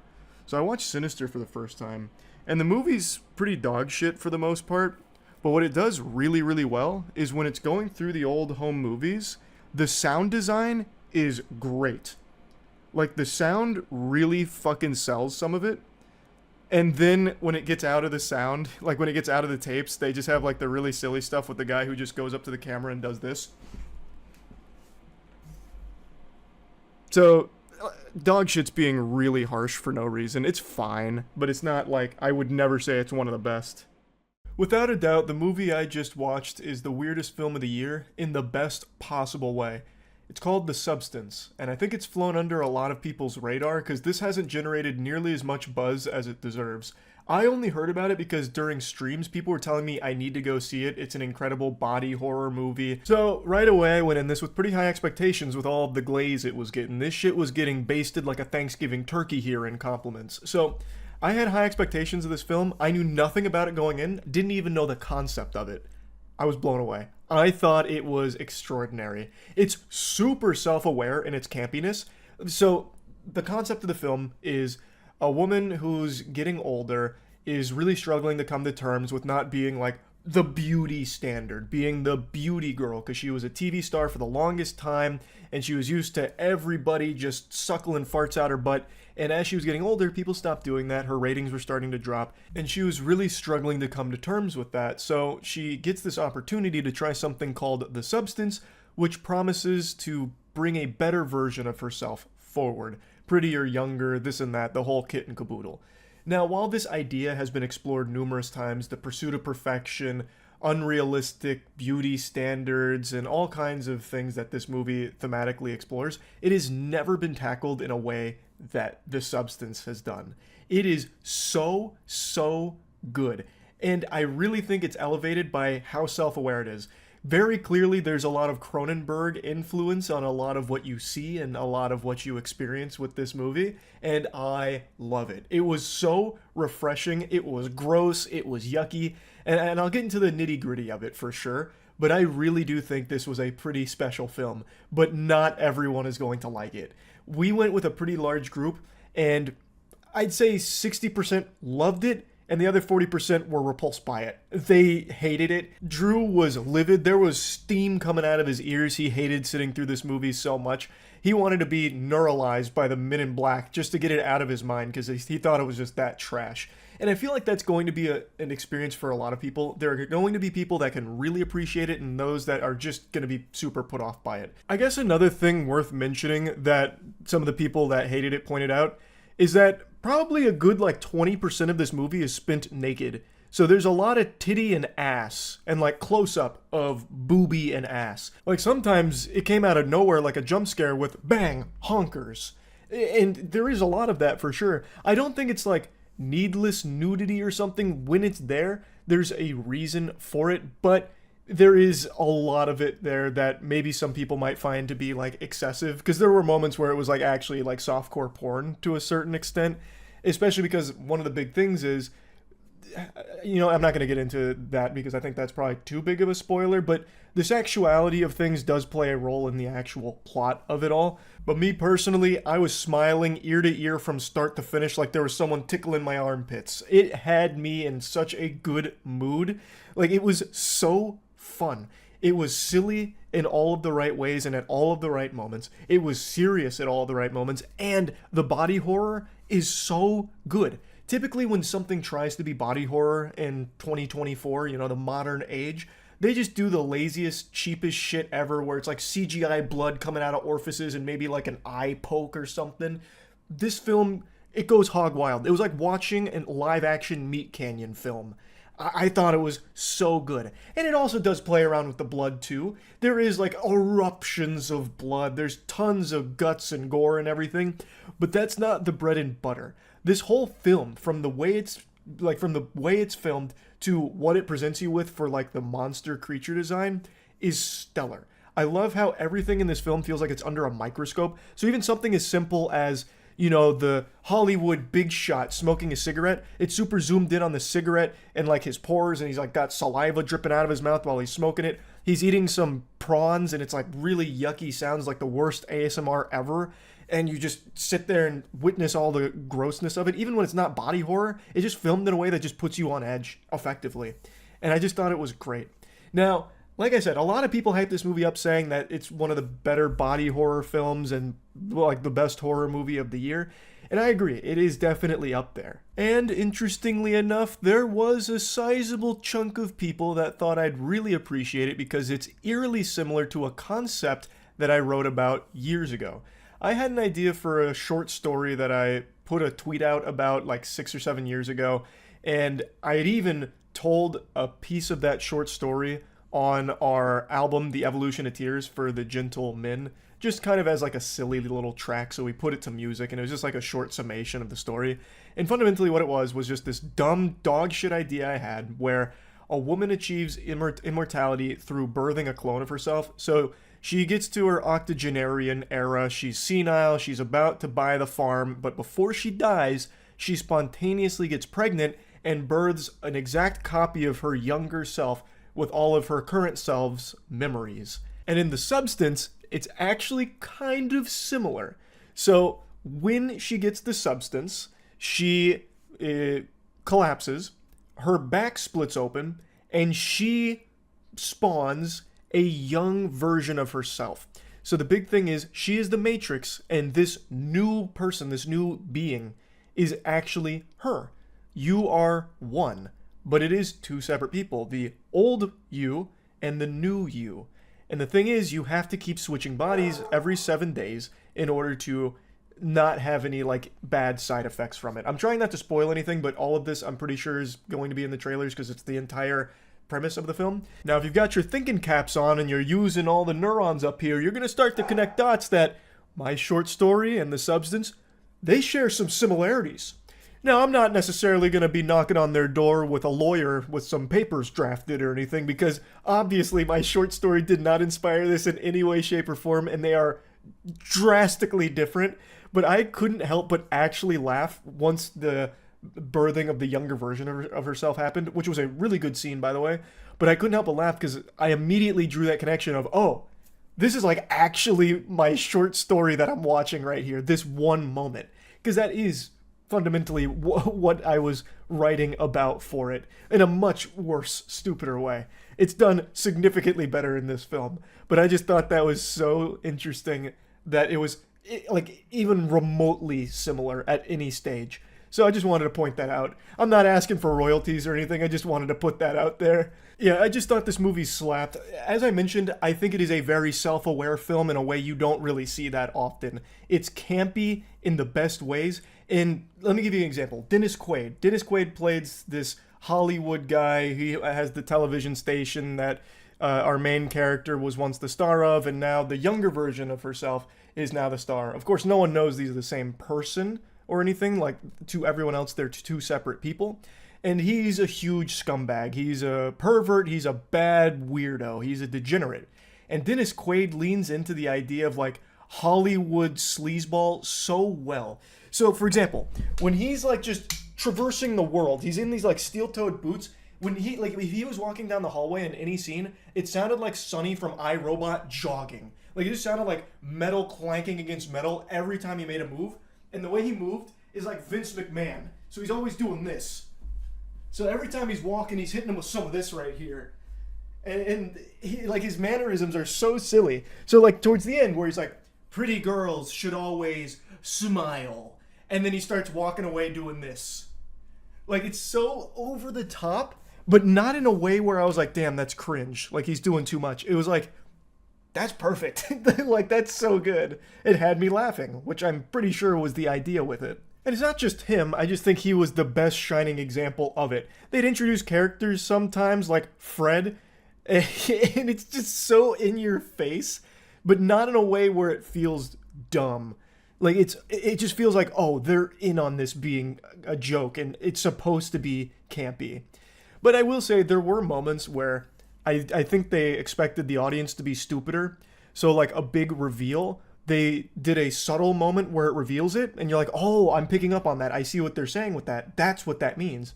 And then once you have that realization, the movie immediately beats you over the fucking head with a hammer with what it is. They take all the subtlety away with like a flashback or showing you something like, you know, behind the curtain with this is what it is. This is it right here. Showing you, telling you, instead of just having any level of trust in the audience to piece it together themselves with what you've shown them. So that was a little upsetting because that happened a couple of times, and I just thought it was unnecessary in a film like this. Like, you set it up well, and you had a good execution of like this subtle reveal. I don't think they needed to take the extra like 5 minutes to give you like the monologue, and this is what it means, and this is why I did it, and this is who I am. I just thought that was a little much. But I just thought the film was super good. I love the monsters. When the monster stuff starts happening, again, not getting into spoilers, I thought they crushed it with the design. I thought it looked great. It did a good job of being unsettling and gross. People in the theater were audibly like recoiling, going like, oh no, you know, actually emoting during a film, which I have not heard in so long in a movie theater. So I think it accomplished its goal. And it's the perfect amount of weird. Like, one of the monsters pukes out a whole titty. Like, it actually pukes out a breast, a single boobie. It just plops onto the ground, a disembodied tit. It's like, whoa, wow, that was interesting, you know? I just think The Substance is a pretty special film. I thought they crushed it. I really did. But again, I think there's going to be a ton of people who hate it. This is not a film I think that's for everyone. It is a weird movie, and I think you need to go in there ready to accept that it's like cartoonishly over the top. And once you do accept that, I think you're going to have a ton of fun watching it. So yeah, that's really about it. So yeah. Still to date, one of the biggest surprises I've ever had going to a horror film was actually enjoying the first Smile movie.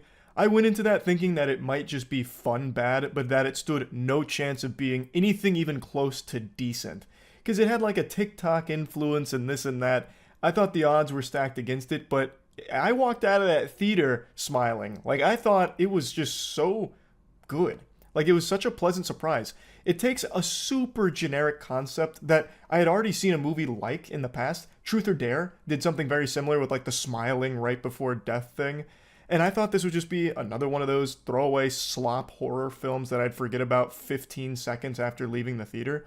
But nah, Smile stuck with me. It's not like those other things where they just throw together something shitty, a few jump scares, and call it a wrap, you know, something like The Bag Man, or any of those other awful premises.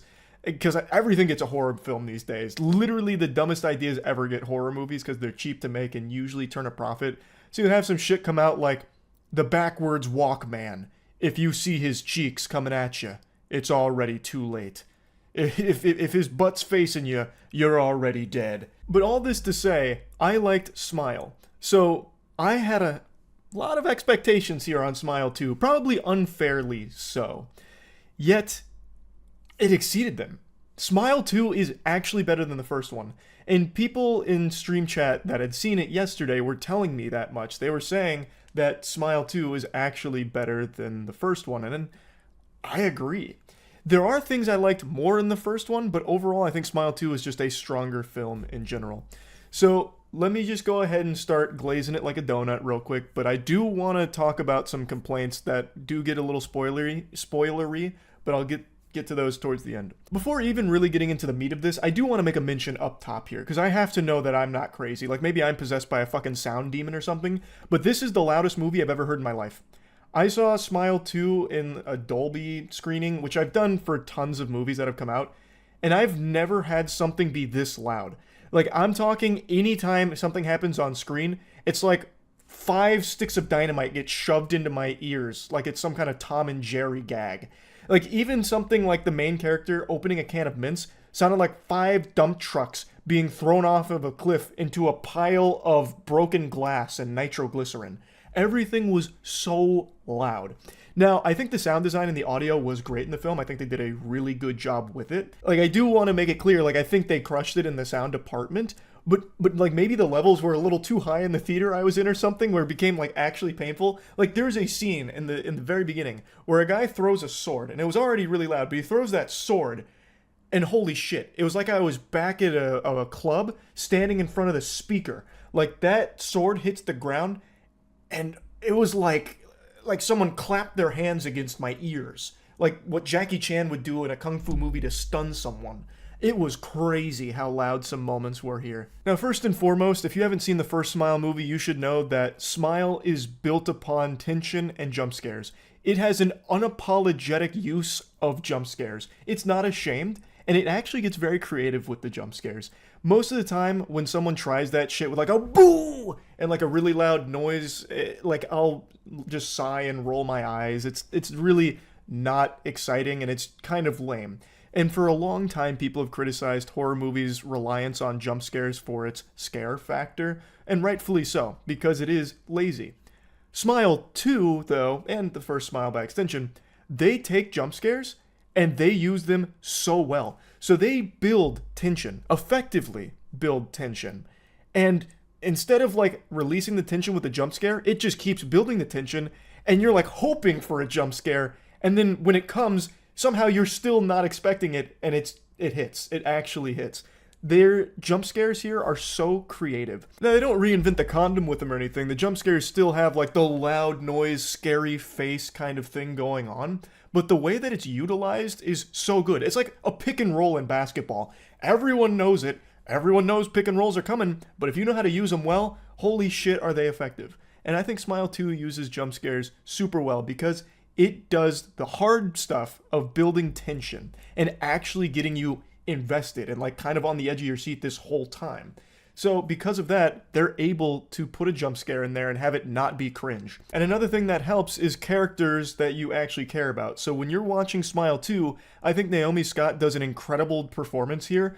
Like she has mastered the teardrop coming from her eyes with like 1,000-yard stare in shock, and she just sells the peril and like the hopelessness and the fear so well. Really everybody in the movie does. Like I was really surprised by how good everyone's performance was in the movie. So I did want to make a special note of that. Like the characters do have you invested, and it's not like they give you a ton of information about them. Like they're not fully fleshed out characters, but what's there is enough. Now the movie follows pretty much an identical storyline to the first one, almost beat for beat, which is one of my complaints. I wish they had done more with maybe giving us a little bit more on, the actual monster itself. Like I understand keeping it a mystery, that is the most effective thing you can do with it, but it really does follow almost the exact same roadmap that the first one laid out. It just follows it better, like it's a more exciting ride. But I do wish they had explored other ideas a bit more. So our main character is a troubled pop star who's gone through something traumatic in the past. She's had issues with substance abuse, and she unfortunately watches one of her friends kill himself with the smile demon possessing him, which passes it on to her. This is all in the trailer. This isn't a spoiler or anything. So now it's her battling against this evil. And a lot of the things that are in place narratively were the same things that were in place in the first film, which is fine because it works and it's good. But like I said, I wish they explored a couple of other ideas and maybe did a little bit more with the universe and world building. But to counter my own complaint here, like I'm in fucking debate club, they did do something very different for the intro of this movie. They did a single take, one continuous shot action sequence. Like, I'm talking guns blazing, knives out, blood, gore, like all of that action sequence that felt like I had wandered into the wrong film for a moment. It was good. Like, they did a great job with that whole sequence. And it's very interesting how it ties into the rest of the movie. I'm not going to spoil anything, but I thought that was exceptional. And that had me hooked immediately. I just wish they had more moments like that where, like, it didn't stay the exact same course as the first film.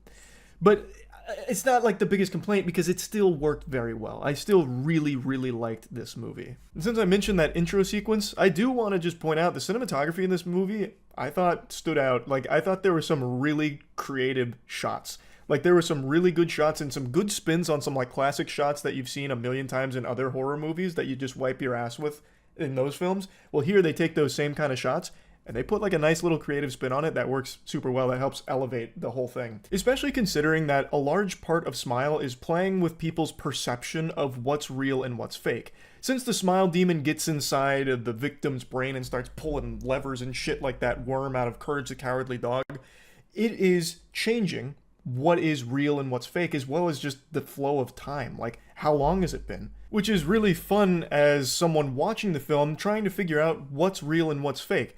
Oh, that must have been real because of this. If it was fake, then how the fuck did she end up over there? You know, that couldn't make any sense if it was fake. No, how could that possibly be fake when I have a boner? That doesn't add up, you know? Like, it's a fun little game that the audience gets to play of figuring out, well, what's in her head and what's reality. And the film plays with that super well. And I think the way that it's shot helps with that too. And it's something I really appreciate. I really like the narrative to this, even though it is just kind of retreading the first one. I just still think it hits. And I like the pop star spin on it because then she's constantly surrounded by people in public. It allows for some really interesting new kind of horror scares that they try. Because in most horror films, you have the standard like haunted house shit or just like really dark shit. Smile 2, pretty much all the scary stuff happens in broad daylight, lights on. Almost nothing happens in the dark. And that's pretty fun. That's pretty cool. I also was a little worried that the pop star angle would be overplayed a bit in this film, where it focused too much on like pop music and like musical performances and stuff, and I thought it would take away from the rest, the shit that people actually care about, which is the horror. It doesn't. The pop music does clearly play a role here, but it doesn't like overstay its welcome or anything, and when the songs come on, like it's fun, and usually something happens during it. So it's not like it's a totally separate thing. Kind of like in Trap, one of the big critiques I had of it is that it felt more like a concert first and foremost before like a movie. I was a little concerned that maybe this might have something similar. No. The pop music is there. It's a small portion, and it's not like overused or anything. It's not like the bread and butter of the movie by any means. So if anyone was worried about that, let me just go ahead and put your mind at ease there. I think Smile 2 is just really, really solid. I thought it was fucking great. But I do want to get into a few complaints now. I already mentioned the one where I feel like it was just kind of the same thing again, but better. That is still one that I have, but my biggest complaint is actually the ending. But I just feel like the movie's ending was the most predictable ending that you would have imagined when you saw that the character was a pop star. And it's something tons of horror movies have done in the past. That, well, now the genie's really out of the lamp and everyone's got it. The bad thing's everywhere now. And I just don't like that. I think that is so overdone. I recognize that when it comes to Smile, there's nothing necessarily new about it. It just executes everything better than what else came before it. However, in this ending, I don't think it did it better. It did it the same as tons of other horror movies that end with Pandora's box is open, now everyone's affected. It just did that, and not really in a new way. So I was kind of underwhelmed there. I get it conceptually, like it's a strong conclusion. I just couldn't help but feel less than satisfied. Especially when you consider that the ending of the film also nullifies a lot of the film's best moments. This is a big spoiler. I'm going to try and tiptoe around it as to not ruin this. But the way the movie ends, it kind of rewrites and undoes a lot of the best scenes from the film, like retroactively. And that kind of sucks. Like, it kind of takes the wind out of its own sail, which I just really didn't like. You know how everyone hates that trope, that cliche of, it was all a dream, that kind of thing? Well, I felt the same way with the ending of this movie. I just really felt like, man, that really kind of takes a lot of the impact away, what you've just done here. So, hopefully I didn't, like, say too much there that spoiled it for anyone, but I just felt really let down a bit by the direction the ending went. Like, I'm talking the very end, like the last 5 or 6 minutes, like not long. I think everything up until like the last 5, 6, whatever minutes was so strong. And narratively, I even think the last 5 and 6 minutes is a strong conclusion, like from a plot perspective, but from a viewing perspective, it just really feels like, man, that really does take away a lot of the fucking oomph with what we had been experiencing up until this point. So that's by far my biggest complaint, but I don't think it like makes this movie that much worse in my eyes or anything. I still think this is a great film. I still think it is better than the first one. So overall, I think Smile 2 is 100% worth seeing. I think it is so good. So I definitely recommend it. I liked it a lot. And yeah, that's about it. So, yeah. There's no shortage of YouTubers that try and transition from making YouTube videos into movies. A lot of channels have tried to take that plunge before, but almost every single time it crashes and burns and is always just a fruitless endeavor that is only good for pointing and laughing and shooting spitballs. But there is one channel that has done it extraordinarily well.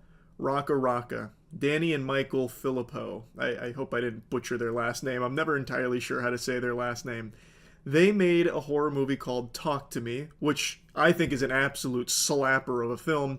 And now they've just released their second horror film, their second A24 horror flick, Bring Her Back, which I actually think is even better than Talk to Me.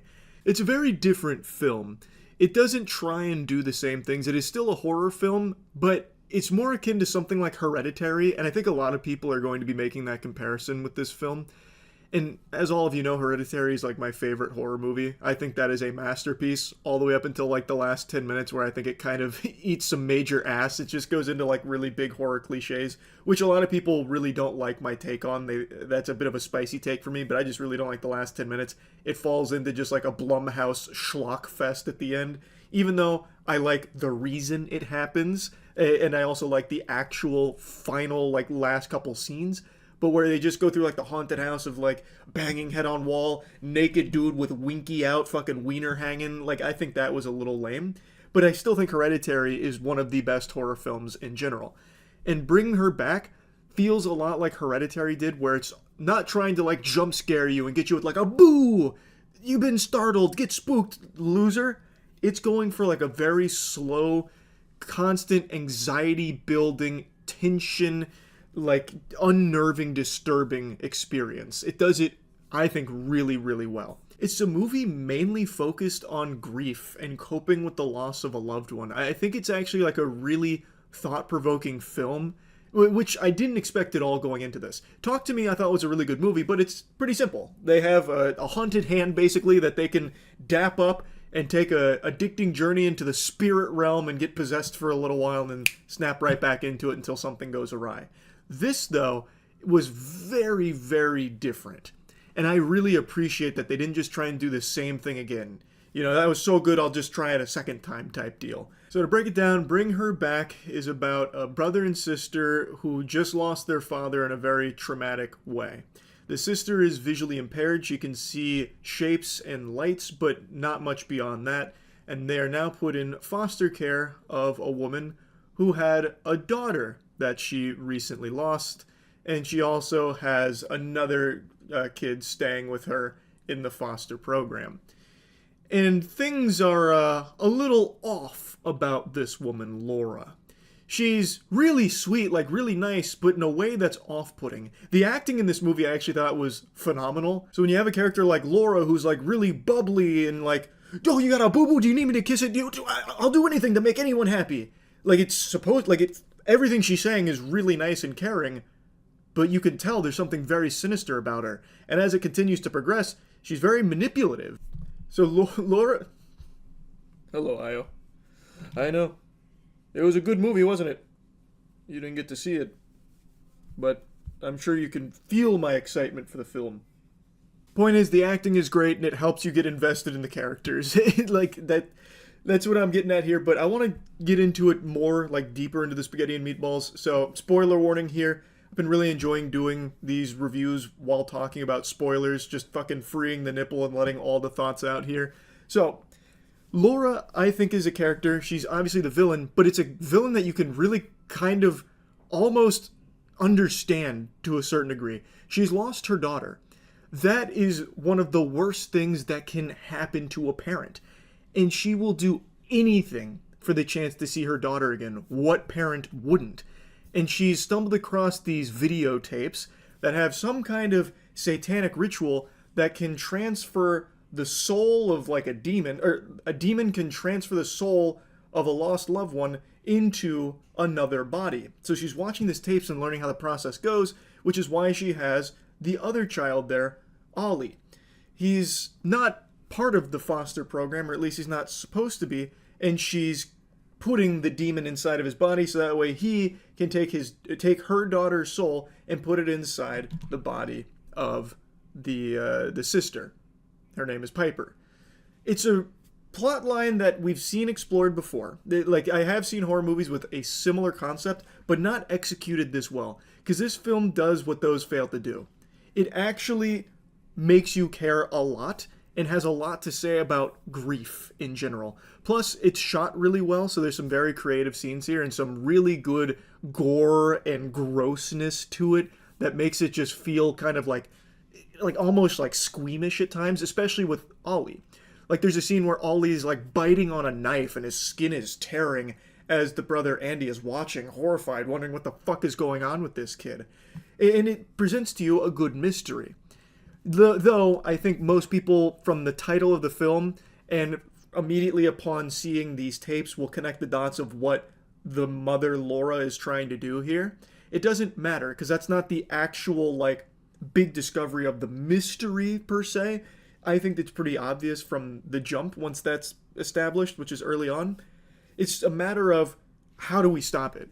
She's really good at gaslighting, manipulating Piper and Andy and putting them against each other, where she starts to like frame Andy for like abusing her and kind of separates the two of them, so it puts this barrier up, so it makes it hard for Andy, who starts to get the sense that something's wrong after seeing everything Ollie's doing. Like, it is just done so well. And it's not a film that's like super slow with like glacial pacing where it feels like nothing's happening except for like trauma dumping back and forth or anything.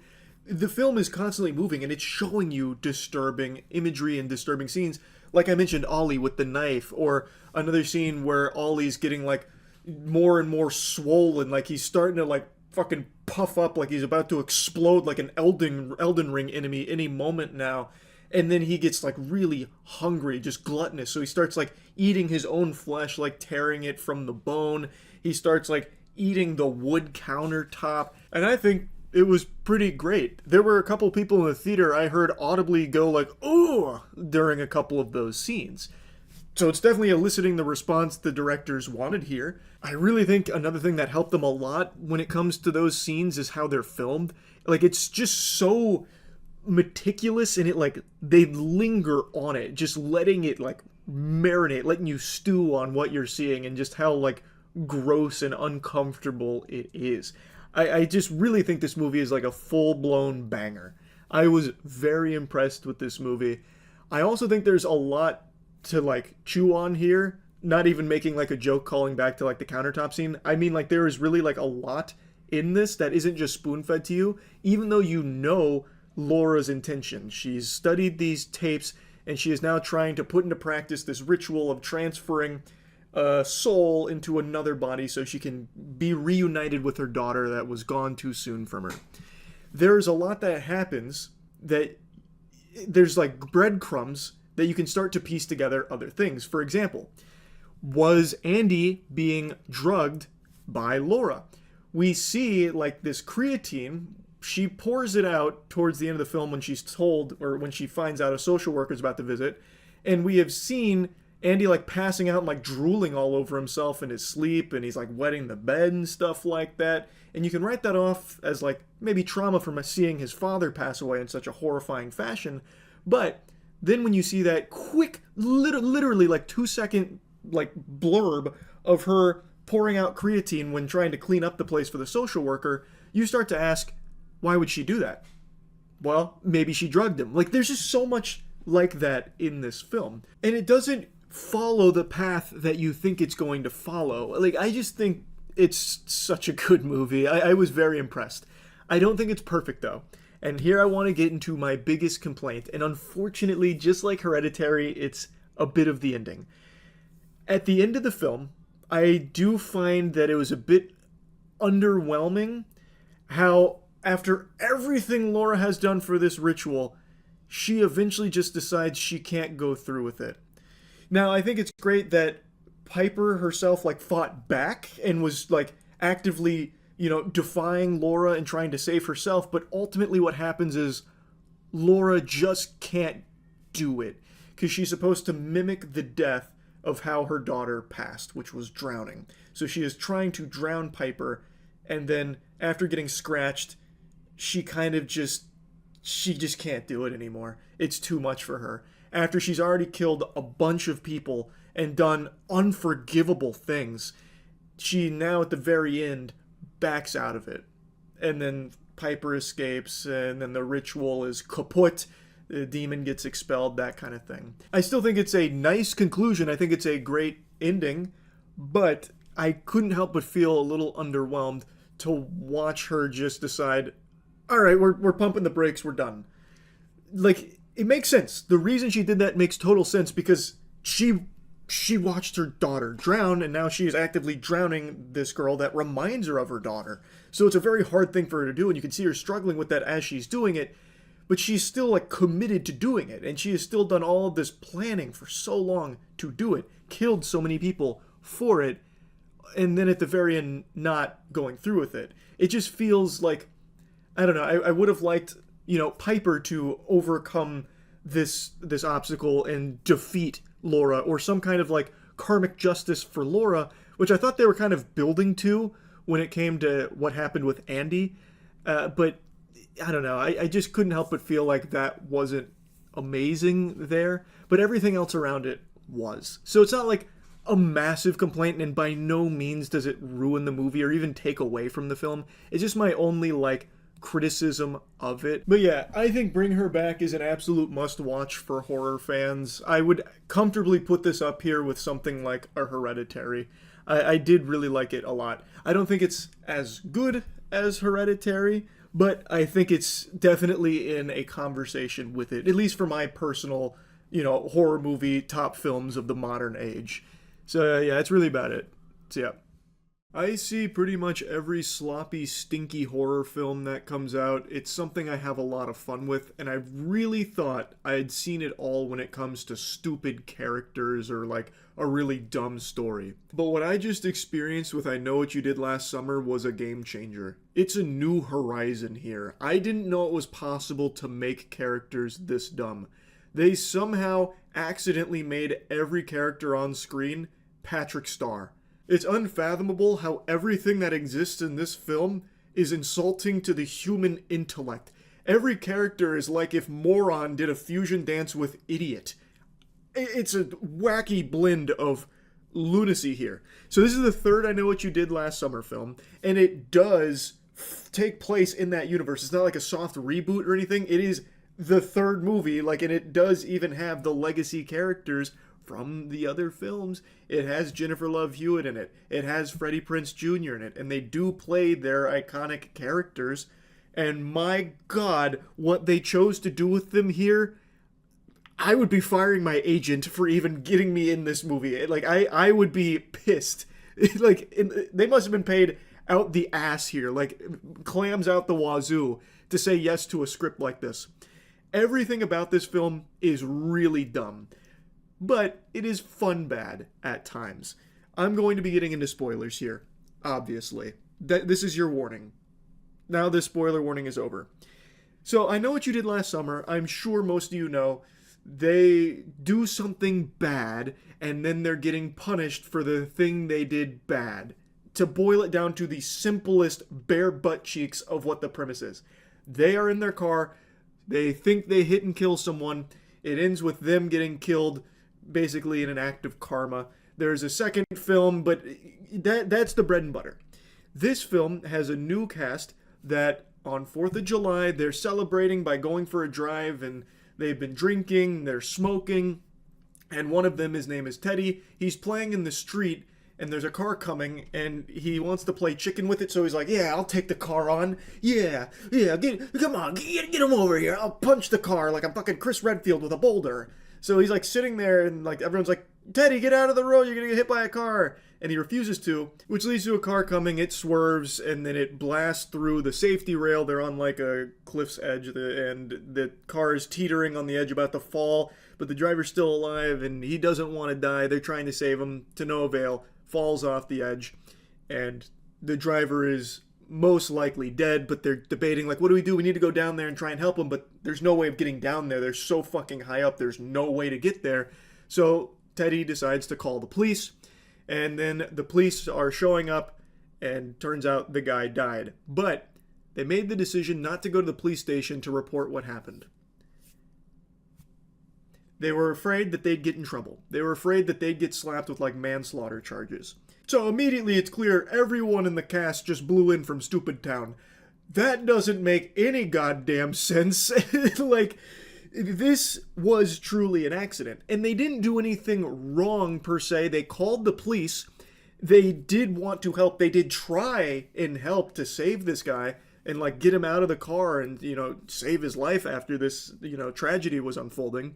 But then they make the decision not to, like, report what happened. When, if they did, they likely wouldn't have been in big trouble. Like, that's a very easily explainable thing to the authorities. And it's not like it was a drunk driving situation. They even made it clear that the girl driving, Danica, she was sober. So, like, it wasn't, like, really no one was at fault except for Teddy for being, like, rambunctious in the middle of the road and not getting out of the way in time. Which, you know, sucks, but it's not like they did something, like, downright evil, and they did do everything right after that, besides just telling the police about it. When, if they did, there'd be no problem at all, I imagine. But anyway, they don't. They make the decision to keep it a secret, and then, of course, you know how the rest of the story goes. A year rolls around, and somehow the situation there comes back to haunt them. The guy may be dead, but someone is picking off all of the people associated with the accident. Is the guy even dead in the first place? Are they being hunted by a ghost? And this guy is dressed up the same as the original from 1996. He's got the fisherman's jacket on. They call it a slicker. He's using a hook, and he's slaughtering anyone that was associated with that. And of course, he uses the signature, "I know what you did last summer," when he sends a card to them. It's really, like, bad in comparison to the original premise, where they did do something, like, actually wrong and, like, try and get away with it. In here, it was an actual accident. They didn't do anything wrong, but then just decided not to tell the authorities, like, how that tragedy unfolded. For some reason, they were just, like, really fearful of consequences that they likely would not have faced. But that's what sets everything in motion. And that's, like, far from the worst writing in the film. But I just wanted to express that even the general premise, like, what gets this started, I think is really dumb. Like, I think it's super stupid. But even dumber than that is how all the characters handle this. They know that someone is out to kill them, yet they take no precaution at all to protect themselves. Like, best example is Teddy. Teddy's in a sauna, and someone writes on the window there in Steam, "You're next." And Teddy's just like, he gets a big frown. And then the next scene, we see Teddy outside drinking some brewskis, and then for some reason, he's got, like, a malfunction in his gate. So he goes and tries to fix it, but he walks down this dark alleyway, knowing full well, this is right after the sauna, you know, message, knowing full well that the killer is out to get him. This doesn't trigger any alarm bells in his noodle. But as he's walking down the hallway, there is a figure in a fisherman's jacket outlined who is standing very still. It is clearly visible, even though the alley is dark, you can clearly see that the killer is standing right there. And for some reason, Teddy brushes shoulders with him to hit the button that they're blocking. And it doesn't, like, I thought it was like a power move or something, like he's asserting his dominance, he's so alpha, because they were kind of like positioning him as that kind of character. But no, that's not it at all. Somehow he just didn't notice that the fisherman's jacket was the killer, even though they had already identified that that's what he wears. And it's not like that's a normal thing for the hallway. Like, there's like a mannequin or something that was there that the killer was standing in front of. But there's no way you could possibly confuse the two, and it was clearly visible. But for some reason, he just goes and, like, I don't know, excuses himself next to this guy. Like, "Pardon me, sir, I gotta hit this button." And then he, of course, gets killed. And like he's really surprised that he's getting killed. He's like, oh my god, the master of stealth has struck again. Like it's worse than the AI in an Assassin's Creed game. I could not believe that scene. At every possible step in this film, the characters make the worst decision possible. Another example, using Teddy and Danica. They're at a cemetery, they're investigating. The person that died, his name was Sam Cooper. Apparently, drug addict. He had no one close to him. His man is a phantom. But they find that he's got a tombstone. So they go to check it. It turns out there's some fresh flowers there. So they want to check the cameras to see who placed those flowers, because that'd be a pretty clear indication that someone was close to Sam Cooper and is killing them in an act of revenge because that accident led to Sam Cooper's death. Anyway, they're partnered up for safety, yet for some reason, when it comes to checking the camera, only Teddy goes to do that. Danica just shoos him away and Teddy volunteers, to go check the cameras, knowing full well the killer is hot in their butthole. Like, at any moment could pop up and kill them. For some reason, they split up like that. And then, can you believe it? He shows up. The killer shows up, but luckily Teddy was able to save Danica before things got too hairy. It's so stupid. Like, why did you split up in the first place there, knowing full well that there is a killer on the loose just executing people? He's already killed 2 people. It's just unbelievable. And then they continue, like, for example, Danica's fiance got murdered by the killer. He wasn't at the scene or anything, but the killer is just, like, annihilating everyone, even, like, remotely in the same vicinity as the core cast. So he kills the fiance, and yet she continues to stay in that same fucking house for the whole film. Not only her, but everyone goes to that house where that murder has taken place just fucking, like, a day ago. Like, the blood is still, like, on the walls. Like, it is still so fresh. His spirit is probably still haunting those walls, and you are using it as home base, a place the killer already clearly knows inside and out and has no problem getting to and killing. Why are you staying there? You, like, go to anywhere else. Go to the goddamn local Denny's and camp out, like, anywhere. What is the thought process here? And every time they go back to that house, somebody dies or gets close to it. It's so dumb. It's like, you can't, even if you took the actual statistically provable dumbest person alive right now on earth, the actual jackpot lottery winning biggest moron, I think even they would make better decisions than anyone in this movie did. I could keep yapping about this and using other examples, and I just might, but I want to get to what I think is the most egregious demonstration of just disrespect to the franchise that you are adding to. This is the big spoiler. The killer is, of course, a tag team up, a dynamic duo, which has become a favorite in horror movie slashers these days, where it is Ray, Freddie Prinze Jr.'s Ray, the one that went through so much trauma in the first 2 movies. It's Ray who's killing most of them, and then one of the characters in the cast, Stevie, who was there when Sam Cooper met their unfortunate demise from that accident. The motive behind this is Sam Cooper was actually Stevie's love interest. They were, like, really close. Like, they loved each other, and Sam was worried about Stevie on that night, so went to find her, but then that ended up in tragedy. And Ray made a promise to Stevie's parents that he'd look after her. So when he heard that the man she loved died because of that accident, Ray just snaps and decides, we're going to cook up this year-long revenge plan where we're going to murder all of your friends, and I guess anyone they even touch, because they now all got the cheese touch, anyone they touch, we're going to kill. In the same way that all of my friends were killed and has traumatized me for fucking 3 decades now. 2 movies worth. I'm going to help you do that. An actual, like, dog shit brain idea. Why would you do, like, the motive isn't even strong for either of these characters, by the way, because when Stevie is monologuing and she reveals to Danica and Danica and Ava that it's her that's been killing and says all that about Sam Cooper, when she's monologuing, Ava correctly points out that Stevie was also there at the scene that night and also decided to leave without telling the police and keep it a secret, which is, like, I think a checkmate. It's like, Ava's right, you did do that. Why are you now killing all of us when you are just as guilty? And her excuse was, well, I didn't know it was Sam Cooper at the time. And I was like, well, what the fuck? It's still a really flimsy motive for all of this. Like, you are still just as culpable as the rest of the people you are killing right now. It's unhinged. They couldn't even make a good motive for Ray to break bad here and become the villain, and couldn't even make a good motive for Stevie being, one of the killers. It's so weak. It is so fucking weak. And keep in mind, they did do everything right except not giving their statement to the police, but they did call the authorities to try and get help. They tried to help him themselves. It just, ultimately, there was nothing that could be done after the accident had occurred. He was dead no matter what. Sam Cooper did not survive. Even if they did try and somehow, rappel down there and get to him, he was dead.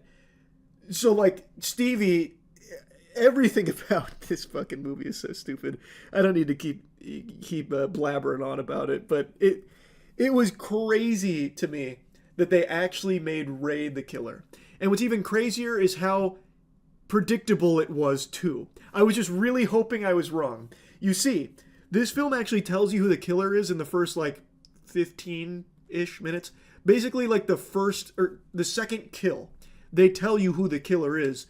But you, as the viewer, someone who's maybe seen the previous two I Know What You Did Last Summer films, don't want to believe that because it's so dumb. But it turns out they really did just go, that stupid with it. In the first 15-20 minutes, they introduce this character. Her name is Tyler. And she has a true crime podcast, and she's in this area because she's doing a piece on the murders for the I Know What You Did Last Summer, OG, the 1997 murders. She's doing a piece on it, and she takes Ava to this place that is significant to that lore, and the killer strikes there. It's Ray. Ray is the killer there. And Ava kind of gets the best of him, slashes him with a knife, and then Ray, changes his focus to killing Tyler. Oh my god, you know what I just forgot to mention? Another one of Ray's main motivators that he himself says from his own fucking lips is that another big thing that made him want to do this is he didn't like how the history had been scrubbed because the, rich people came in and they tried to erase the town's history with those murders because it wasn't appealing to investors in real estate. So they buried it and hid the truth. And Ray said he didn't want to be forgotten. Well, what would help you not be forgotten, Ray? Maybe if you didn't kill the podcaster who has apparently a very popular podcast about those murders, and she was there to make a piece on those murders, but for some reason he decides to kill her as well. So it's not even a whole thing about revenge, and it's not even in line with what he wants to do about getting his name back out there so people don't forget the atrocities. It just doesn't make any sense. But anyway, I keep getting lost on tangents because it is actually that incomprehensibly stupid. I can't help but just fucking keep yapping about it. Anyway, as he's cornered Tyler, he gets her on the hook, and she rips off the top of the fisherman's cloak, and she says, "You." And the reason that's significant is because she has only encountered one person in this film outside of Ava, and we know it's not Ava because Ava was just attacked downstairs. And that person is Milo, who was another one of the cast that was at the scene with Sam Cooper, and I thought could be a viable candidate to be this killer, maybe there was some kind of hidden connection with Sam Cooper, but it's only Milo, and then of course, Ray. Also Julie, because Julie and Ray both survivors of the murders that she is covering on the podcast, but it can't be Julie because she is just not even in this area at all, and that's well established. So it has to be either Milo and Ray, but it can't be Milo because Milo dies not long after. It has to be Ray, and it's pretty clear it's Ray with the way she says "you." So they immediately let you know it's Ray, but it's so hard to come to terms with them going that direction that I refuse to believe it. I thought it was Milo, and I thought Milo was faking his death.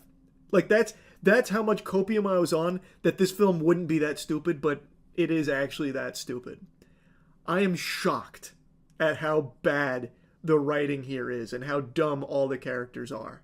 Oh, another thing. It's not only an insult to Freddie Prinze Jr.'s character here with what they did with Ray, But Julie, Jennifer Love Hewitt, her character is useless here. She's brought in, and she doesn't really help at all when they go to her, because obviously there's big similarities between what she went through and what they're going through. So they track her down. Ava goes to her and tells her what's happening, and she's like, "Okay, well, you need to kill him before he kills you." Well, she doesn't say it with like that directly, that blunt, but she says, "You need to find who this is." No shit, Julie. Obviously, they need to find who it is. What kind of tactics are those? That's not helpful. Obviously, they need to do that. They were already in the process of doing that. And she doesn't offer anything beyond that, really. Like, she pops up here and there where she's kind of like on her own thinking about it. And then Ray goes to her place. They've had like a really rough split from the marriage, which is never really explored why. But apparently he's like repressed all the trauma and it like took a toll on the relationship or something. But he goes there and he says, "Julie, like, you really shouldn't be telling them to do that." And then he leaves. And then at the end of the movie, somehow Julie figures it out because Ava tells her Stevie was the killer.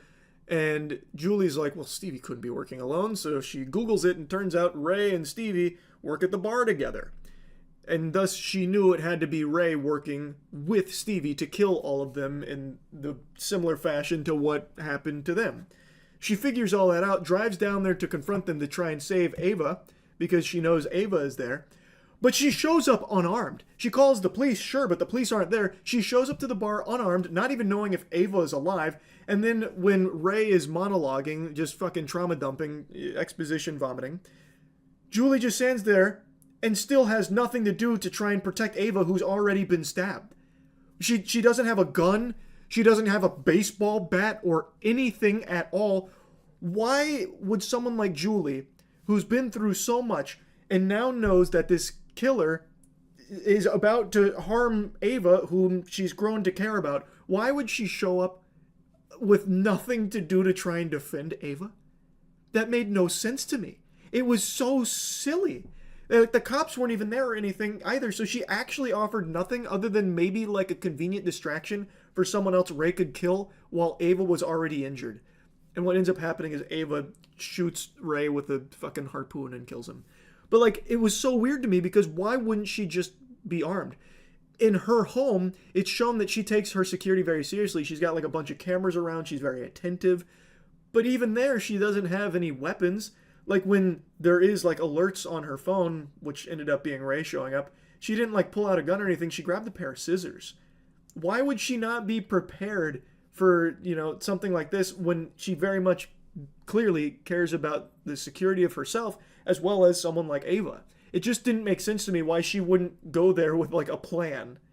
I don't know. Like everything about this film, they made every character so dumb. And not only that, I think there was like a bit of an identity crisis when writing this movie because it seemed like there were times where it wanted to break through with self-awareness and comedy. Like it tried to make like humor about some of the tropes.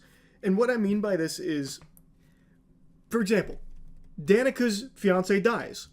Well, in the next scene where they're at the police station, she's crying because her fucking husband was just murdered in her home and she walked in on the corpse that also had a message written in blood about not being able to escape the past. Well, now she's at the police station and she's making jokes. Like she's crying, but then she makes a joke where she's like, "So does that mean I'm a widow now?" And Ava's like, "Yeah, a hot widow." And she goes, "The hot is implied." And it's like, what the fuck? After that? Like, it's like, I think it's supposed to be traumatic, right? You would think. But if you want to like go for a comedy route, you can make that work with like, playing everything off as a joke. But it doesn't. It only has like select scenes like that. Most of it is played off very, very seriously. Granted, they don't execute the seriousness very well just because everything is so flat and lackluster.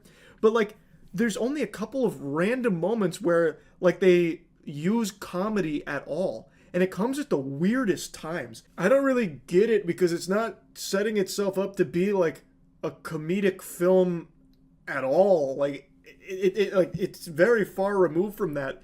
But it just has these inexplicable lines where they like insert a joke during like the most tense situations and then immediately go back to playing it really straight. I don't understand. Very interesting tone there, I guess. And then at the end of the movie, this is something I imagine a lot of people will mention with the way the film ends, like after all is settled.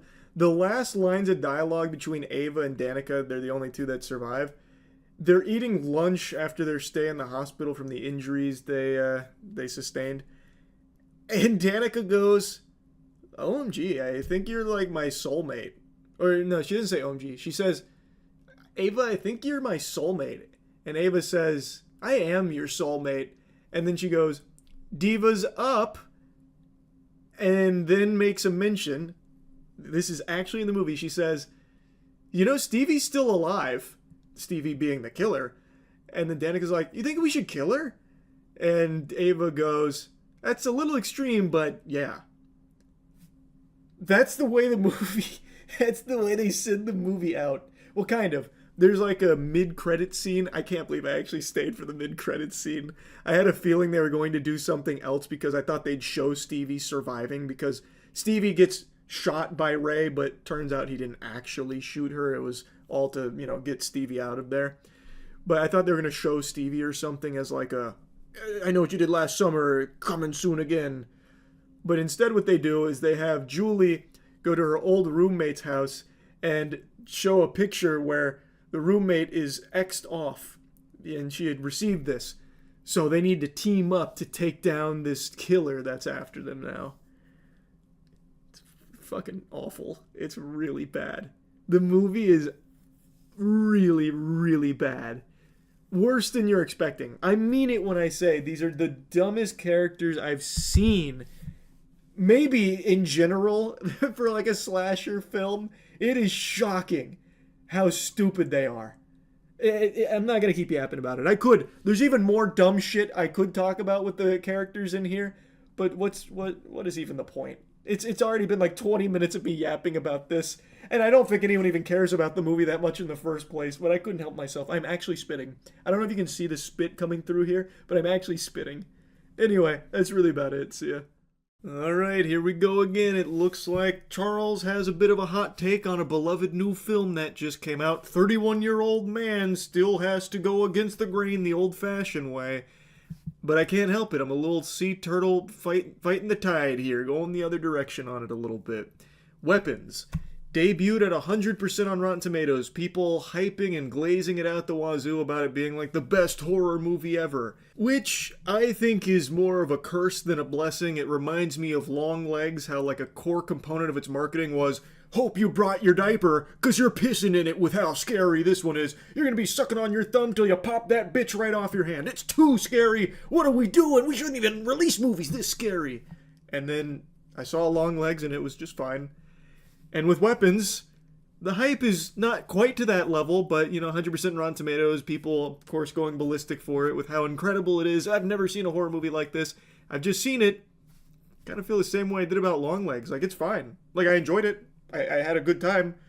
But, man, oh man, is it not nearly to the level that a lot of people are portraying it as, at least not in my eyes. Not that I let the hype really skew my thoughts on things. I just thought it was worth mentioning that, to me, this film isn't what people are gassing it up as. It's a horror movie, sure, but I would actually argue it's more of a comedy. Like, and I don't think people are aware of that. We're gonna get into spoilers, of course. I do spoilers now when reviewing things, so this is your warning there. I would say there's actually more comedic elements to this film than there are horror elements. Like, the actual plot and a lot of the things that happen, very clearly supposed to give you the heebie-jeebies, but all of it is undercut with comedy and humor, even in the most tense situations. It's like the MCU of horror. So, like, you'll have something that is clearly like, wow, this is going to be, like, scary. Oh my god, we have built up to this huge tense moment. And then they play it off as a joke, especially at the end of the movie. I'm going to get to that here in a little bit. And it was fine. Like, I don't hate that, but it's not really a horror when it's not taking itself seriously. You know what I mean? Anyway, I really like this director, Zach Kreger. He, of course, I liked his work in The Whitest Kid You Know, but he really surprised me with Barbarian. Barbarian is a film I saw on a whim, and I was blown away by with how interesting it was and just how much I ended up really enjoying it. So, like, I was very hyped to see this as well, and I do like it. I just didn't love it like I was hoping I would. And I think a lot of people are expecting this to be one thing when it's really not that thing. Like, I think they're going to get something completely different than what they're expecting. And for some people, that might be nice. For others, it might be a bit of a letdown. In my theater in particular, this isn't just me being like, big tough macho man, no movie scare Charlie. He too strong for a movie to make him scared. I mean, like, this is actually, like, I'm pretty sure, by design, supposed to make you laugh. Everyone in my theater was laughing a lot in this movie. More so than there were, like, any kind of, like, on-edge frights from people. Nobody, like, gasped or anything. Like, it really felt like most people were there having a hoot and a holler at it. And I think it's not laughing at the film, it's with it. Like I said, it feels like it's supposed to be more of like this unserious take on a horror movie when everyone else seems to be talking about it as just like a full-blown horror film. So I want to kind of set the record straight on that. Anyway, the film has a really interesting premise. Everyone's talked about that a lot. It's about this town where, for some reason, mysteriously at 2:17 a.m., an entire classroom of kids all gets up in the middle of the night, goes downstairs, walks out the front door, and disappears into the night. They run away, and they run away with their arms at their side, and it's really weird. They're running like the Titans from Attack on Titan. A month goes by, they still have no leads, can't figure it out. Of course, the parents are distraught. The town's still trying to, recover from this because everyone's on edge about it. And now we follow the core characters, one being the teacher of that classroom where all the students except for one disappeared. We then follow some other characters like one of the parents, and it's a really interesting way of telling the story because you go through some scenes multiple times from other characters' perspectives, which fill in a lot of the blanks. And I thought it was really creative. I thought it was very fun. It actually reminded me of something like out of a video game, like almost Until Dawn-esque to a certain extent. Like, I thought that was a really cool idea to visit these things from a different character's eyes, like chapters in this movie. I thought that worked extraordinarily well because you get so many different pieces of this puzzle through so many different lenses that all, of course, meet at the end. Everything comes together. And I just thought that was really smart. I also really like the way the movie's filmed. I've seen a lot of like people praising the cinematography going into this film, and I think it definitely deserves that. It is like a really well shot movie. They have some really creative scenes that are shot in a really interesting manner. It's not all just like the standard by the book formula that horror movies follow, or I guess comedies by that extension. I thought they got very creative with their shots. It's clear they were having a lot of fun. The performances across the board I thought were super strong as well, especially with Justine. She's the teacher of that classroom where all the students vanished at 2:17 a.m. where they all ran away. And the whole town hates her. They torment her. She's ostracized. They think she had something to do with it, is withholding information, maybe even just she, masterminded the whole thing. And then you start getting these questions in your head about, well, where is this going to go? And then you'll go to the next chapter and you'll see a character that initially you don't really see how that ties in anywhere. And then all of a sudden, bang, eureka, this is where it's leading. But this is one of my big holdups with the film. The questions that you have, the answers the movie gives you aren't all that interesting. Like, the questions themselves and the premise of the film are so strong. Like, the mystery of it, the thrill of trying to solve it, trying to see where it all leads, and then when you get to where it leads, it's a little unfulfilling. Like, I feel like it's just a little underwhelming, especially because the final act, as I mentioned earlier, is played off as a joke. That kind of takes a lot of wind out of the sails. You spend the whole movie with this mystery and these questions, only to then meet the big scary entity, which is just an old sick lady with a magic tree. And she has badly put on makeup with this wacky, zany wig. It's like a Ronald McDonald wig. It looks like Chucky Finster if he went to the worst barber on the East Coast. And she like jump scares you occasionally throughout the film. And that's like the main horror, is they rely on her being like the jump scare moment. So like Josh Brolin, when he's looking for his kid, he goes into like the dream space, like he's in a nightmare chasing his son Matthew. And as he's telling his son Matthew, I know I never said I love you enough, but I really do love you, son. Then all of a sudden he looks at his son's face, and it's that old lady. Her name's Gladys, and she's like, ah! And like she does that a couple times. She's like the thing bringing horror to the movie, because without her doing that, sometimes it's just not really present. Like I said, it really is more of like a dark comedy kind of film as opposed to like a horror film, not to like split hairs. But then as you have all these questions that you spend like an hour and a half, stewing on, trying to piece it together, and you go through a bunch of different characters' perspectives, then one character meets Gladys, and then all the answers start coming in. Gladys is the big bad, and it's just kind of underwhelming, because from that point forward, a lot of what Gladys does gets played off comedically, unfortunately. But it's not just her. Every time there is like a horror sequence playing out, they undercut it with humor. So, for example, Justine is spying on a house where she believes there might be something fishy afoot. And then she falls asleep in her car, and while she's passed out, the door opens, and a lady comes out, and she's holding scissors, and she's walking weird. She's walking real weird, and she's literally walking like Doodle Bob, actually. And she gets to the car, she's right by the window, and then she just like kind of walks away, like Crab walks away. The theater laughed really hard when that happened. And then the back seat opens, or the back door opens, and you can hear her get into the car. And then it's like tense. It's like, oh, okay, this is like a good tense moment. And then she leans over and cuts some hair, and then the theater laughed again. So like they took a horror moment, made it silly, then brought some kind of like horror life into it, where it's like, oh, this is about to be like kind of intense, like what's about to happen, and then played a joke again on it.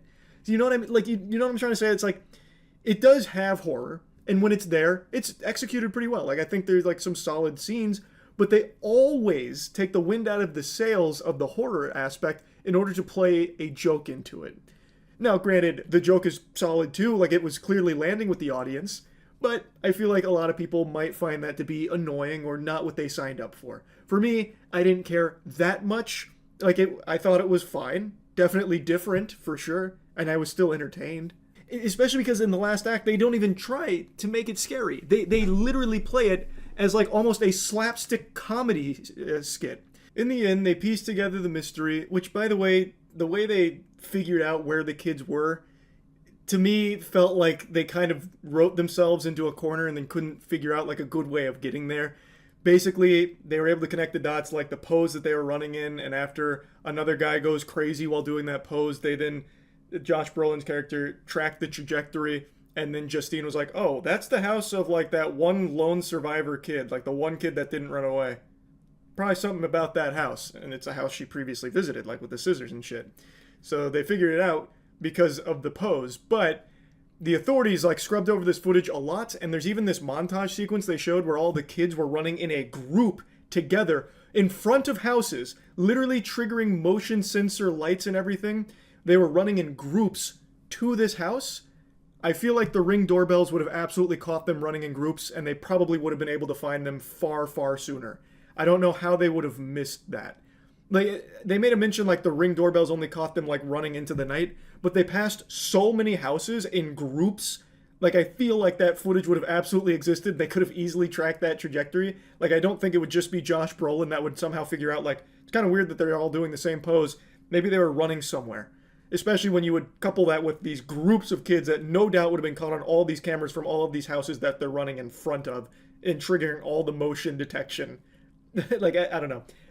But anyway, they find the house, they go to the house. And they're like in the house, and she can control people with her magic tree, so she has like bodyguards of people that she's controlled. That's how she got the kids, because she mind controlled them to, go hang out in the basement. And while they're there, trying to save these kids, two people that she's controlled, one of them being a junkie, start attacking Justine and Josh Brolin. I don't know why I'm calling Julia Gardner's character by her character name and Josh Brolin instead of his character name, calling him Josh Brolin, but whatever. They're there, and they get, of course, ganked by her bodyguards that she's controlling. And I shit you not, one of the bodyguards, Josh Brolin punches, and he gets knocked out. And then he gets up again, he punches him, and he goes, geez, what the hell? He gets knocked out. The guy gets up again, punches him again, knocks him out. And by this point, the theater is like actually erupting into laughter. And then as Josh Brolin's running away, guy gets up again, charges him, and he picks him up and actually ragdolls him. And then he's like, God, he's so persistent. And then he's walking away, and the guy gets up again, screaming and shouting, running at him, and he ragdolls him again. Literally like WWE, like fucking suplexing him and then throwing him around. And then theater is literally laughing at all this when this is like the entire build-up. That we have built up to this moment. And it's like actually just a slapstick routine. It just feels underwhelming. Like I still think it's fun. Like, I mean, laughing at a movie is great, but if you're going there expecting horror, like a really good horror movie, I don't think that's what you're in store for. And it's not just that scene, it's this entire sequence, the finale of all of this tension, this buildup, all of your questions being answered, but the answer just not really all that amazing. So, like, the Gladys, she's about to have Justine killed, and Alex, the one kid who did not get mind controlled by Gladys and the magic tree, he was watching Gladys, understands how to like control the magic tree and use its branches, so he frees the kids. Well, not frees the kids. He uses the reason the movie's called Weapons is because Gladys weaponizes people. She's able to control them and have them do whatever she wants. So Alex then uses the kids as weapons against Gladys, where they then chase her down, hunt her, and kill her. And this is I shit you not, like maybe 8 to 9 minute chase sequence of Gladys going, "Oh no." She literally says, "Oh no," when the branch breaks, when he breaks the spell and like directs the kids at her. She literally says, "Oh no." And then starts doing this, opens the door, running away as all the kids are chasing her, going, "Ah!" And she's going, "Ah, ah." So she's running away, getting chased by the kids, and then she starts like breaking into strangers' houses, and they play it off as a joke. So like there's a family like watching TV, and then Gladys comes through and they're like, "Oh my goodness." And she's like, and she runs through the kitchen, runs out the front door, and they're like, "That was weird." And then all the kids bust through the windows and bust through the door, like, "Oh, Jesus Christ." And they do that for like 3 separate houses. There's one where a guy's mowing his lawn, sees Gladys running away going, "Ah." He's like, "Huh." And then a horde of kids starts chasing him, and he's like, "Huh." Like, they play it as a joke, you know what I mean? Like, I think it's an effective comedy movie, but overall, I just felt like it was a fun movie. It was good. It wasn't like amazing. I definitely don't think it's the horror movie of the decade or anything. I don't even think it's the horror movie of the year. I still think Bring Her Back is a significantly better like horror film, but I think this was solid with the horror that was here, sprinkled throughout occasionally. And I think the comedy was solid, which is here in a bigger capacity than the horror. Like it's to me, it's more of like almost a dark comedy, kind of. And I think maybe that was the goal. I didn't know that going into it based on the trailers and what people are saying about it, but after seeing it, I would definitely classify this more as like a dark comedy as opposed to some kind of like horror film. But I do think you will walk away entertained. I know I was. But yeah, I just have to disagree with the hype a little bit on this one here, sports fans. Sorry to tell you. But it's not like I was super disappointed or anything. It was still a fun time. That's really about it. So yeah. Conjuring: The Last Rites, supposedly the final Conjuring film. Mainline film, I think. I'm sure they're going to keep the door open to spin-offs because this franchise prints money. Even the stinkiest garbage that spawns from it, like The Nun and The Nun 2. Oh, Jiminy Christmas. I saw both of those films and I couldn't tell you a single scene in them. I'm going to get off on a side tangent. I don't need to blabber about that. I'm here to yap about the final Conjuring movie. Is it a banger, or does it kind of go out sad with a little whimper? Well, sorry to say, sports fans, I don't necessarily think it's like a high note. I don't think it's bad. It's definitely better than the third one. The Devil Made Me Do It. Again, that's a movie I watched, and I couldn't tell you a single thing that happened there. Fucking devil came in and put poop in my pants. I have no idea. But I can at least say this one I will probably remember. So that's good. I don't think it's like amazing though. It just follows the exact same formula every Conjuring movie has followed. It doesn't try to switch it up in regards to its scares. But where I think the movie actually does a good job is its character work. It has over a decade of building Ed and Lorraine Warren. So by this point, I'm pretty invested in these characters. I actually do care about them. I actually still remember seeing the first Conjuring movie in theaters, and it was a very good time. It was one of like the few horror movies at the time that I went to a movie theater to watch. I wasn't seeing movies as actively back in 2013 when that puppy dropped, and it was fun with my friends. So like I do like the franchise. I just think it kind of became almost like a parody of itself. It just is so formulaic at this point. It just feels like they do it because they know it'll make them money, not necessarily because they want to. But in this film, I can at least say it seems like they wanted to send this movie off as like a love letter to these characters they've built for over a decade, and I appreciate that. That is definitely the standout of this movie. Ed and Lorraine Warren get a lot of fleshing out. They get a lot of time devoted to just seeing them interact with each other, and their daughter Judy, who is a very big character in this film as well.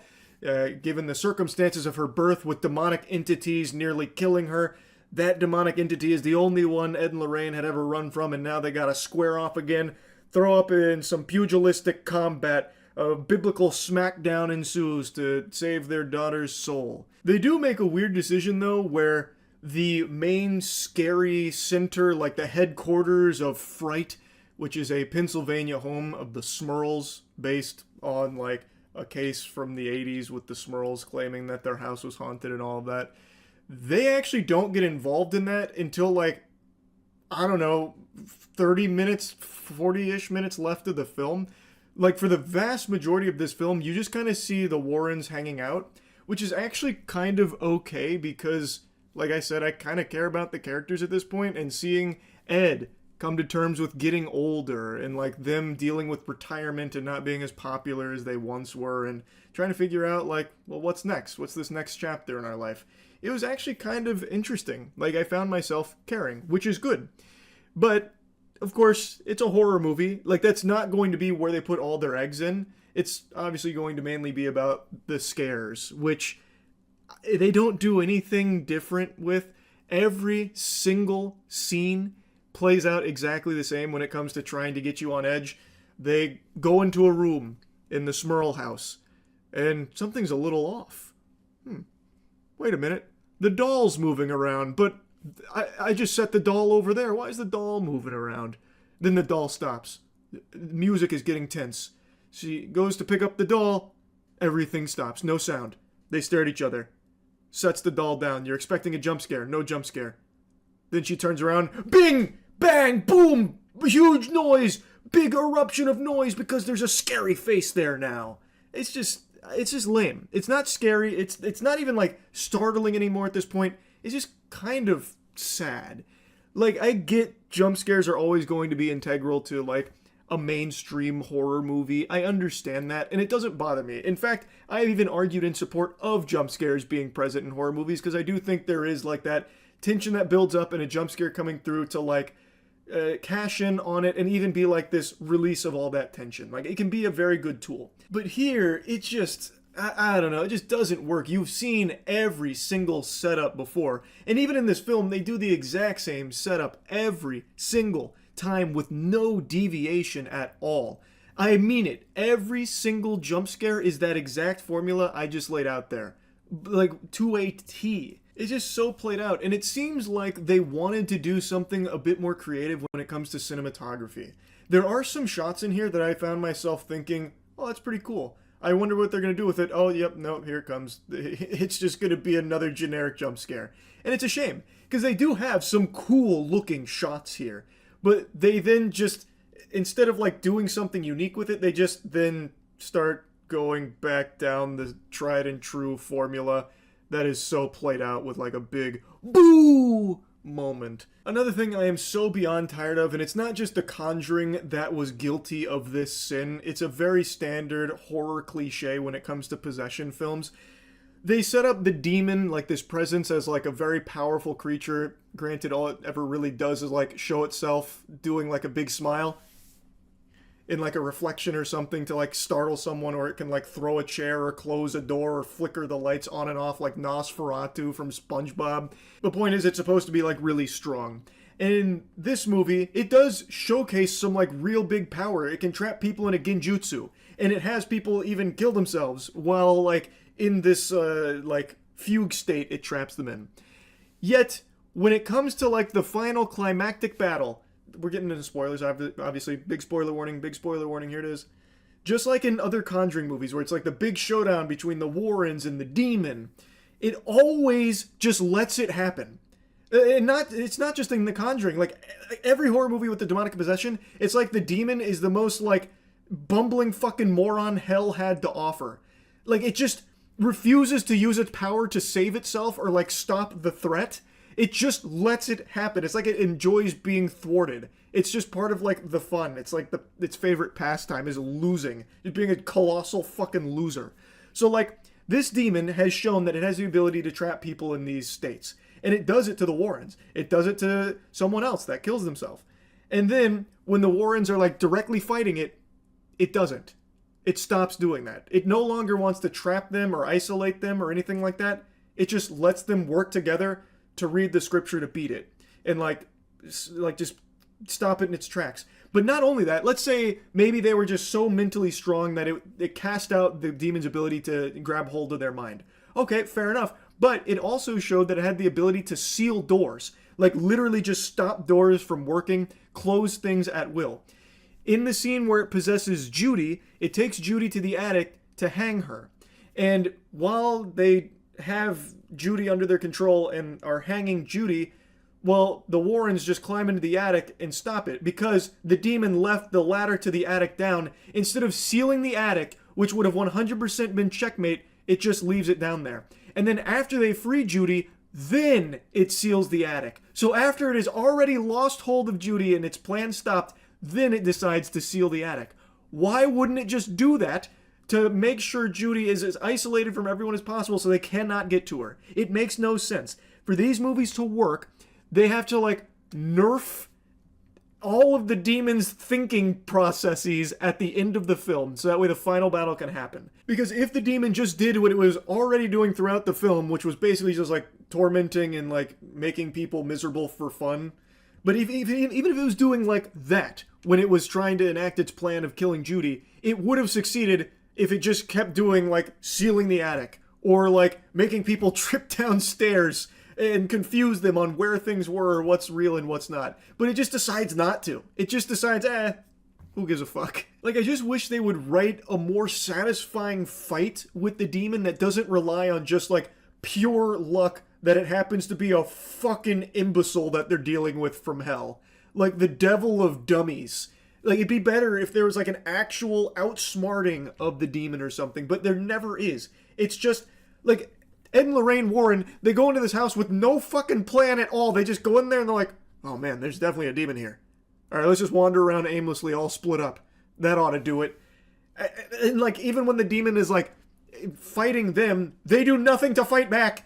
Like, he doesn't even like read scripture or anything until like the very end, and then the demon blows up the scripture.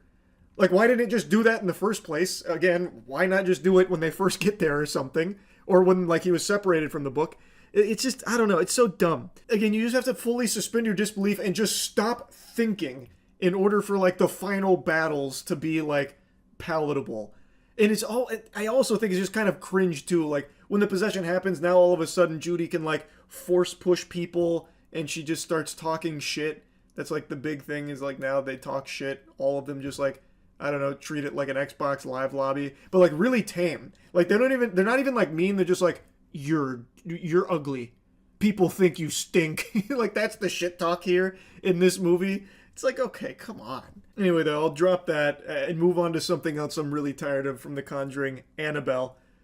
Just let it rest. Jesus Christ, I'm so tired of Annabelle always playing some kind of pivotal role in every Conjuring film. Somehow it always ties back to Annabelle. Goodness gracious. In this film, narratively it makes sense because Judy's here. Obviously, given the history of Judy and Annabelle, I get it. But you didn't need Annabelle this front and center here again. It's just stopped being scary at this point. It's become almost like a glup shitto from Star Wars where like Conjuring fans are supposed to point at the screen, no, Annabelle's here.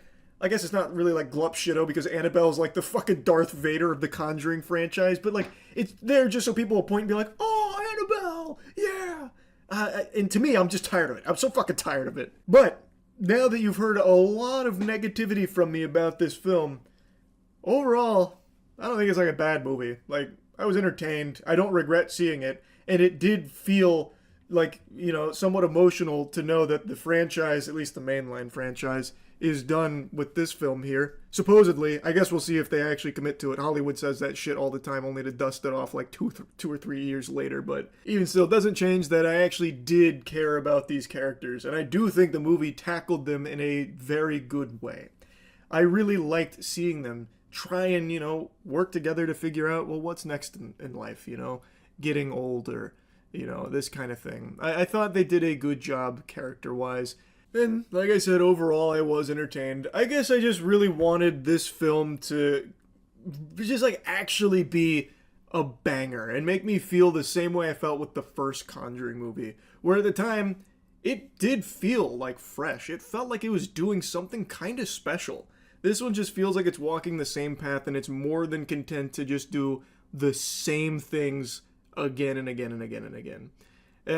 When it comes to like the horror of it, I just would have liked to see it try and spread its wings and do something a little different, especially in regards to its ending. I'm really tired of like the anime battle with the demon, but it's like the worst possible anime battle. Like I would have much rather they thought of a little different spin to do there for the conclusion. Anyway, though, overall, it was a fine movie. I enjoyed it. I think most people are probably going to be satisfied with it, would be my guess. Like, if you already like the Conjuring movies, you'll probably like this one. It is better than the last one for sure. That's really about it. So, yeah. Good Boy is a horror film whose concept I find to be really interesting. It's a horror film from the perspective of a dog. Not a POV, it's not Cloverfield from the eyes of a dog like that episode of Rugrats with Spike. It is a horror film where the dog is the main character and you follow all of what happens and unfolds from that character. And I just saw it. It's really good. I'm happy to say that it is a very solid film that I think utilized its concept really well. It's a gimmick that doesn't fall flat. It actually just feels like it elevates a very tense haunting. Now, admittedly, the story isn't the most, innovative piece when it comes to its narrative. It's not trying to reinvent the condom or anything. While it seems like it's just a pretty standard haunted house movie, it does have its own spin on it that changes. I've been getting into spoilers for so many of these things, but for this one I'm going to avoid it. It does do something a little different with the concept and caters it more to a deeper meaning, especially to a dog. I'm finding it hard to get the right words across without just spoiling it, but most of what you're going to see are things that you've seen in other horror films when it comes to like its scares or like its tension building, but there is a deeper meaning to it, albeit I don't think it's one that really is a game changer for a horror narrative or anything, but it's not like I'm disappointed by that. You get your jump scares, then your music cuts out, it's silent, then nothing. You get all of that, the same formula there, but using the dog as the main character and having that perspective does make it feel fresher. Like, it does breathe a little more life into it. And the way the movie is shot, I think, is extraordinary. I really like the cinematography here. Like, I think they have some very creative shots that help elevate things that otherwise would be pretty stale in other movies. So, since you follow the dog, you never really see, the full face of his owner, Todd. And Todd is sick. Todd is very ill, and he moves back to the old family home where multiple generations of their family have died at a young age. And his sister really doesn't like that, so she's trying to convince him not to and tries to talk to him pretty often to get him out of there. He refuses. And he takes his dog, Indy, to this house to live with him, their new home together. The house is haunted, and there's a lot of spooky noises going on, and some kind of weird monster creature that shows up occasionally before disappearing and stuff, and it's trying to, get Indy and get Todd. And this entire time, you spend the whole movie following Indy. And since you're following Indy, you never really see, a full picture of things that includes Todd. So you never really even see his face. You get these silhouetted outlines of him pretty often. When he's watching TV, you'll see TV from a bigger perspective because to a dog it's much larger, and then you'll see some things out of the corner, and it's really cool. I love the way some of the shots look, and it makes it more tense. And I think the choice to follow the dog makes you naturally more emotionally invested, especially if you're already a dog fan. Like, if you already have some pets of your own, you're going to feel, I think, a lot more emotional in certain scenes where the dog conveys so much. Like, it really does seem like, fear and being frightened and analyzing the unknown. What does it all mean? And not fully understanding what's going on, like with Todd and wanting to be there for Todd because he's so loyal to Todd. I think the dog actor Indy did an amazing job. And interestingly enough, at the end of the film, the director, Ben, is talking about how they made this. And Indy is not a trained dog actor. It's just Ben's dog. So him and his wife and his dog, over the course of 3 years, filmed this movie in 1 to 3 hour chunks. Like, shoot days. They filmed for like an hour to 3 hours, depending on, how cooperative Indy wanted to be over the course of 3 years.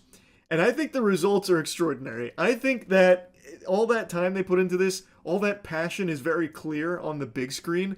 It was a joy to watch. And I think they really did a great job with Indy. And I think the fact that Indy is not some kind of like, Air Bud prodigy or something, like a protege to the Air Bud lineage or something, really helps. Because it does just feel like a guy's dog who is now experiencing all this paranormal shit around it while seeing its best friend struggling and going through so much. It just makes it feel much more real and a lot more sad in certain aspects, again, without trying to get into too many spoilers. I just think it really is a good movie. Though I think some people will probably find it boring. Because it's not a film that is like, fast-paced, nuts to butts, scares out the wazoo or anything, trying to have you on the edge of your seat throwing popcorn in the air. Like, it is a slow burn. And for me, I really liked that. It's not a long movie. In fact, it's a very short movie. But that's not to say that it doesn't deliver a full experience. I was very satisfied with this, but I do think there will be people that come out of it just thinking that it was all just a one-trick pony, relying on the gimmick of the dog perspective to sell an otherwise bland horror movie. I think there will be people with that take. I'm just not one of them. I think it did something different, and it tried something new, and I think it did it well. Would I have liked to see a little bit more in terms of horror? Sure. But I think what's here is executed well, and I think their spin on it is something that will resonate with people that bother to pay enough attention to it, especially if you are a pet owner. I won't yap about it too long, but I will also mention that I found it extremely cute that they did the behind the scenes at the end of the movie to show you how they got Indy to do certain scenes. And I just thought it was so cute. It's no easy feat being able to have a dog perform in a movie like this. And they didn't try and force it or anything. They just did these short work days over the course of 3 years. This is a longer development time than a lot of Marvel projects get. And so I really appreciate that dedication to it and just wanting to build something special. And as the director mentions, this was like a family project for them. And I think they did a great job. I also couldn't help but get some Courage the Cowardly Dog vibes for certain scenes, especially when it came to how they lighted certain elements of it. Like scenes where Indy would be roaming around the house and there'd be this strong moonlight illuminating some very, specific piece of furniture as darkness creeps up on it. I did get some Courage vibes. Maybe I'm just, picking up on something that wasn't there.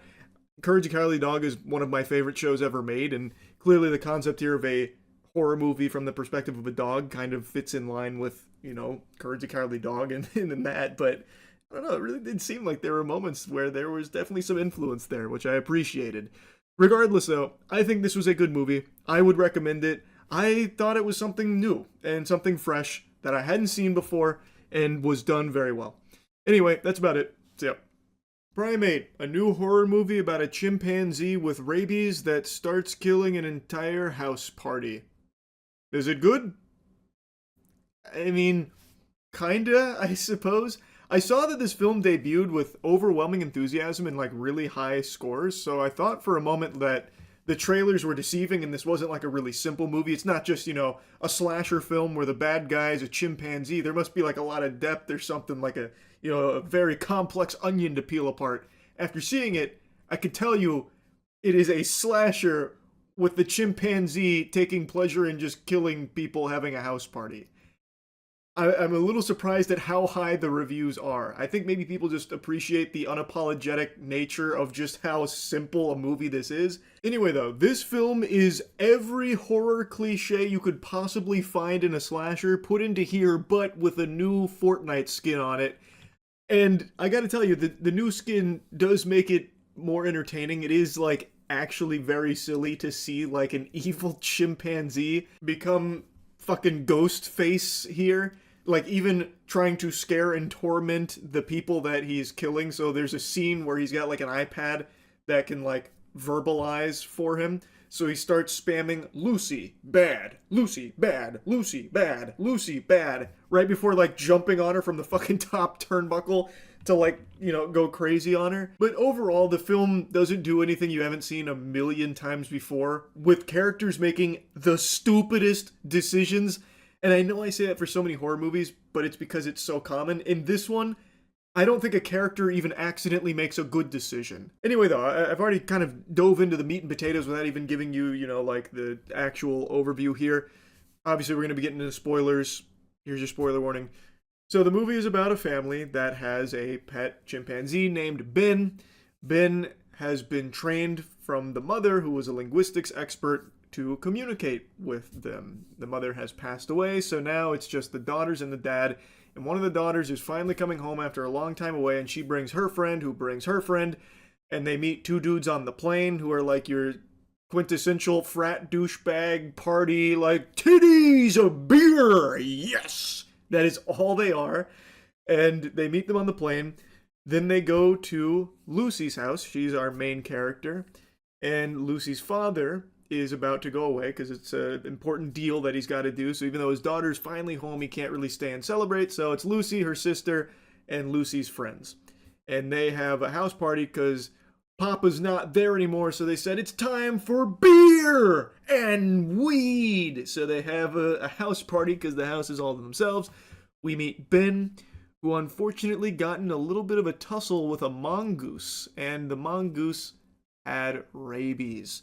Then Ben escapes from his enclosure after murdering one of the doctors that was coming to check on him. He rips his face off. The gore in this movie is pretty impressive. Like, I know it's a lower budget film, but it actually looked pretty solid. It's not just some, like, super lazy, low budget CGI that you'd find on a CW show or anything. I looked it up. It's practical. It's an actor in a suit with an animatronic face for the chimpanzee. So it looks good. And it's not like, very cheap suit or anything. Don't be picturing that scene from SpongeBob where he gets him in the sack and starts beating the devil out of him. Like, it is a decent looking film. And the kills are pretty brutal. Like, Ben rips someone's jaw off, like, straight off their face. Like, and it doesn't look like, dog shit PS2 graphics or anything. And that's pretty much the whole movie. I basically described the entire story. It is, they were throwing a party because Dad was out of town. Ben's got rabies, and now he just wants to kill everybody. So they're trying to survive the night. And boy, howdy, let me tell you, they do a fucking terrible job at surviving. They are worse at that than mosquitoes. And those stupid bastards fly into electric bug zappers. Like, it is crazy just how many awful decisions these characters make. So, for example, when they first start to recognize something is wrong with Ben, he's getting aggressive. He bites one of the sisters, and she's, like, bleeding out, basically. They jump in the pool right afterwards because they correctly deduce that Ben can't swim. So they get in the pool, and then Ben gets his iPad out, and he starts just saying, dead, dead, dead, dead, dead, taunting them, and, like, trying to, like, circle them, and they're just floating in this pool for a while. Eventually, Ben, like, ambushes them, so he climbed over the top of the pool and then dropped on the other side to, like, scare them and, like, try and grab one of them, but fails. And he's just sitting on that edge, and the edge of the pool is right by a cliff. So the only guy here at this party decides he's going to be the big shot hero, and he comes up with a plan to push Ben off the side. And when he goes to push Ben off the side, Ben basically just flips him over instead, and then he falls to his death and has his head explode on a rock down below. then Ben comes up and starts laughing, like maniacal laughter, like a comic book villain. Why would the guy think that the best choice would be to push the chimpanzee? The chimpanzee is a million times stronger than him. That was only ever going to end in disaster. If him, I don't understand that plan, because they had just discussed that he probably has rabies, like that's probably what's causing this, and they know he can't swim, and they would probably know that water would frighten him, and he's on the edge of a pool, on the edge of a cliff. If he had instead just started splashing water at him, Ben probably would have freaked out and fallen off the cliff. But instead he decides to go for like a Goldberg spear on him, which ends with him dying. I don't know why he wouldn't just splash him with water first. But anyway, I don't need to get hung up on just how terrible the decisions were from the crew here on trying to survive. Like, every decision they made was counterintuitive to surviving. Like, if their goal was to be alive, they did everything in their power to ensure that couldn't happen. But I have to call out one inexplicable scene. So those two dudes on the plane that I briefly mentioned, the reason I mentioned them is because they did play an important role. While they were partying, one of the girls decides to give them a call saying, "Come fuck our brains out," like teasing them, and then leaves a message with her address. And we don't hear from them again, and then of course Ben breaks out and all hell breaks loose. And then randomly, after, there's been some death around the area from Ben killing them, not just the one guy, but also one of the other girls got pummeled to death. Well, then those two dudes show up. They're already like plastered, but they like break into the house. They open the door and they're like, "Whoa, it's time to party. Who's looking for penis delivery?" And they're just walking around this house that no one is there. There's shit thrown all over the place, and they're just like joking around like, "Yeah, dude, they're probably upstairs waiting for us to come bone them. I'm gonna check upstairs, but you check downstairs just in case. We're gonna get super laid tonight." And they're just walking around this house like drinking their beer. These are strangers, by the way. They'd never met apart from like the 3 minutes they spent hanging out on the plane. And they break into this house with all the lights off. It looks like there's no signs of life, but it looks like there was some kind of struggle. And they're just wandering around aimlessly. One of the dudes goes into the girl's room. Well, multiple rooms, actually. And then he's like just hanging out on her bed. Still, he has seen no signs of life in this house. They are actually just burglarizing this place. And just hanging out there, and then he looks at a picture that's on the nightstand. He's like, "Oh, it's a pet chimp. Weird." Puts it aside, and then, of course, Ben is there. And that's when he rips the dude's jaw out. And then he also kills the other guy who was still wandering around the house. And then he eventually saw all of the girls in the pool, like, passed out on a flotation device because they had been, floating there for so long they got exhausted and fell asleep there. And he's like, "Dude, I found the chicks." Mind you, in order to even get to that area to see the girls in the pool, he had to walk through a minefield of broken glass because Ben had busted through a glass door. Meaning, he walked through the broken glass, thought nothing of it, then saw them unconscious in the pool and was like, "Yeah, they're here, the girls." And then he gets killed by Ben. It's just so weird because, like, no matter how dumb, like, no matter how lobotomized or drunk you are, I don't think that would ever actually happen, which is why in this kind of movie, you have to suspend disbelief so hard. And I guess that maybe is, like, the big appeal, because it's very unapologetic with how stupid these characters are, and even the concept itself is so outrageously, like, over the top, like just a killer chimpanzee that just wants to kill for fun after contracting rabies. Like, it is wacky and over the top, but I had to mention that, because I was sitting there stunned, like, no way. No way we're watching this right now. And it's also really inconsistent with how strong Ben is. Like, I'm sure many of you have heard the stories of, like, chimpanzee attacks and how brutal it is and how strong they are. Like, the one chimpanzee that ripped the lady's face off and, got shot 6 times and still didn't even go down. Like, it is incredible how strong these animals are. In this movie, they showcase that a little bit with Ben, sometimes, but then other times, like on Lucy, there's like 4 scenes of him just like beating Lucy to death and she's totally fine. There's a scene where he breaks her wrist, like breaks her whole hand and wrist, and then in the next scene, it's fully healed for Lucy. She even picks up a shovel and hits him with it with no issue at all. So like sometimes he's extremely strong and then other times he's really weak. And there's like a scene where they like close a door in Ben's face and Ben is like trying to open the door, but one of the girls is able to like hold the door closed on him somehow. Like somehow she was able to overpower Ben. Like it's just sometimes they just nerfed him. Like he was really weak for some reason. Oh, not for some reason, obviously to fit what the plot needed in that moment, but it was just very inconsistent there, which again, you're probably not even going to be thinking or caring about because this movie is just like so silly, and I feel like it has to be self-aware. I couldn't get like a full gauge on if this movie was self-aware or not, but I have to imagine that it is. Anyways, though, there's no need to yap about it further. I don't think the movie's like good or great or anything like that, but it is entertaining. Like it is silly, like unapologetically silly with how the film plays out in a lot of cases. So if you're just looking for like a really like, simple fun movie where a chimpanzee kills a bunch of people, that is exactly what you get with Primate. There's no bait and switch there. There's no false advertisement. That is exactly what you get. So yeah, I mean, that's really about it. So yeah. It's that time again. About every 6 months, like clockwork, there's a new horror movie that comes out that gets the buzz that it's the scariest movie ever made. Hope you brought your diaper, cause you're gonna be pissing those britches after how scary this one is. Like with long legs and all of that. And time again, it's usually just like it was an alright movie. Just marketing buzz out the wazoo. And that brings us to the most recent culprit here. Undertone. It has been hyped up by a lot of people as being real scary, no doubt going to be the scariest film of the year, maybe one of the scariest things human beings have ever cooked up. It is an unholy concoction of fear, filth, evil. Too scary even, potentially.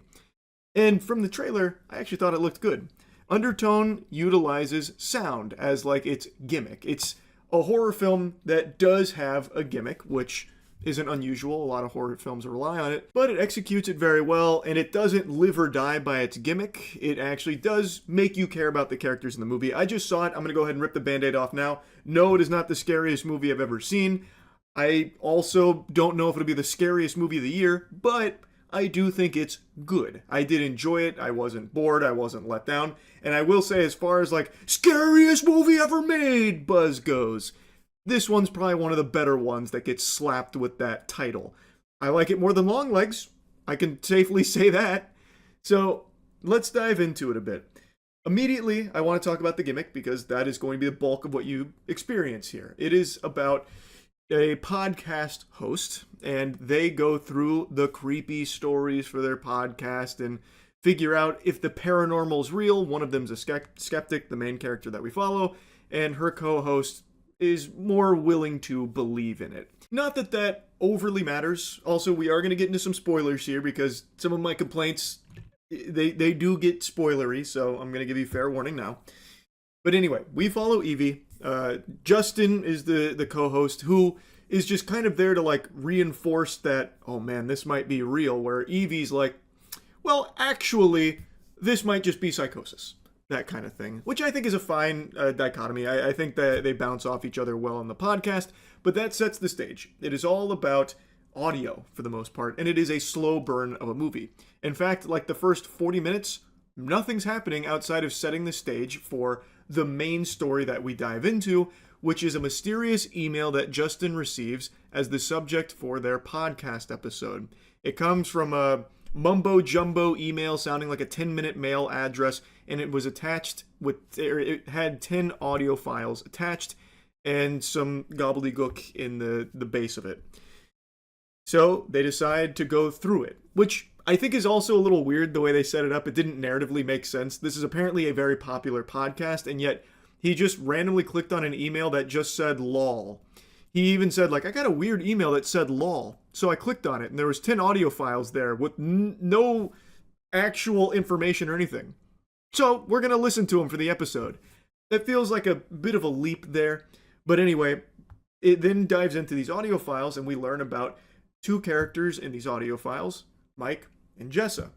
And some really peculiar stuff is happening in their relationship, potentially possession. I don't want to spoil everything, so I'm not going to get into like full-blown spoilers or anything. I just want to make that clear right now.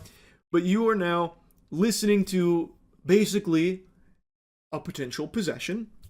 And Evie is, of course, not really believing it, thinking it could be a hoax or rational explanations. Justin, on the other hand, starts like researching, and we get like a lot of lore. Like, we learn a lot about what's going on in these audio files, and I think the movie does a really good job of making you care and making you feel tense. Even though it's not actually showing you anything, you're just hearing these audio files. It's also shot in a really creative way.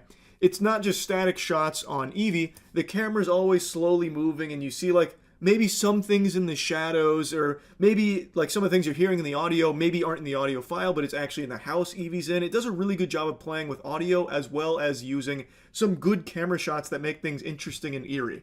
Like, I do think it's shot well, and I think they utilize sound very well, and I really wouldn't be surprised if they actually hid things in the audio that only certain people will pick up on, or if you like run it backwards, which was like a core component of this movie, where they run certain audio things backwards and it tells them more of the story and more of like the haunted shit.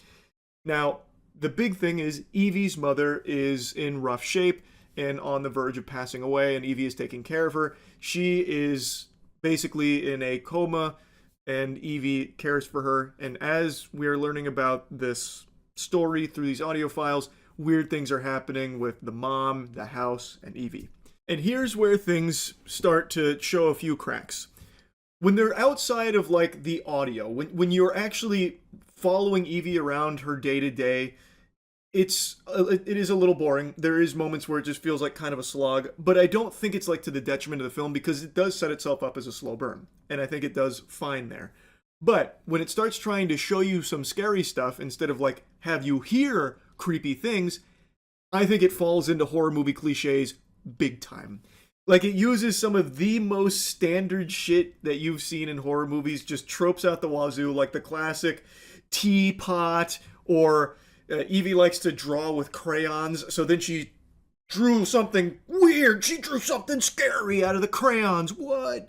Or like a weird statue that keeps mysteriously getting moved, or the light comes on and then the light goes off. Like, it just shows, like, when it's trying to show you something scary or creepy, I think it just kind of falls into the old tried and true methods of the same scares that you've seen a million times, especially towards the end. At the end, they throw the kitchen sink at the scares that you're used to seeing.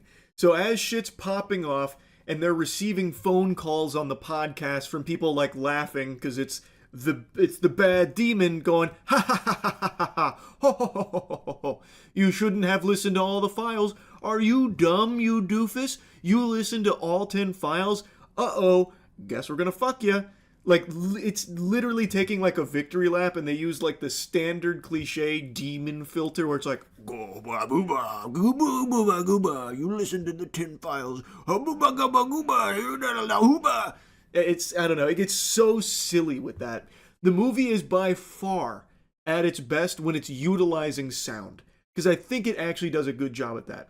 And I really appreciate that it wasn't afraid early on to be slow and have these really slow camera shots where you're questioning yourself if you're seeing something there or hearing something there or not.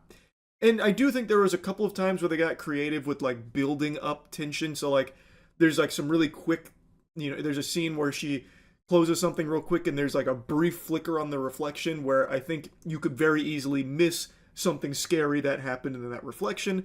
I think that's when the movie's doing its best work. When it's utilizing sound, which the whole thing tries to build around, and when it's being unapologetically slow with creative shots that actually do build tension. And I do think the movie does a good job of making you care about Evie and her situation, so you want to get some kind of resolution, you want to see what's going on.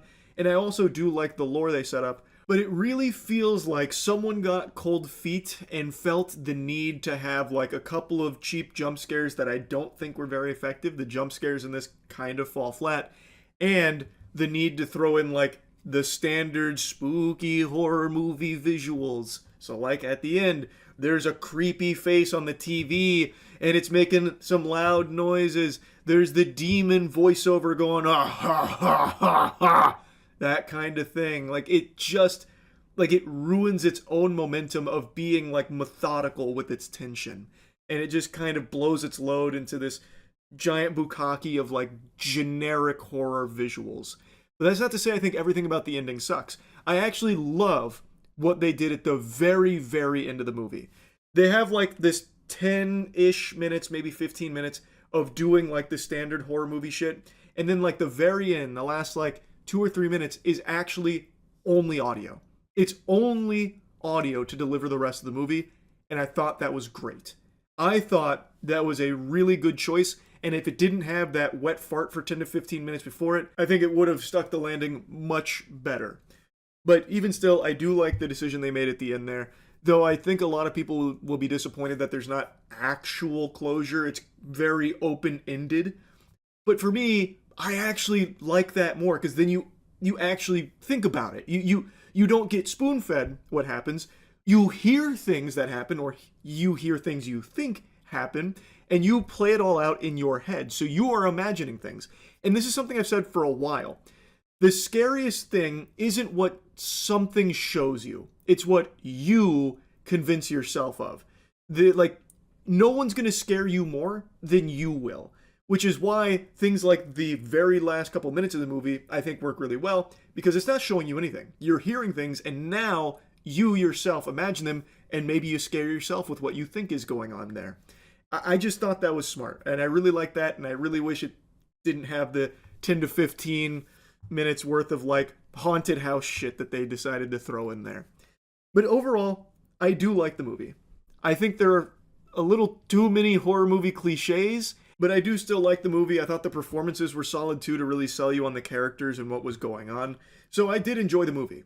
Is it the scariest movie I've ever seen? No. Is it a good horror movie? Yes. Now, it very well could be the best horror movie of the year. Who's to say? I do think it is strong. I just wouldn't go as hog wild as everyone else seems to be going about, like, it's too scary, it's the scariest movie, no doubt, holy shit. I always think that is to the detriment of the film because then it puts unrealistic expectations on the movie, and it's very unlikely for them to actually reach that level. But if you go in with normal expectations, I think you're going to be very pleasantly surprised with the film. I think you're going to enjoy it. I thought it was good. So yeah, overall undertone I thought was solid. That's really about it. So, yeah. Just got back from the cinema after watching Exit 8, a movie that I think a lot of people are sleeping on, but you really shouldn't because it is impressively good, especially for a video game adaptation. Exit 8 is based on a game of the same name, and really a game that kind of popularized the anomaly hunting genre of horror games, which is a genre that I've really started to fall in love with. Every time I play an anomaly hunting game for the gaming channel, I get fucking hearts in my eyes like an anime character. It's just a lot of fun, and Exit 8 was what really, propelled it into the, mainstream consciousness. Also, the gaming channel, Moist Critical Gaming, is by far the best gaming channel on YouTube. Just started my Sly Cooper marathon as well, so now's the perfect time to go subscribe over there. But I'm playing fucking hundreds of games a month for that. Anyway, Exit 8 is a very solid game. But I had no clue there would ever be the potential to make a good movie out of it, because it's very simple. You are trapped in an endlessly looping subway tunnel, and every time you try and go forward, you end up just going back to the very beginning. The only way to escape is by checking everything with a fine-tooth comb to see if there's anything that has changed, anything that's out of the ordinary about this corridor, and if there's any anomalies there that you detect, if something's out of whack, then you have to turn around and go the other way in order to progress. And you do this until you reach Exit 8. It's a very simple game premise that was really fun. It had a lot of cool, anomalies that they threw at you. But there was not, a big, in-depth story that, would get players invested in the character you play. So I really just didn't think that there was any potential for a movie to spawn from it, and if there was, it'd just be like some boring ass cash grab. That is not the case with Exit 8. This film fucking slaps. They did an incredible job. The whole first 15, 20-ish minutes of the film is POV. It is first person of the character that we are following, and it actually feels straight out of the game, except they don't just toss you in there and start hunting anomalies. It gives you a character to care about.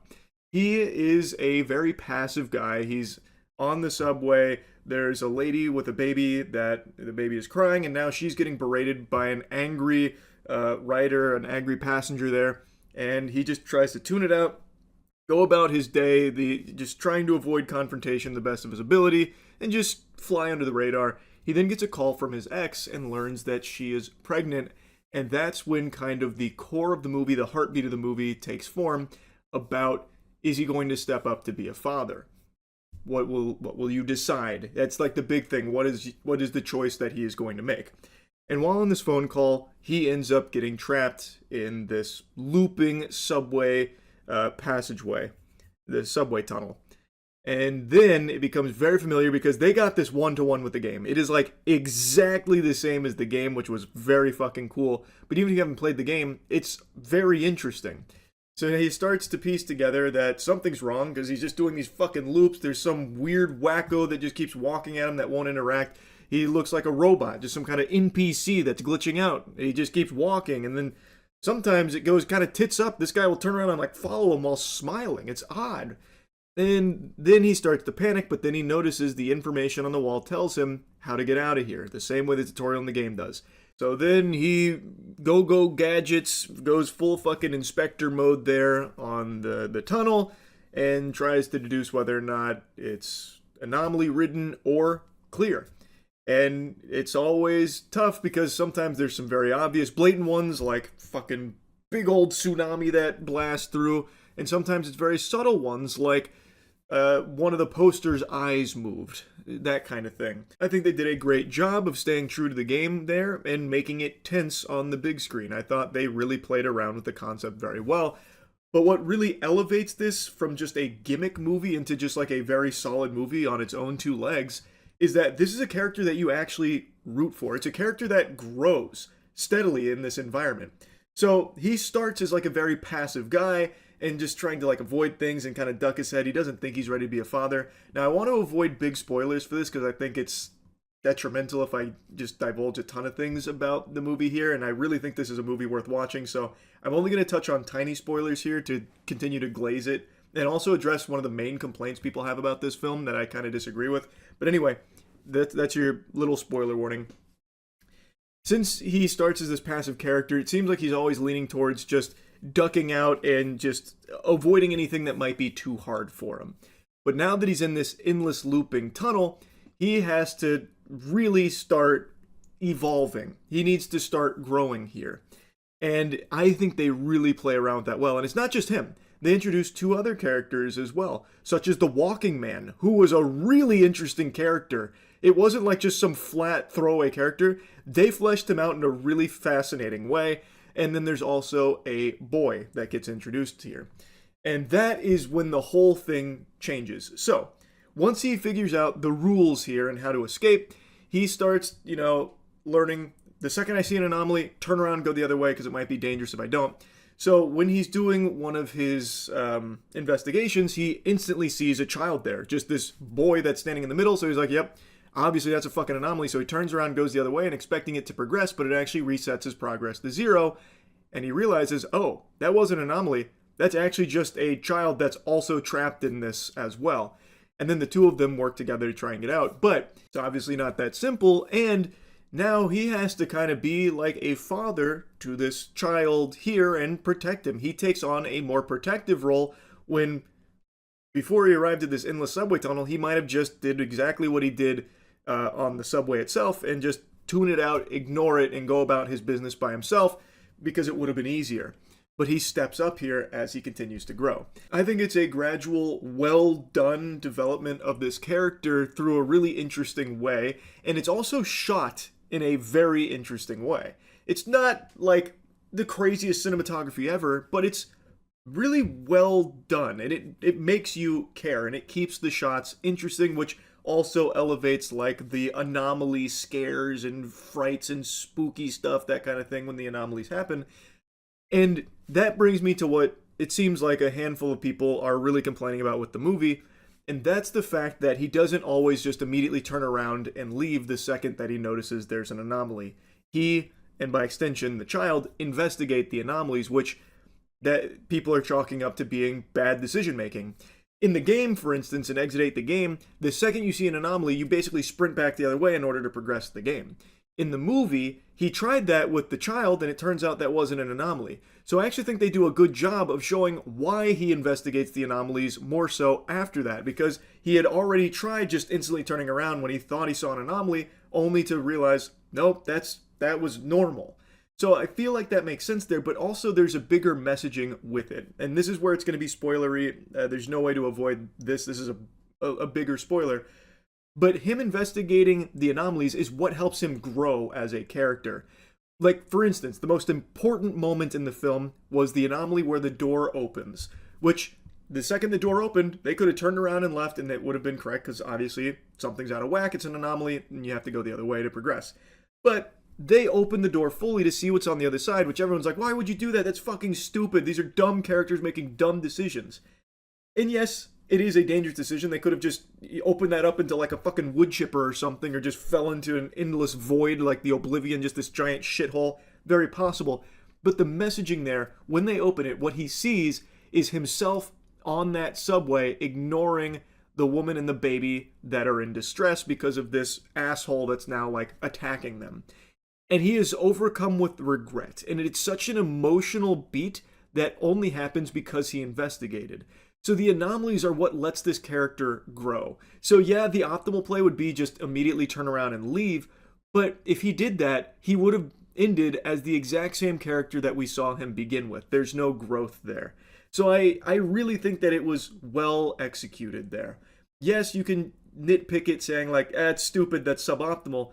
But without it, he doesn't change. And his change and everything he learns about himself and his journey throughout his time in the Exit 8 endless tunnel there, the fucking treadmill there, that is what the movie is about. Him and his experience there and how it changes him and helps him develop. And I thought they did a great job with it. They took a very simple horror game concept of basically, you know, that old game you'd play in the picture books where what's different with this picture and this picture? Circle it. You win, that kind of thing. They took that and used it as a character development tool and set up a really interesting world with it. I was really impressed with how they used it in Exit 8. I thought they did a great job with this movie. I don't really have any complaints other than sometimes it drags. They do let some shots sit for too long that don't really add suspense or tension. It just kind of makes it feel like, all right, come on, we get it. Let's kind of move on to the next thing. Like, there definitely were moments that I thought dragged, but nothing like egregious. I really enjoyed this movie a lot more than I thought would ever be even possible with a game like this. So yeah, I thought this slapped. This is definitely a very solid video game adaptation. They took the game and added a story to it and really did it justice. You could even make an argument that they elevated it as well. I'm very, very impressed with what they've done here. So I wanted to yap about this and give you a little review on it, I suppose. That's really about it. Oh, another thing I want to mention. The music in this. They did a great job with the music here, which I didn't expect at all. It's a movie that's really quiet for the most part as he's facing these anomalies, which, again, the message that that is being delivered is about how he's not just like facing these random anomalies. These have meaning. He's facing parts of himself and needs to overcome and grow in order to, you know, make it out of the endless, you know, subway station here. But most of the movie is quiet and a lot of just environmental noise and background noise. But when there's music here, the music goes ballistic. They kind of went hard on the score here. I wanted to make a special mention of that. But anyway, yeah, like I said, it's a very good movie. I recommend it. That's really about it. So yeah. Can you guess the emotion I'm feeling right now based on my face? Is it painted all over me? If you guessed refreshed, you'd be correct. It is refreshing to see a horror movie that finally lives up to the hype. I just got back from seeing Hokum and I really enjoyed it. Going into it, I saw all of the stellar reviews saying how great it is. And surprisingly, it didn't tiptoe over the edge like a lot of horror movies love to do, where they just slap, scariest movie ever made, hope you brought your diaper, you're gonna be pooping, it's turbo extreme spookiness, that kind of thing. Like Longlegs. And I know I've spit on that a lot because I think it is just the perfect example. I think it is the epitome of this overhyped, exaggeratory marketing that horror movies are really leaning into these days. Longlegs was just but the advertising would lead you to believe that it's scarier than hell itself, that it was opening a fucking portal to the underworld or something. And a lot of movies now have been doing that pretty routinely, and it's just become a big pet peeve of mine. It is just so fucking annoying how just generic horror movies now just lean into this marketing of, you're gonna fart with fear, you're gonna be sucking your thumb for the rest of your life thinking about this movie, it's gonna traumatize you, don't see it, it's too scary, that kind of shit. I'm ranting about that again, can't help myself. Point is, Hokum didn't have that around it. The reviews were just extremely positive about how well shot it was and just how great it was at being unnerving and intense, and how well Adam Scott played his character here. And all of that I agree with. I think this was a really good movie. And interestingly enough, Hokum is... we're going to get into some spoilers here. I'm not going to do like major spoil. Well, maybe I'll do that. Spoiler warning. I don't know how deep into spoilers I'll get, but in order to talk about some things, we got to get into spoilers. Spoiler warning. The movie revolves around a witch that is supposedly trapped in the honeymoon suite of this very peculiar hotel. And they make that pretty clear early on, and in the advertising you can see that there's a supernatural element to this horror movie, but what really surprised me is that that's not the meat and potatoes here. This is actually more of a murder mystery than anything, with supernatural elements that are thrown in, like woven throughout it, really seamlessly, and it's great. It's like a really good marriage of murder mystery plus just genuinely good horror. Like, it does rely on a lot of jump scares, but they didn't feel cheap or anything. It actually just complemented the entire atmosphere they built up of this murder mystery really well. So I thought that was very cool. They introduced some interesting characters. Adam Scott plays a writer who's a real asshole. And you spend most of the movie kind of rooting against him. You're like, okay, when's the witch gonna fuck this guy? And by the end of it, you're like, oh, please, I hope everything works out okay, that kind of thing. They do a good job of making you care and fleshing out these characters. Even like a wacky guy in the forest named Jerry, he gets quite a bit to do. He's a cool character. It does a lot that I didn't expect it to do. I was expecting, based on the previews, or the trailers and the reviews, it would mainly just be like a horror movie about a witch, that kind of thing, just doing like creepy witch shit. But it's not. That is definitely there, and when it's there, it's done well. They do try and put a different kind of spin on it to a certain degree using the folklore, which I appreciated. It's not the most unique thing you'll ever see when it comes to that, but it's done effectively. I also really appreciate that there's no stupid characters per se. No characters are making like really dumb decisions. Like, there's even a moment where they basically do like a video game puzzle, like some shit you'd see out of like Resident Evil or something, where Bowman, Adam Scott's character, has to brainstorm and come up with a good plan on how to utilize a dumbwaiter without just trapping himself in basically game over there. And the solution was really creative. I just appreciated that, because usually a lot of horror movies rely on characters being super stupid. Here, not so much the case. That being said, there is something in the very beginning of the movie. He is writing a story, and it is reaching its conclusion. And there is a glass bottle with a very important item inside. And the character and a child that's traveling with them are in the desert, and they reach their destination. But then he realizes he can't open that bottle to get the piece of paper inside of it out. So his plan is pretty morbid. He believes the only way to open it is to break it on the skull of the child. So he was going to bash his skull with the glass bottle in order to break the glass to get the item out. And I think that's just a little silly. And this is something kind of important to the film because it shows Bowman's outlook. He has been through something very traumatic, so he views everything as just having bleak endings. And that's a point he makes to a waitress at that hotel while he's drinking. He's describing the ending of that story, and she says how bleak it is, and he's like, yep, that's how everything goes. And this is a perspective that he has carried his whole life after that incident that happened in his past. And even at the end of the movie, as things change and the ending of this book maybe gets altered in certain ways, it is still reflective of his outlook, and that's why it's something that's kind of important to the overall film. But even in the end, the solution of bashing the bottle on Skull is still the only thing that the characters thought of there.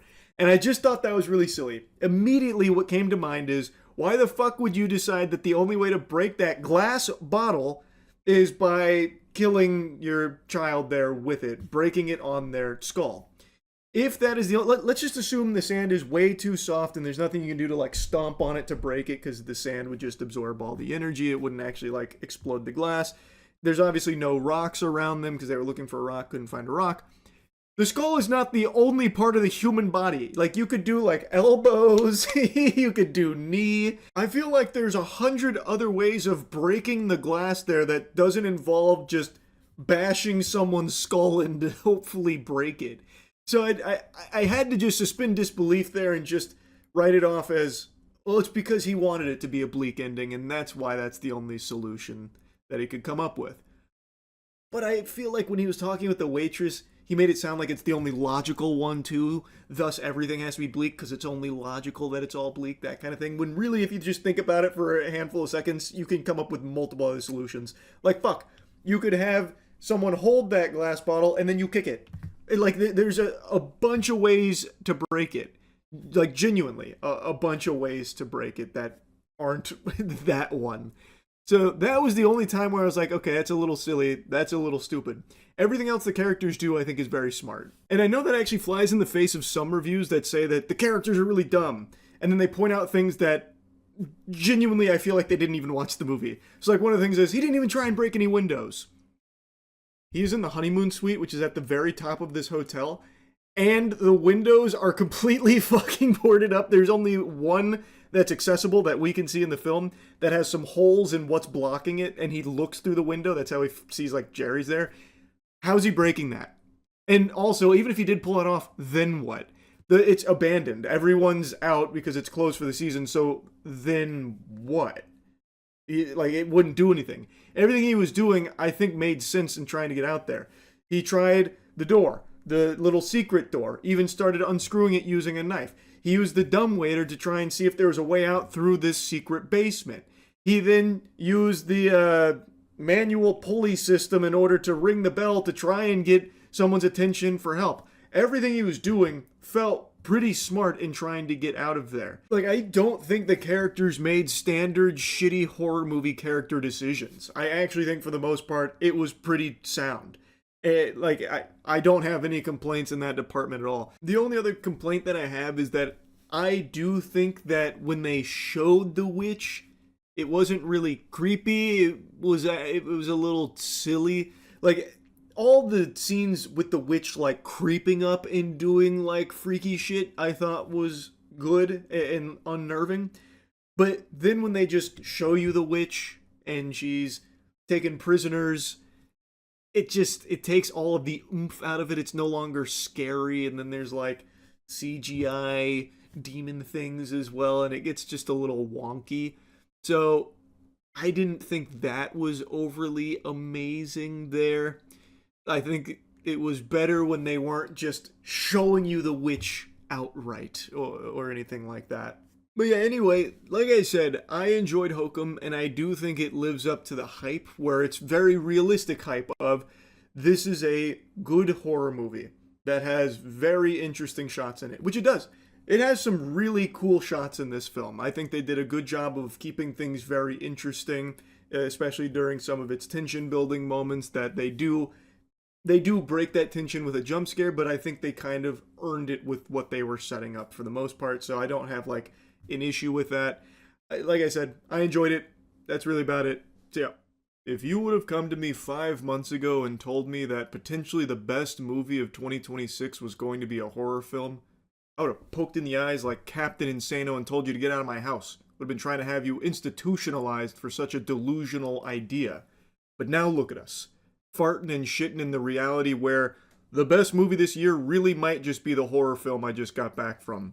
Obsession. A lot of people have been glazing it. I'm sure you've seen a lot of the hype around it, and I know I've been very vocal and you're probably tired of hearing me whine and squeal about how exhausted I am of this marketing tactic, specifically in regards to horror films where everything has to be the scariest movie ever made. Oh, no, run, don't see it. No, it's too scary. You can't handle it. It's gonna be piss all over the fucking seat. Don't go see this new horror movie. It's too scary. Like with Long Legs. And I know every time I review a horror movie now, I can't help but make that mention, just always fucking shooting spitballs at Long Legs for the marketing around it. But point is, this movie had a lot of hype, and nowadays that makes me kind of skeptical, like, okay, might not be all that special. But in the case of Obsession, I think exceeds all expectations I could have had based on the early reviews, and even the trailer. The trailer looked good, but this is much better than the trailer led me to believe. I went into this kind of expecting something in the vein of Wish Upon, which is one of the fucking worst horror movies ever made. Actually, an insult to cinema. Like, that right there is why you could make a strong argument that we were never meant to have this technology, because what that captured is a fucking sin. Wish Upon is a terrible film, but there is something in Wish Upon that is shared in Obsession, which is a wish for love, which overwrites a human being's free will to bend to that wish for the person who made it. It's a fun concept that is ruined in Wish Upon, but explored beautifully in Obsession. And now, after having watched this film, I feel like I can say with confidence the best horror movies are being made by YouTubers. Raka Raka crushed it with Talk to Me, came back for the double whammy with Bring Her Back, which I thought was one of the best films of that year, and now this film, Obsession, is also a YouTuber-directed film. This comes from Curry Barker. And this is so far my favorite movie of the year. I really liked it. And I think what elevates it, the concept is pretty simple. And like I said, it actually isn't the most unique concept ever. Making a wish for someone to fall in love. Fucking Fairly Odd Parents had something like that with Timmy and Trixie at one point. So it's not the most unheard of concept. And you can immediately deduce where it will go, where it becomes an obsession, stalking, that kind of thing. But what really gives it that extra oomph is the performances from the main characters. So Bear, played by Michael Johnston, and Nikki, played by Inde Navarrete. I'm sure I fucked the name up. I'm super sorry. But they both gave such a great performance. In particular, the actress who plays Nikki. Extraordinary. They are really able to sell everything in this film to you. And it does a great job of tiptoeing on the line of being like comedic at points, and also just being extremely unnerving. This movie does some great tension building. I just have zero complaints about this film. I also like that it unapologetically uses weirdness. It uses tactical cringe, where it's self-aware of what it's doing because it's part of what's happening. He has made a wish to make the girl of his dreams fall in love with him, and now she is obsessed, but it's not her, and they make that point pretty clear that this is now basically just some kind of demon that's piloting the body here under the orders of the wish that he made. And so they'll occasionally have the real Nikki come through at very rare instances, and it snaps from her being all over him and in love to then just freaking out help, it's not real, it's not me, that kind of thing. The film is not afraid to be weird. It doesn't just try and rely on the normal standard horror movie cliches you've seen a bunch, though there are a few cliches sprinkled throughout. It does try and just be odd, and I really appreciate that. So very uncomfortable scenes, one scene I know popped off pretty recently where they're at a dinner and he asks, hey, that thing about your dad dying, is that real? And then she just starts going no, freaking out. I thought we were having a nice date in front of the whole restaurant. And it's really uncomfortable. There's also other scenes like that where when he goes to work and she's off, she just stands there and basically goes into low power mode and just stands there smiling at the door for 8 hours, and she's pissed herself, she's shit all over the floor, covered in vomit and stuff. It does just get weird and uncomfortable and unnerving, and I think that really helps sell the unpredictability of each scene as they're building all of this tension, because you don't know if it's going to go in a comedic direction where at a party she has to do something for a drinking game and it ends with her reading a really odd passage from a book that she's working on and everyone's all weirded out. She's completely ruined the whole vibe of the party, and then she just goes into wacky maniacal laughter. Just joking. No, I'm joking about joking. So what if I'm fucking serious? That kind of thing. And it's not afraid to slow burn these scenes. This is a horror film that actually does a good job of being scary and frightening without just using like the standard like demon jump scare or something like that. Like, again, there are jump scares, but at the end of the day, this is still a human being that you're watching. At no point does she like transform into some kind of like, monster creature or anything like that. It's not even like very violent or gory. There is some violence and gore in there, but it very, very seldom. It really is impressive just how effective it is at making you like, I don't know, kind of tense up just by having a scene with a bunch of darkness in there and she's talking in the darkness. Like, there's a lot of scenes where they're showing her where you can't even really make out her face. So then you are sitting there trying to like figure out what facial expression she's even making, and it's really effective. Like, I have like no complaints about this film whatsoever. They also do a good job of making you not exactly the biggest fan of the main guy either, because what he's done is fucked up. And even after he starts to piece it together that wish that he made on basically a fucking toy turns out to be real, he kind of just like, okay, so what if it's not real? I still get to have sex with her. So he's taking advantage of this. And one of his friends is like, hey man, it really seems like you're taking advantage of her and she's going through like a psychotic episode. So like, it does a good job of like actually making you kind of root against the main character as well. Like, everything this film tries to do, I think it does extremely well. I was blown away by how much I was enjoying this film. And like I said, it is self-aware. So when it is giving you like those cringe moments being very on the nose, or giving you like really wacky over the top scenes of this, like stalker type behavior and like, crying like, oh, why don't you love me? That kind of thing. Or like even just something really over the top, like you cooked my cat, that kind of stuff. All of it works. All of it flows so well in this film. And I think a big part of that falls onto just how great the acting was. The performances really did complement it amazingly. Like I said, no complaints about this film. So far, it is my favorite film of the year.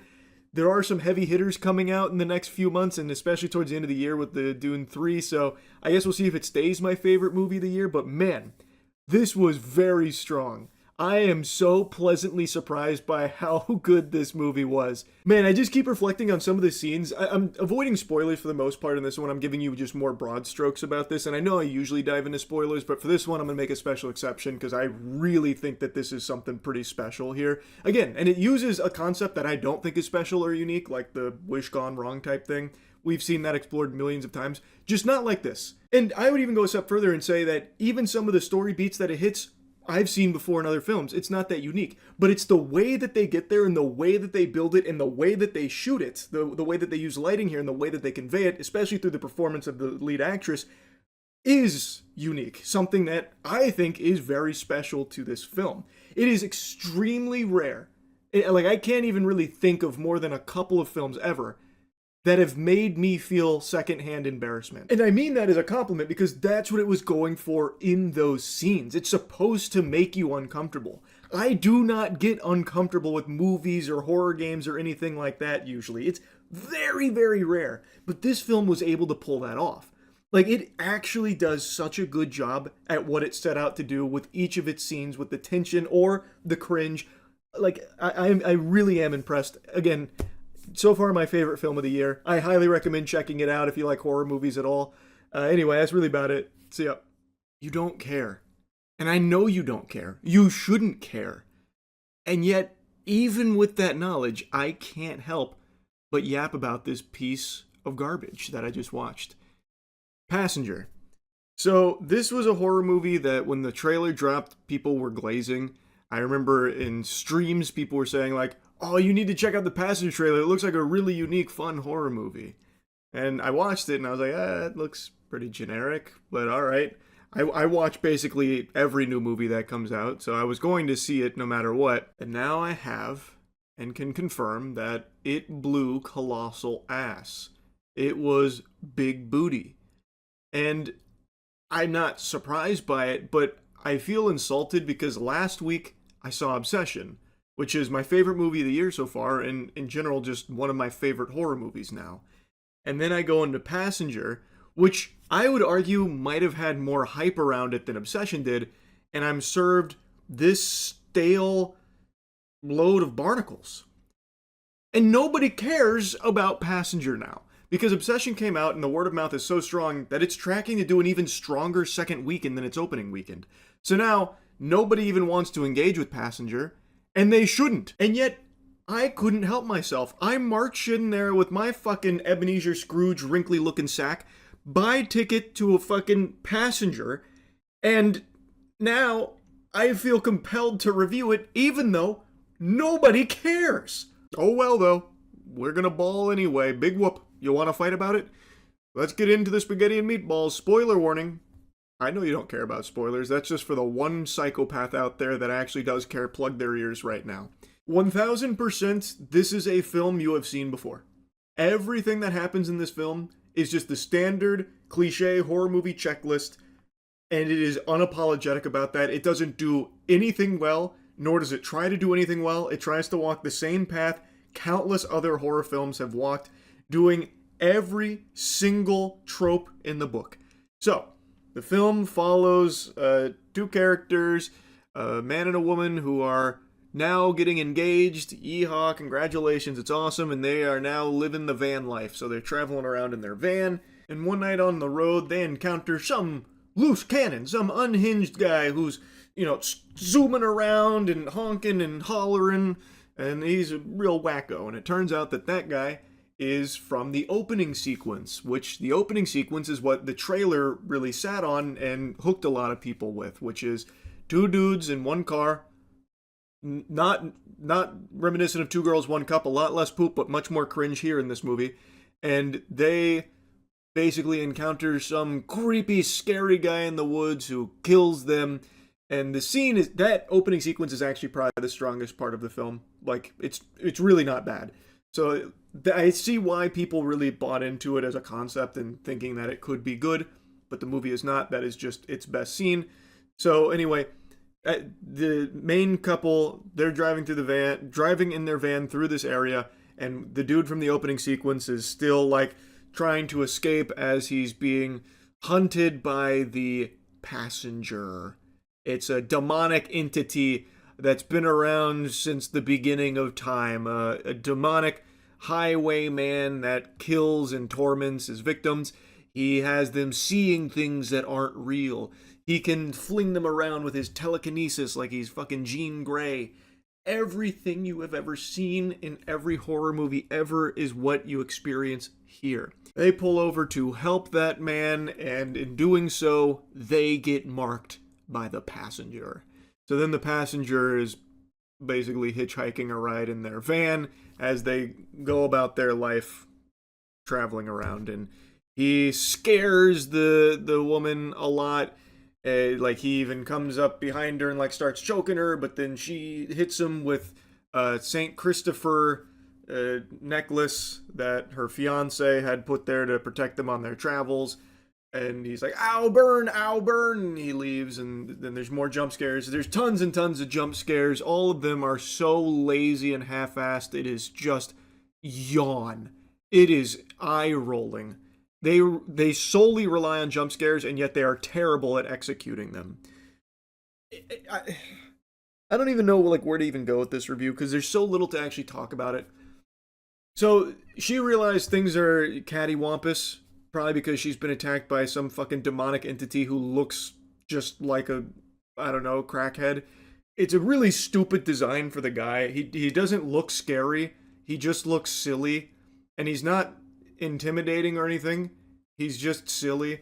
And he does every dumb horror villain thing where he like toys with them. So like, for example, they're watching a movie in the woods, and then he interrupts their film by like putting his head into the projector screen, and then he disappears when he pulls the thing down, and then he starts like banging on their van, and it turns out the guy left the keys outside, which means you would think that the Passenger would just kill him there, but he doesn't. Instead, he starts jingling the keys and then puts the keys on a tree and lets him get it so they can get away. He's really enjoying it. And it also does the standard horror cliche of they're able to research everything that they're experiencing on the internet and get all of the lore so they know exactly what this is, and it turns out they need to learn the hobo code in order to survive, because you see, when they pulled over, there were 3 scratches on the vehicle from the previous victims of the passenger, and now they've made a big point about the 3 scratches on their van, but they didn't know what it meant until at like a fucking rest stop, as the fiance's carrying around a huge spoon and showing a license plate that has her name on it. Her name's Maddie. It's like, look at this, it's your name. We gotta get this, put it in the bag. That kind of stuff. She happens to find this book that has the hobo code, and she sees the 3 scratches, and it means not safe. Not safe person when it's 3 scratches through a stick figure. I mean, I feel like you don't even need to be experienced in the hobo code. That's pretty on the nose. You could probably sniff that much out for yourself just using basic reasoning. But anyway, they start to dabble in the ways of the hobo code. And they also have the cliche of the wise old woman who also knows everything going on. So they give you both. They give you the internet solving everything for them, and the old woman also solving everything for them too. It is so cliche, it's painful. It is so formulaic, so generic.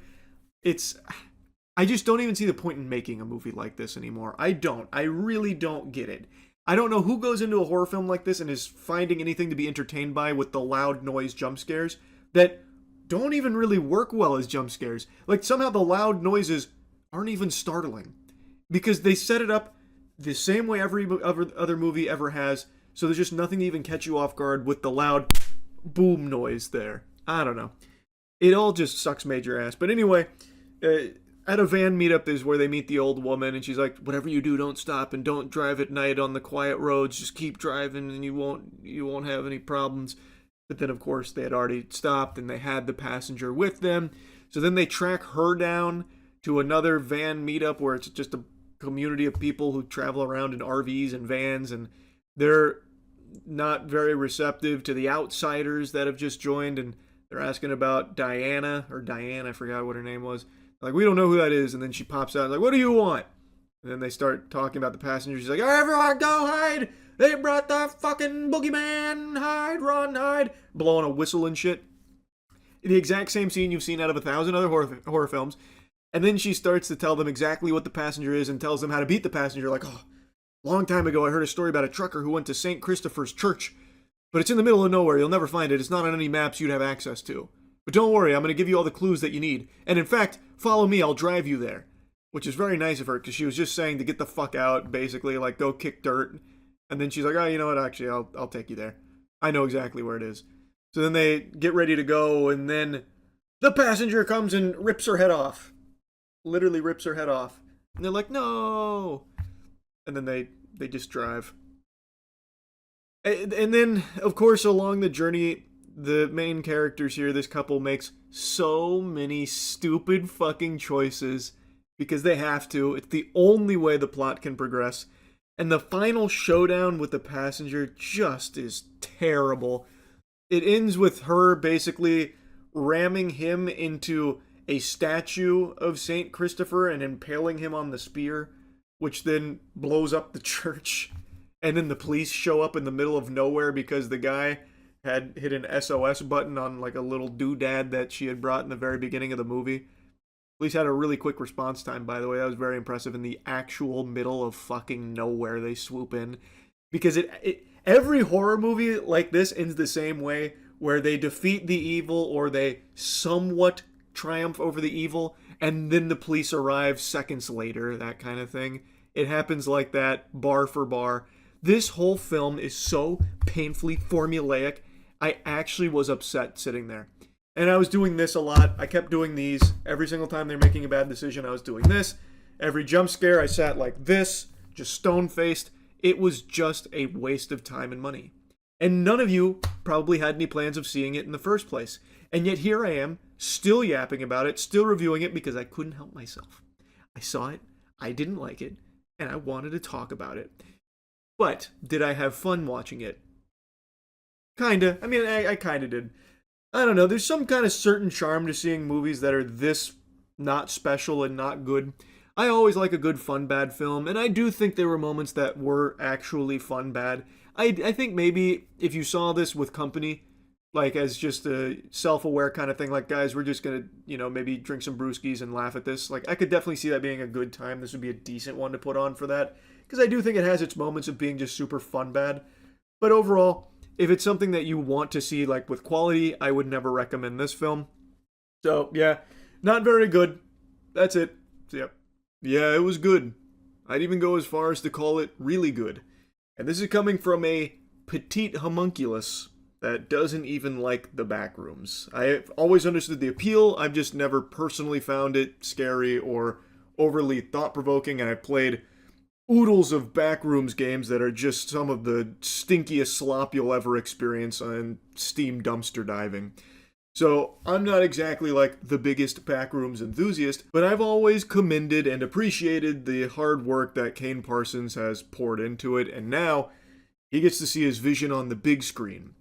And he turned a hater to a glazer. I had always bah-humbugged Backrooms, but this movie I really enjoyed. Now, it's not without flaws, obviously, no movie's perfect, but damn, he really did step up to the plate and hit a fucking dinger. So anyway, let's get into the weeds of it.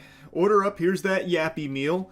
So, we follow, for the most part, Clark. He is a store owner who's selling furniture, and he's gone through a lot, and he's seeing a therapist named Mary that's trying to help him work on himself to change.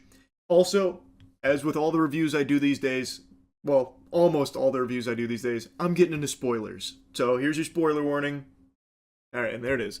So he is seeing Mary after he's been kicked out of his own house by Barbara, his significant other, and now he's living at the store, and he hates it. He wanted to be an architect, and he just unfortunately wasn't in the cards for him. Now he owns this furniture store, and he is just filled with this bubbling rage. And when he is going through an exercise with Mary, it becomes very clear that he has some deep-rooted anger and has this lack of ability to accept things that are his fault. He has a drinking problem. He lashes out. He bears resentment towards Barbara because he's paying for her to go to school to be a lawyer and not contributing. He pays for the house, but now he's kicked out of the house. It's not fair and it's not his fault, that kind of thing.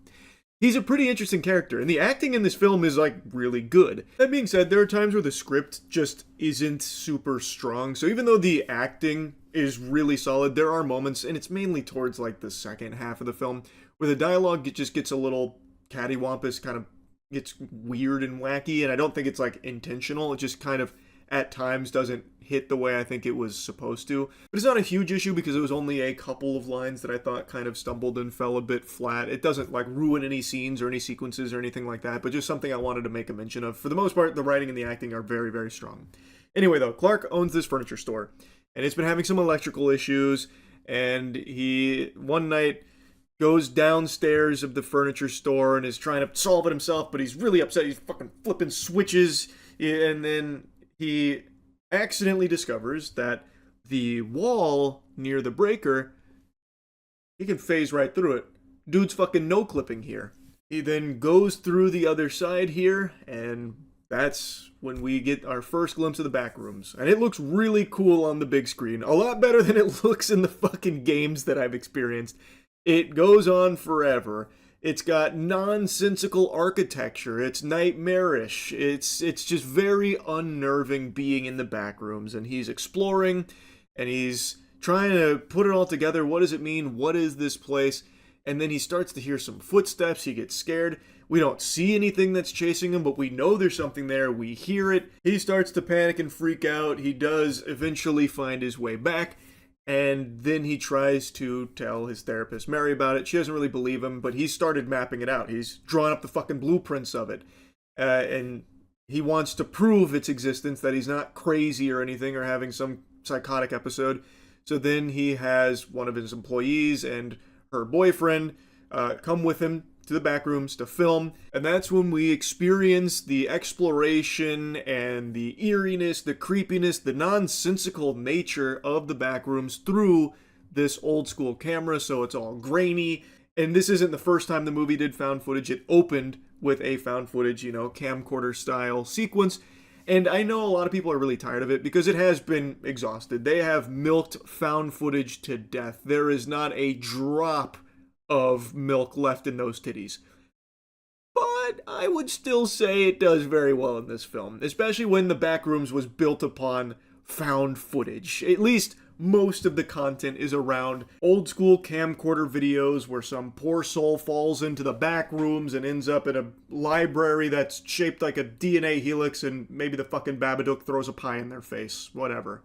Found footage is integral to the DNA of the Backrooms, so obviously it's got to be here, and I do think they do a good job of making it not like the most trope, cliche-ridden found footage you'll ever see. I think they did a good job of making it interesting.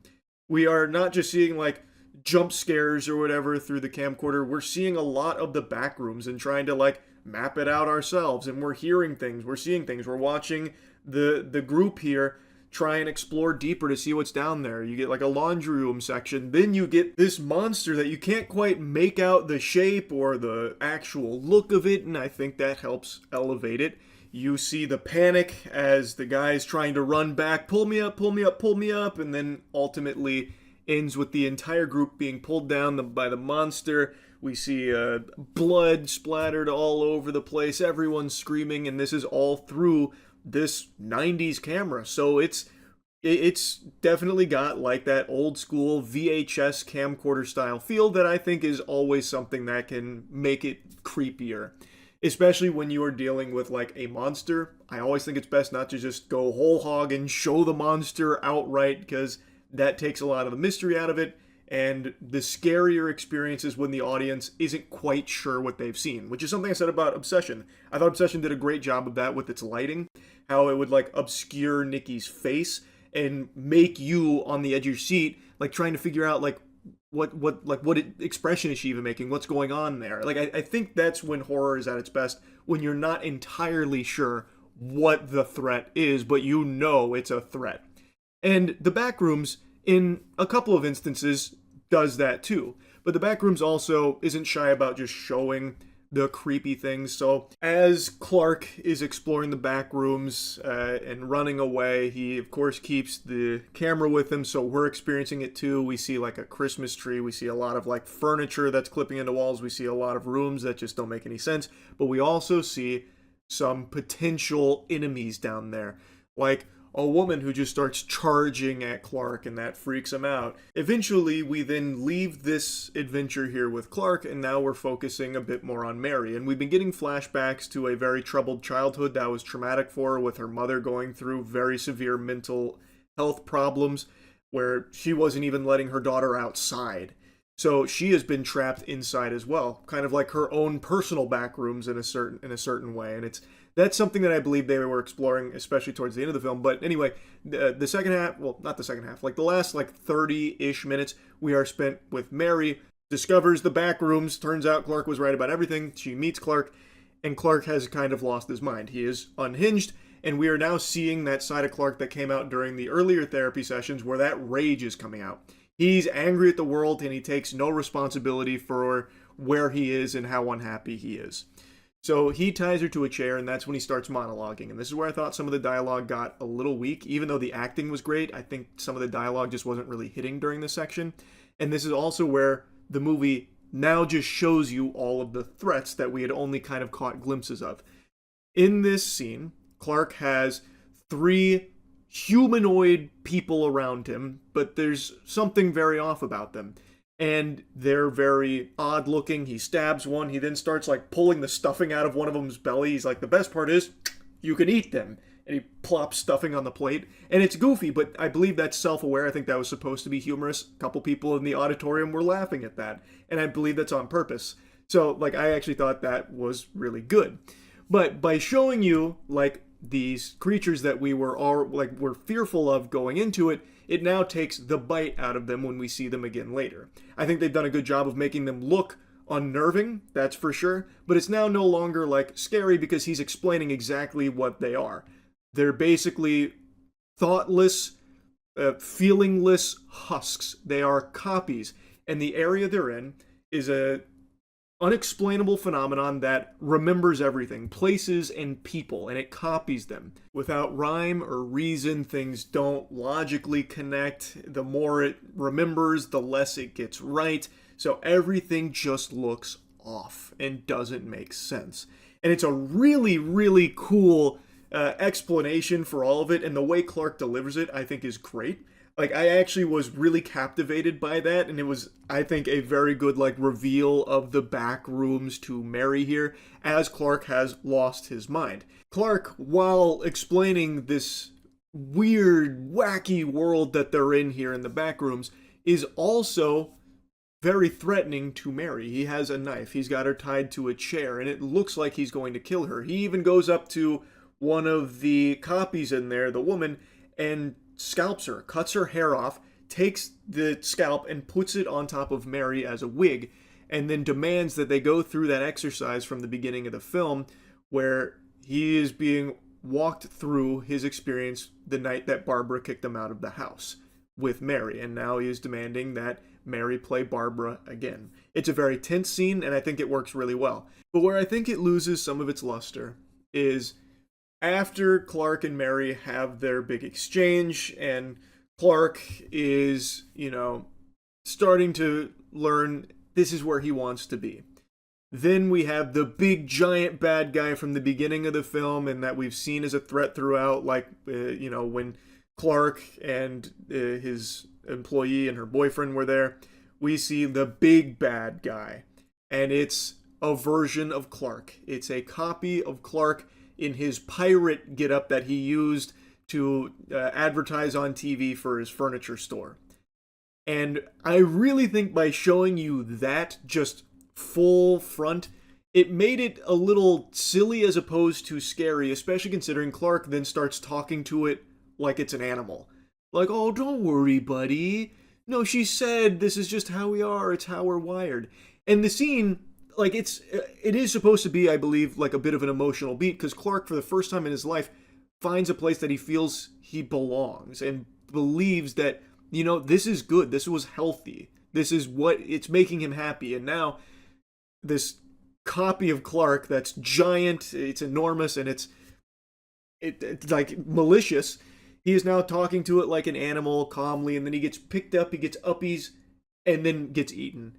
It was like that picture of, what was it, Saturn eating its young? What's that classic photo that's in every horror game ever? Where it's like biting into the guy. I'm pretty sure it's Saturn eating his young. But anyway, it's that, and then it ends up killing Clark, and then the rest of the movie is spent with Mary running away from giant pirate Clark. And the chase isn't bad. It goes through a lot of, like, other really creepy areas in the back rooms, and it is like a big threat here with this giant creature making a lot of very loud, spooky noises.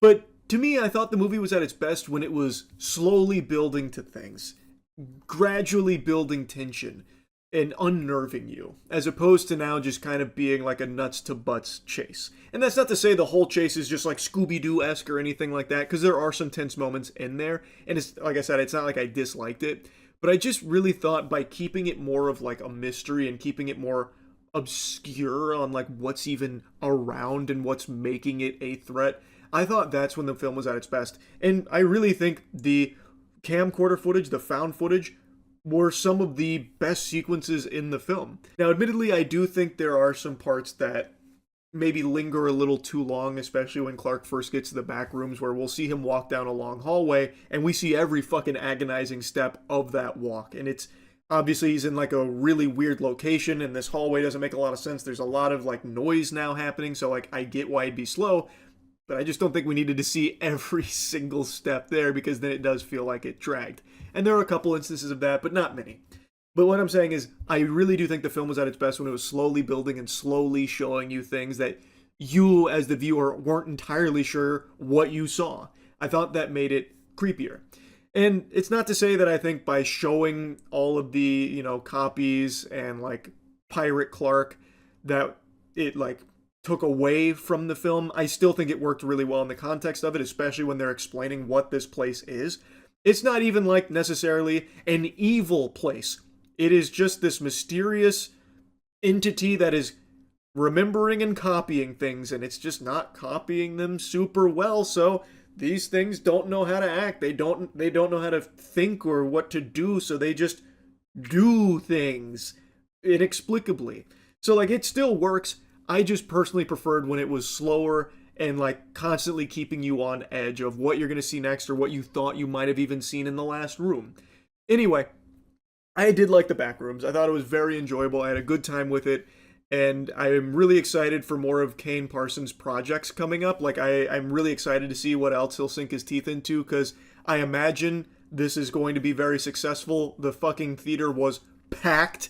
So, like, I'm assuming it's going to do extremely well in the box office, so he'll probably get more under his belt. And I'm excited to see what they are, because I think he did crush it with this. Anyway, that's really about it. See ya.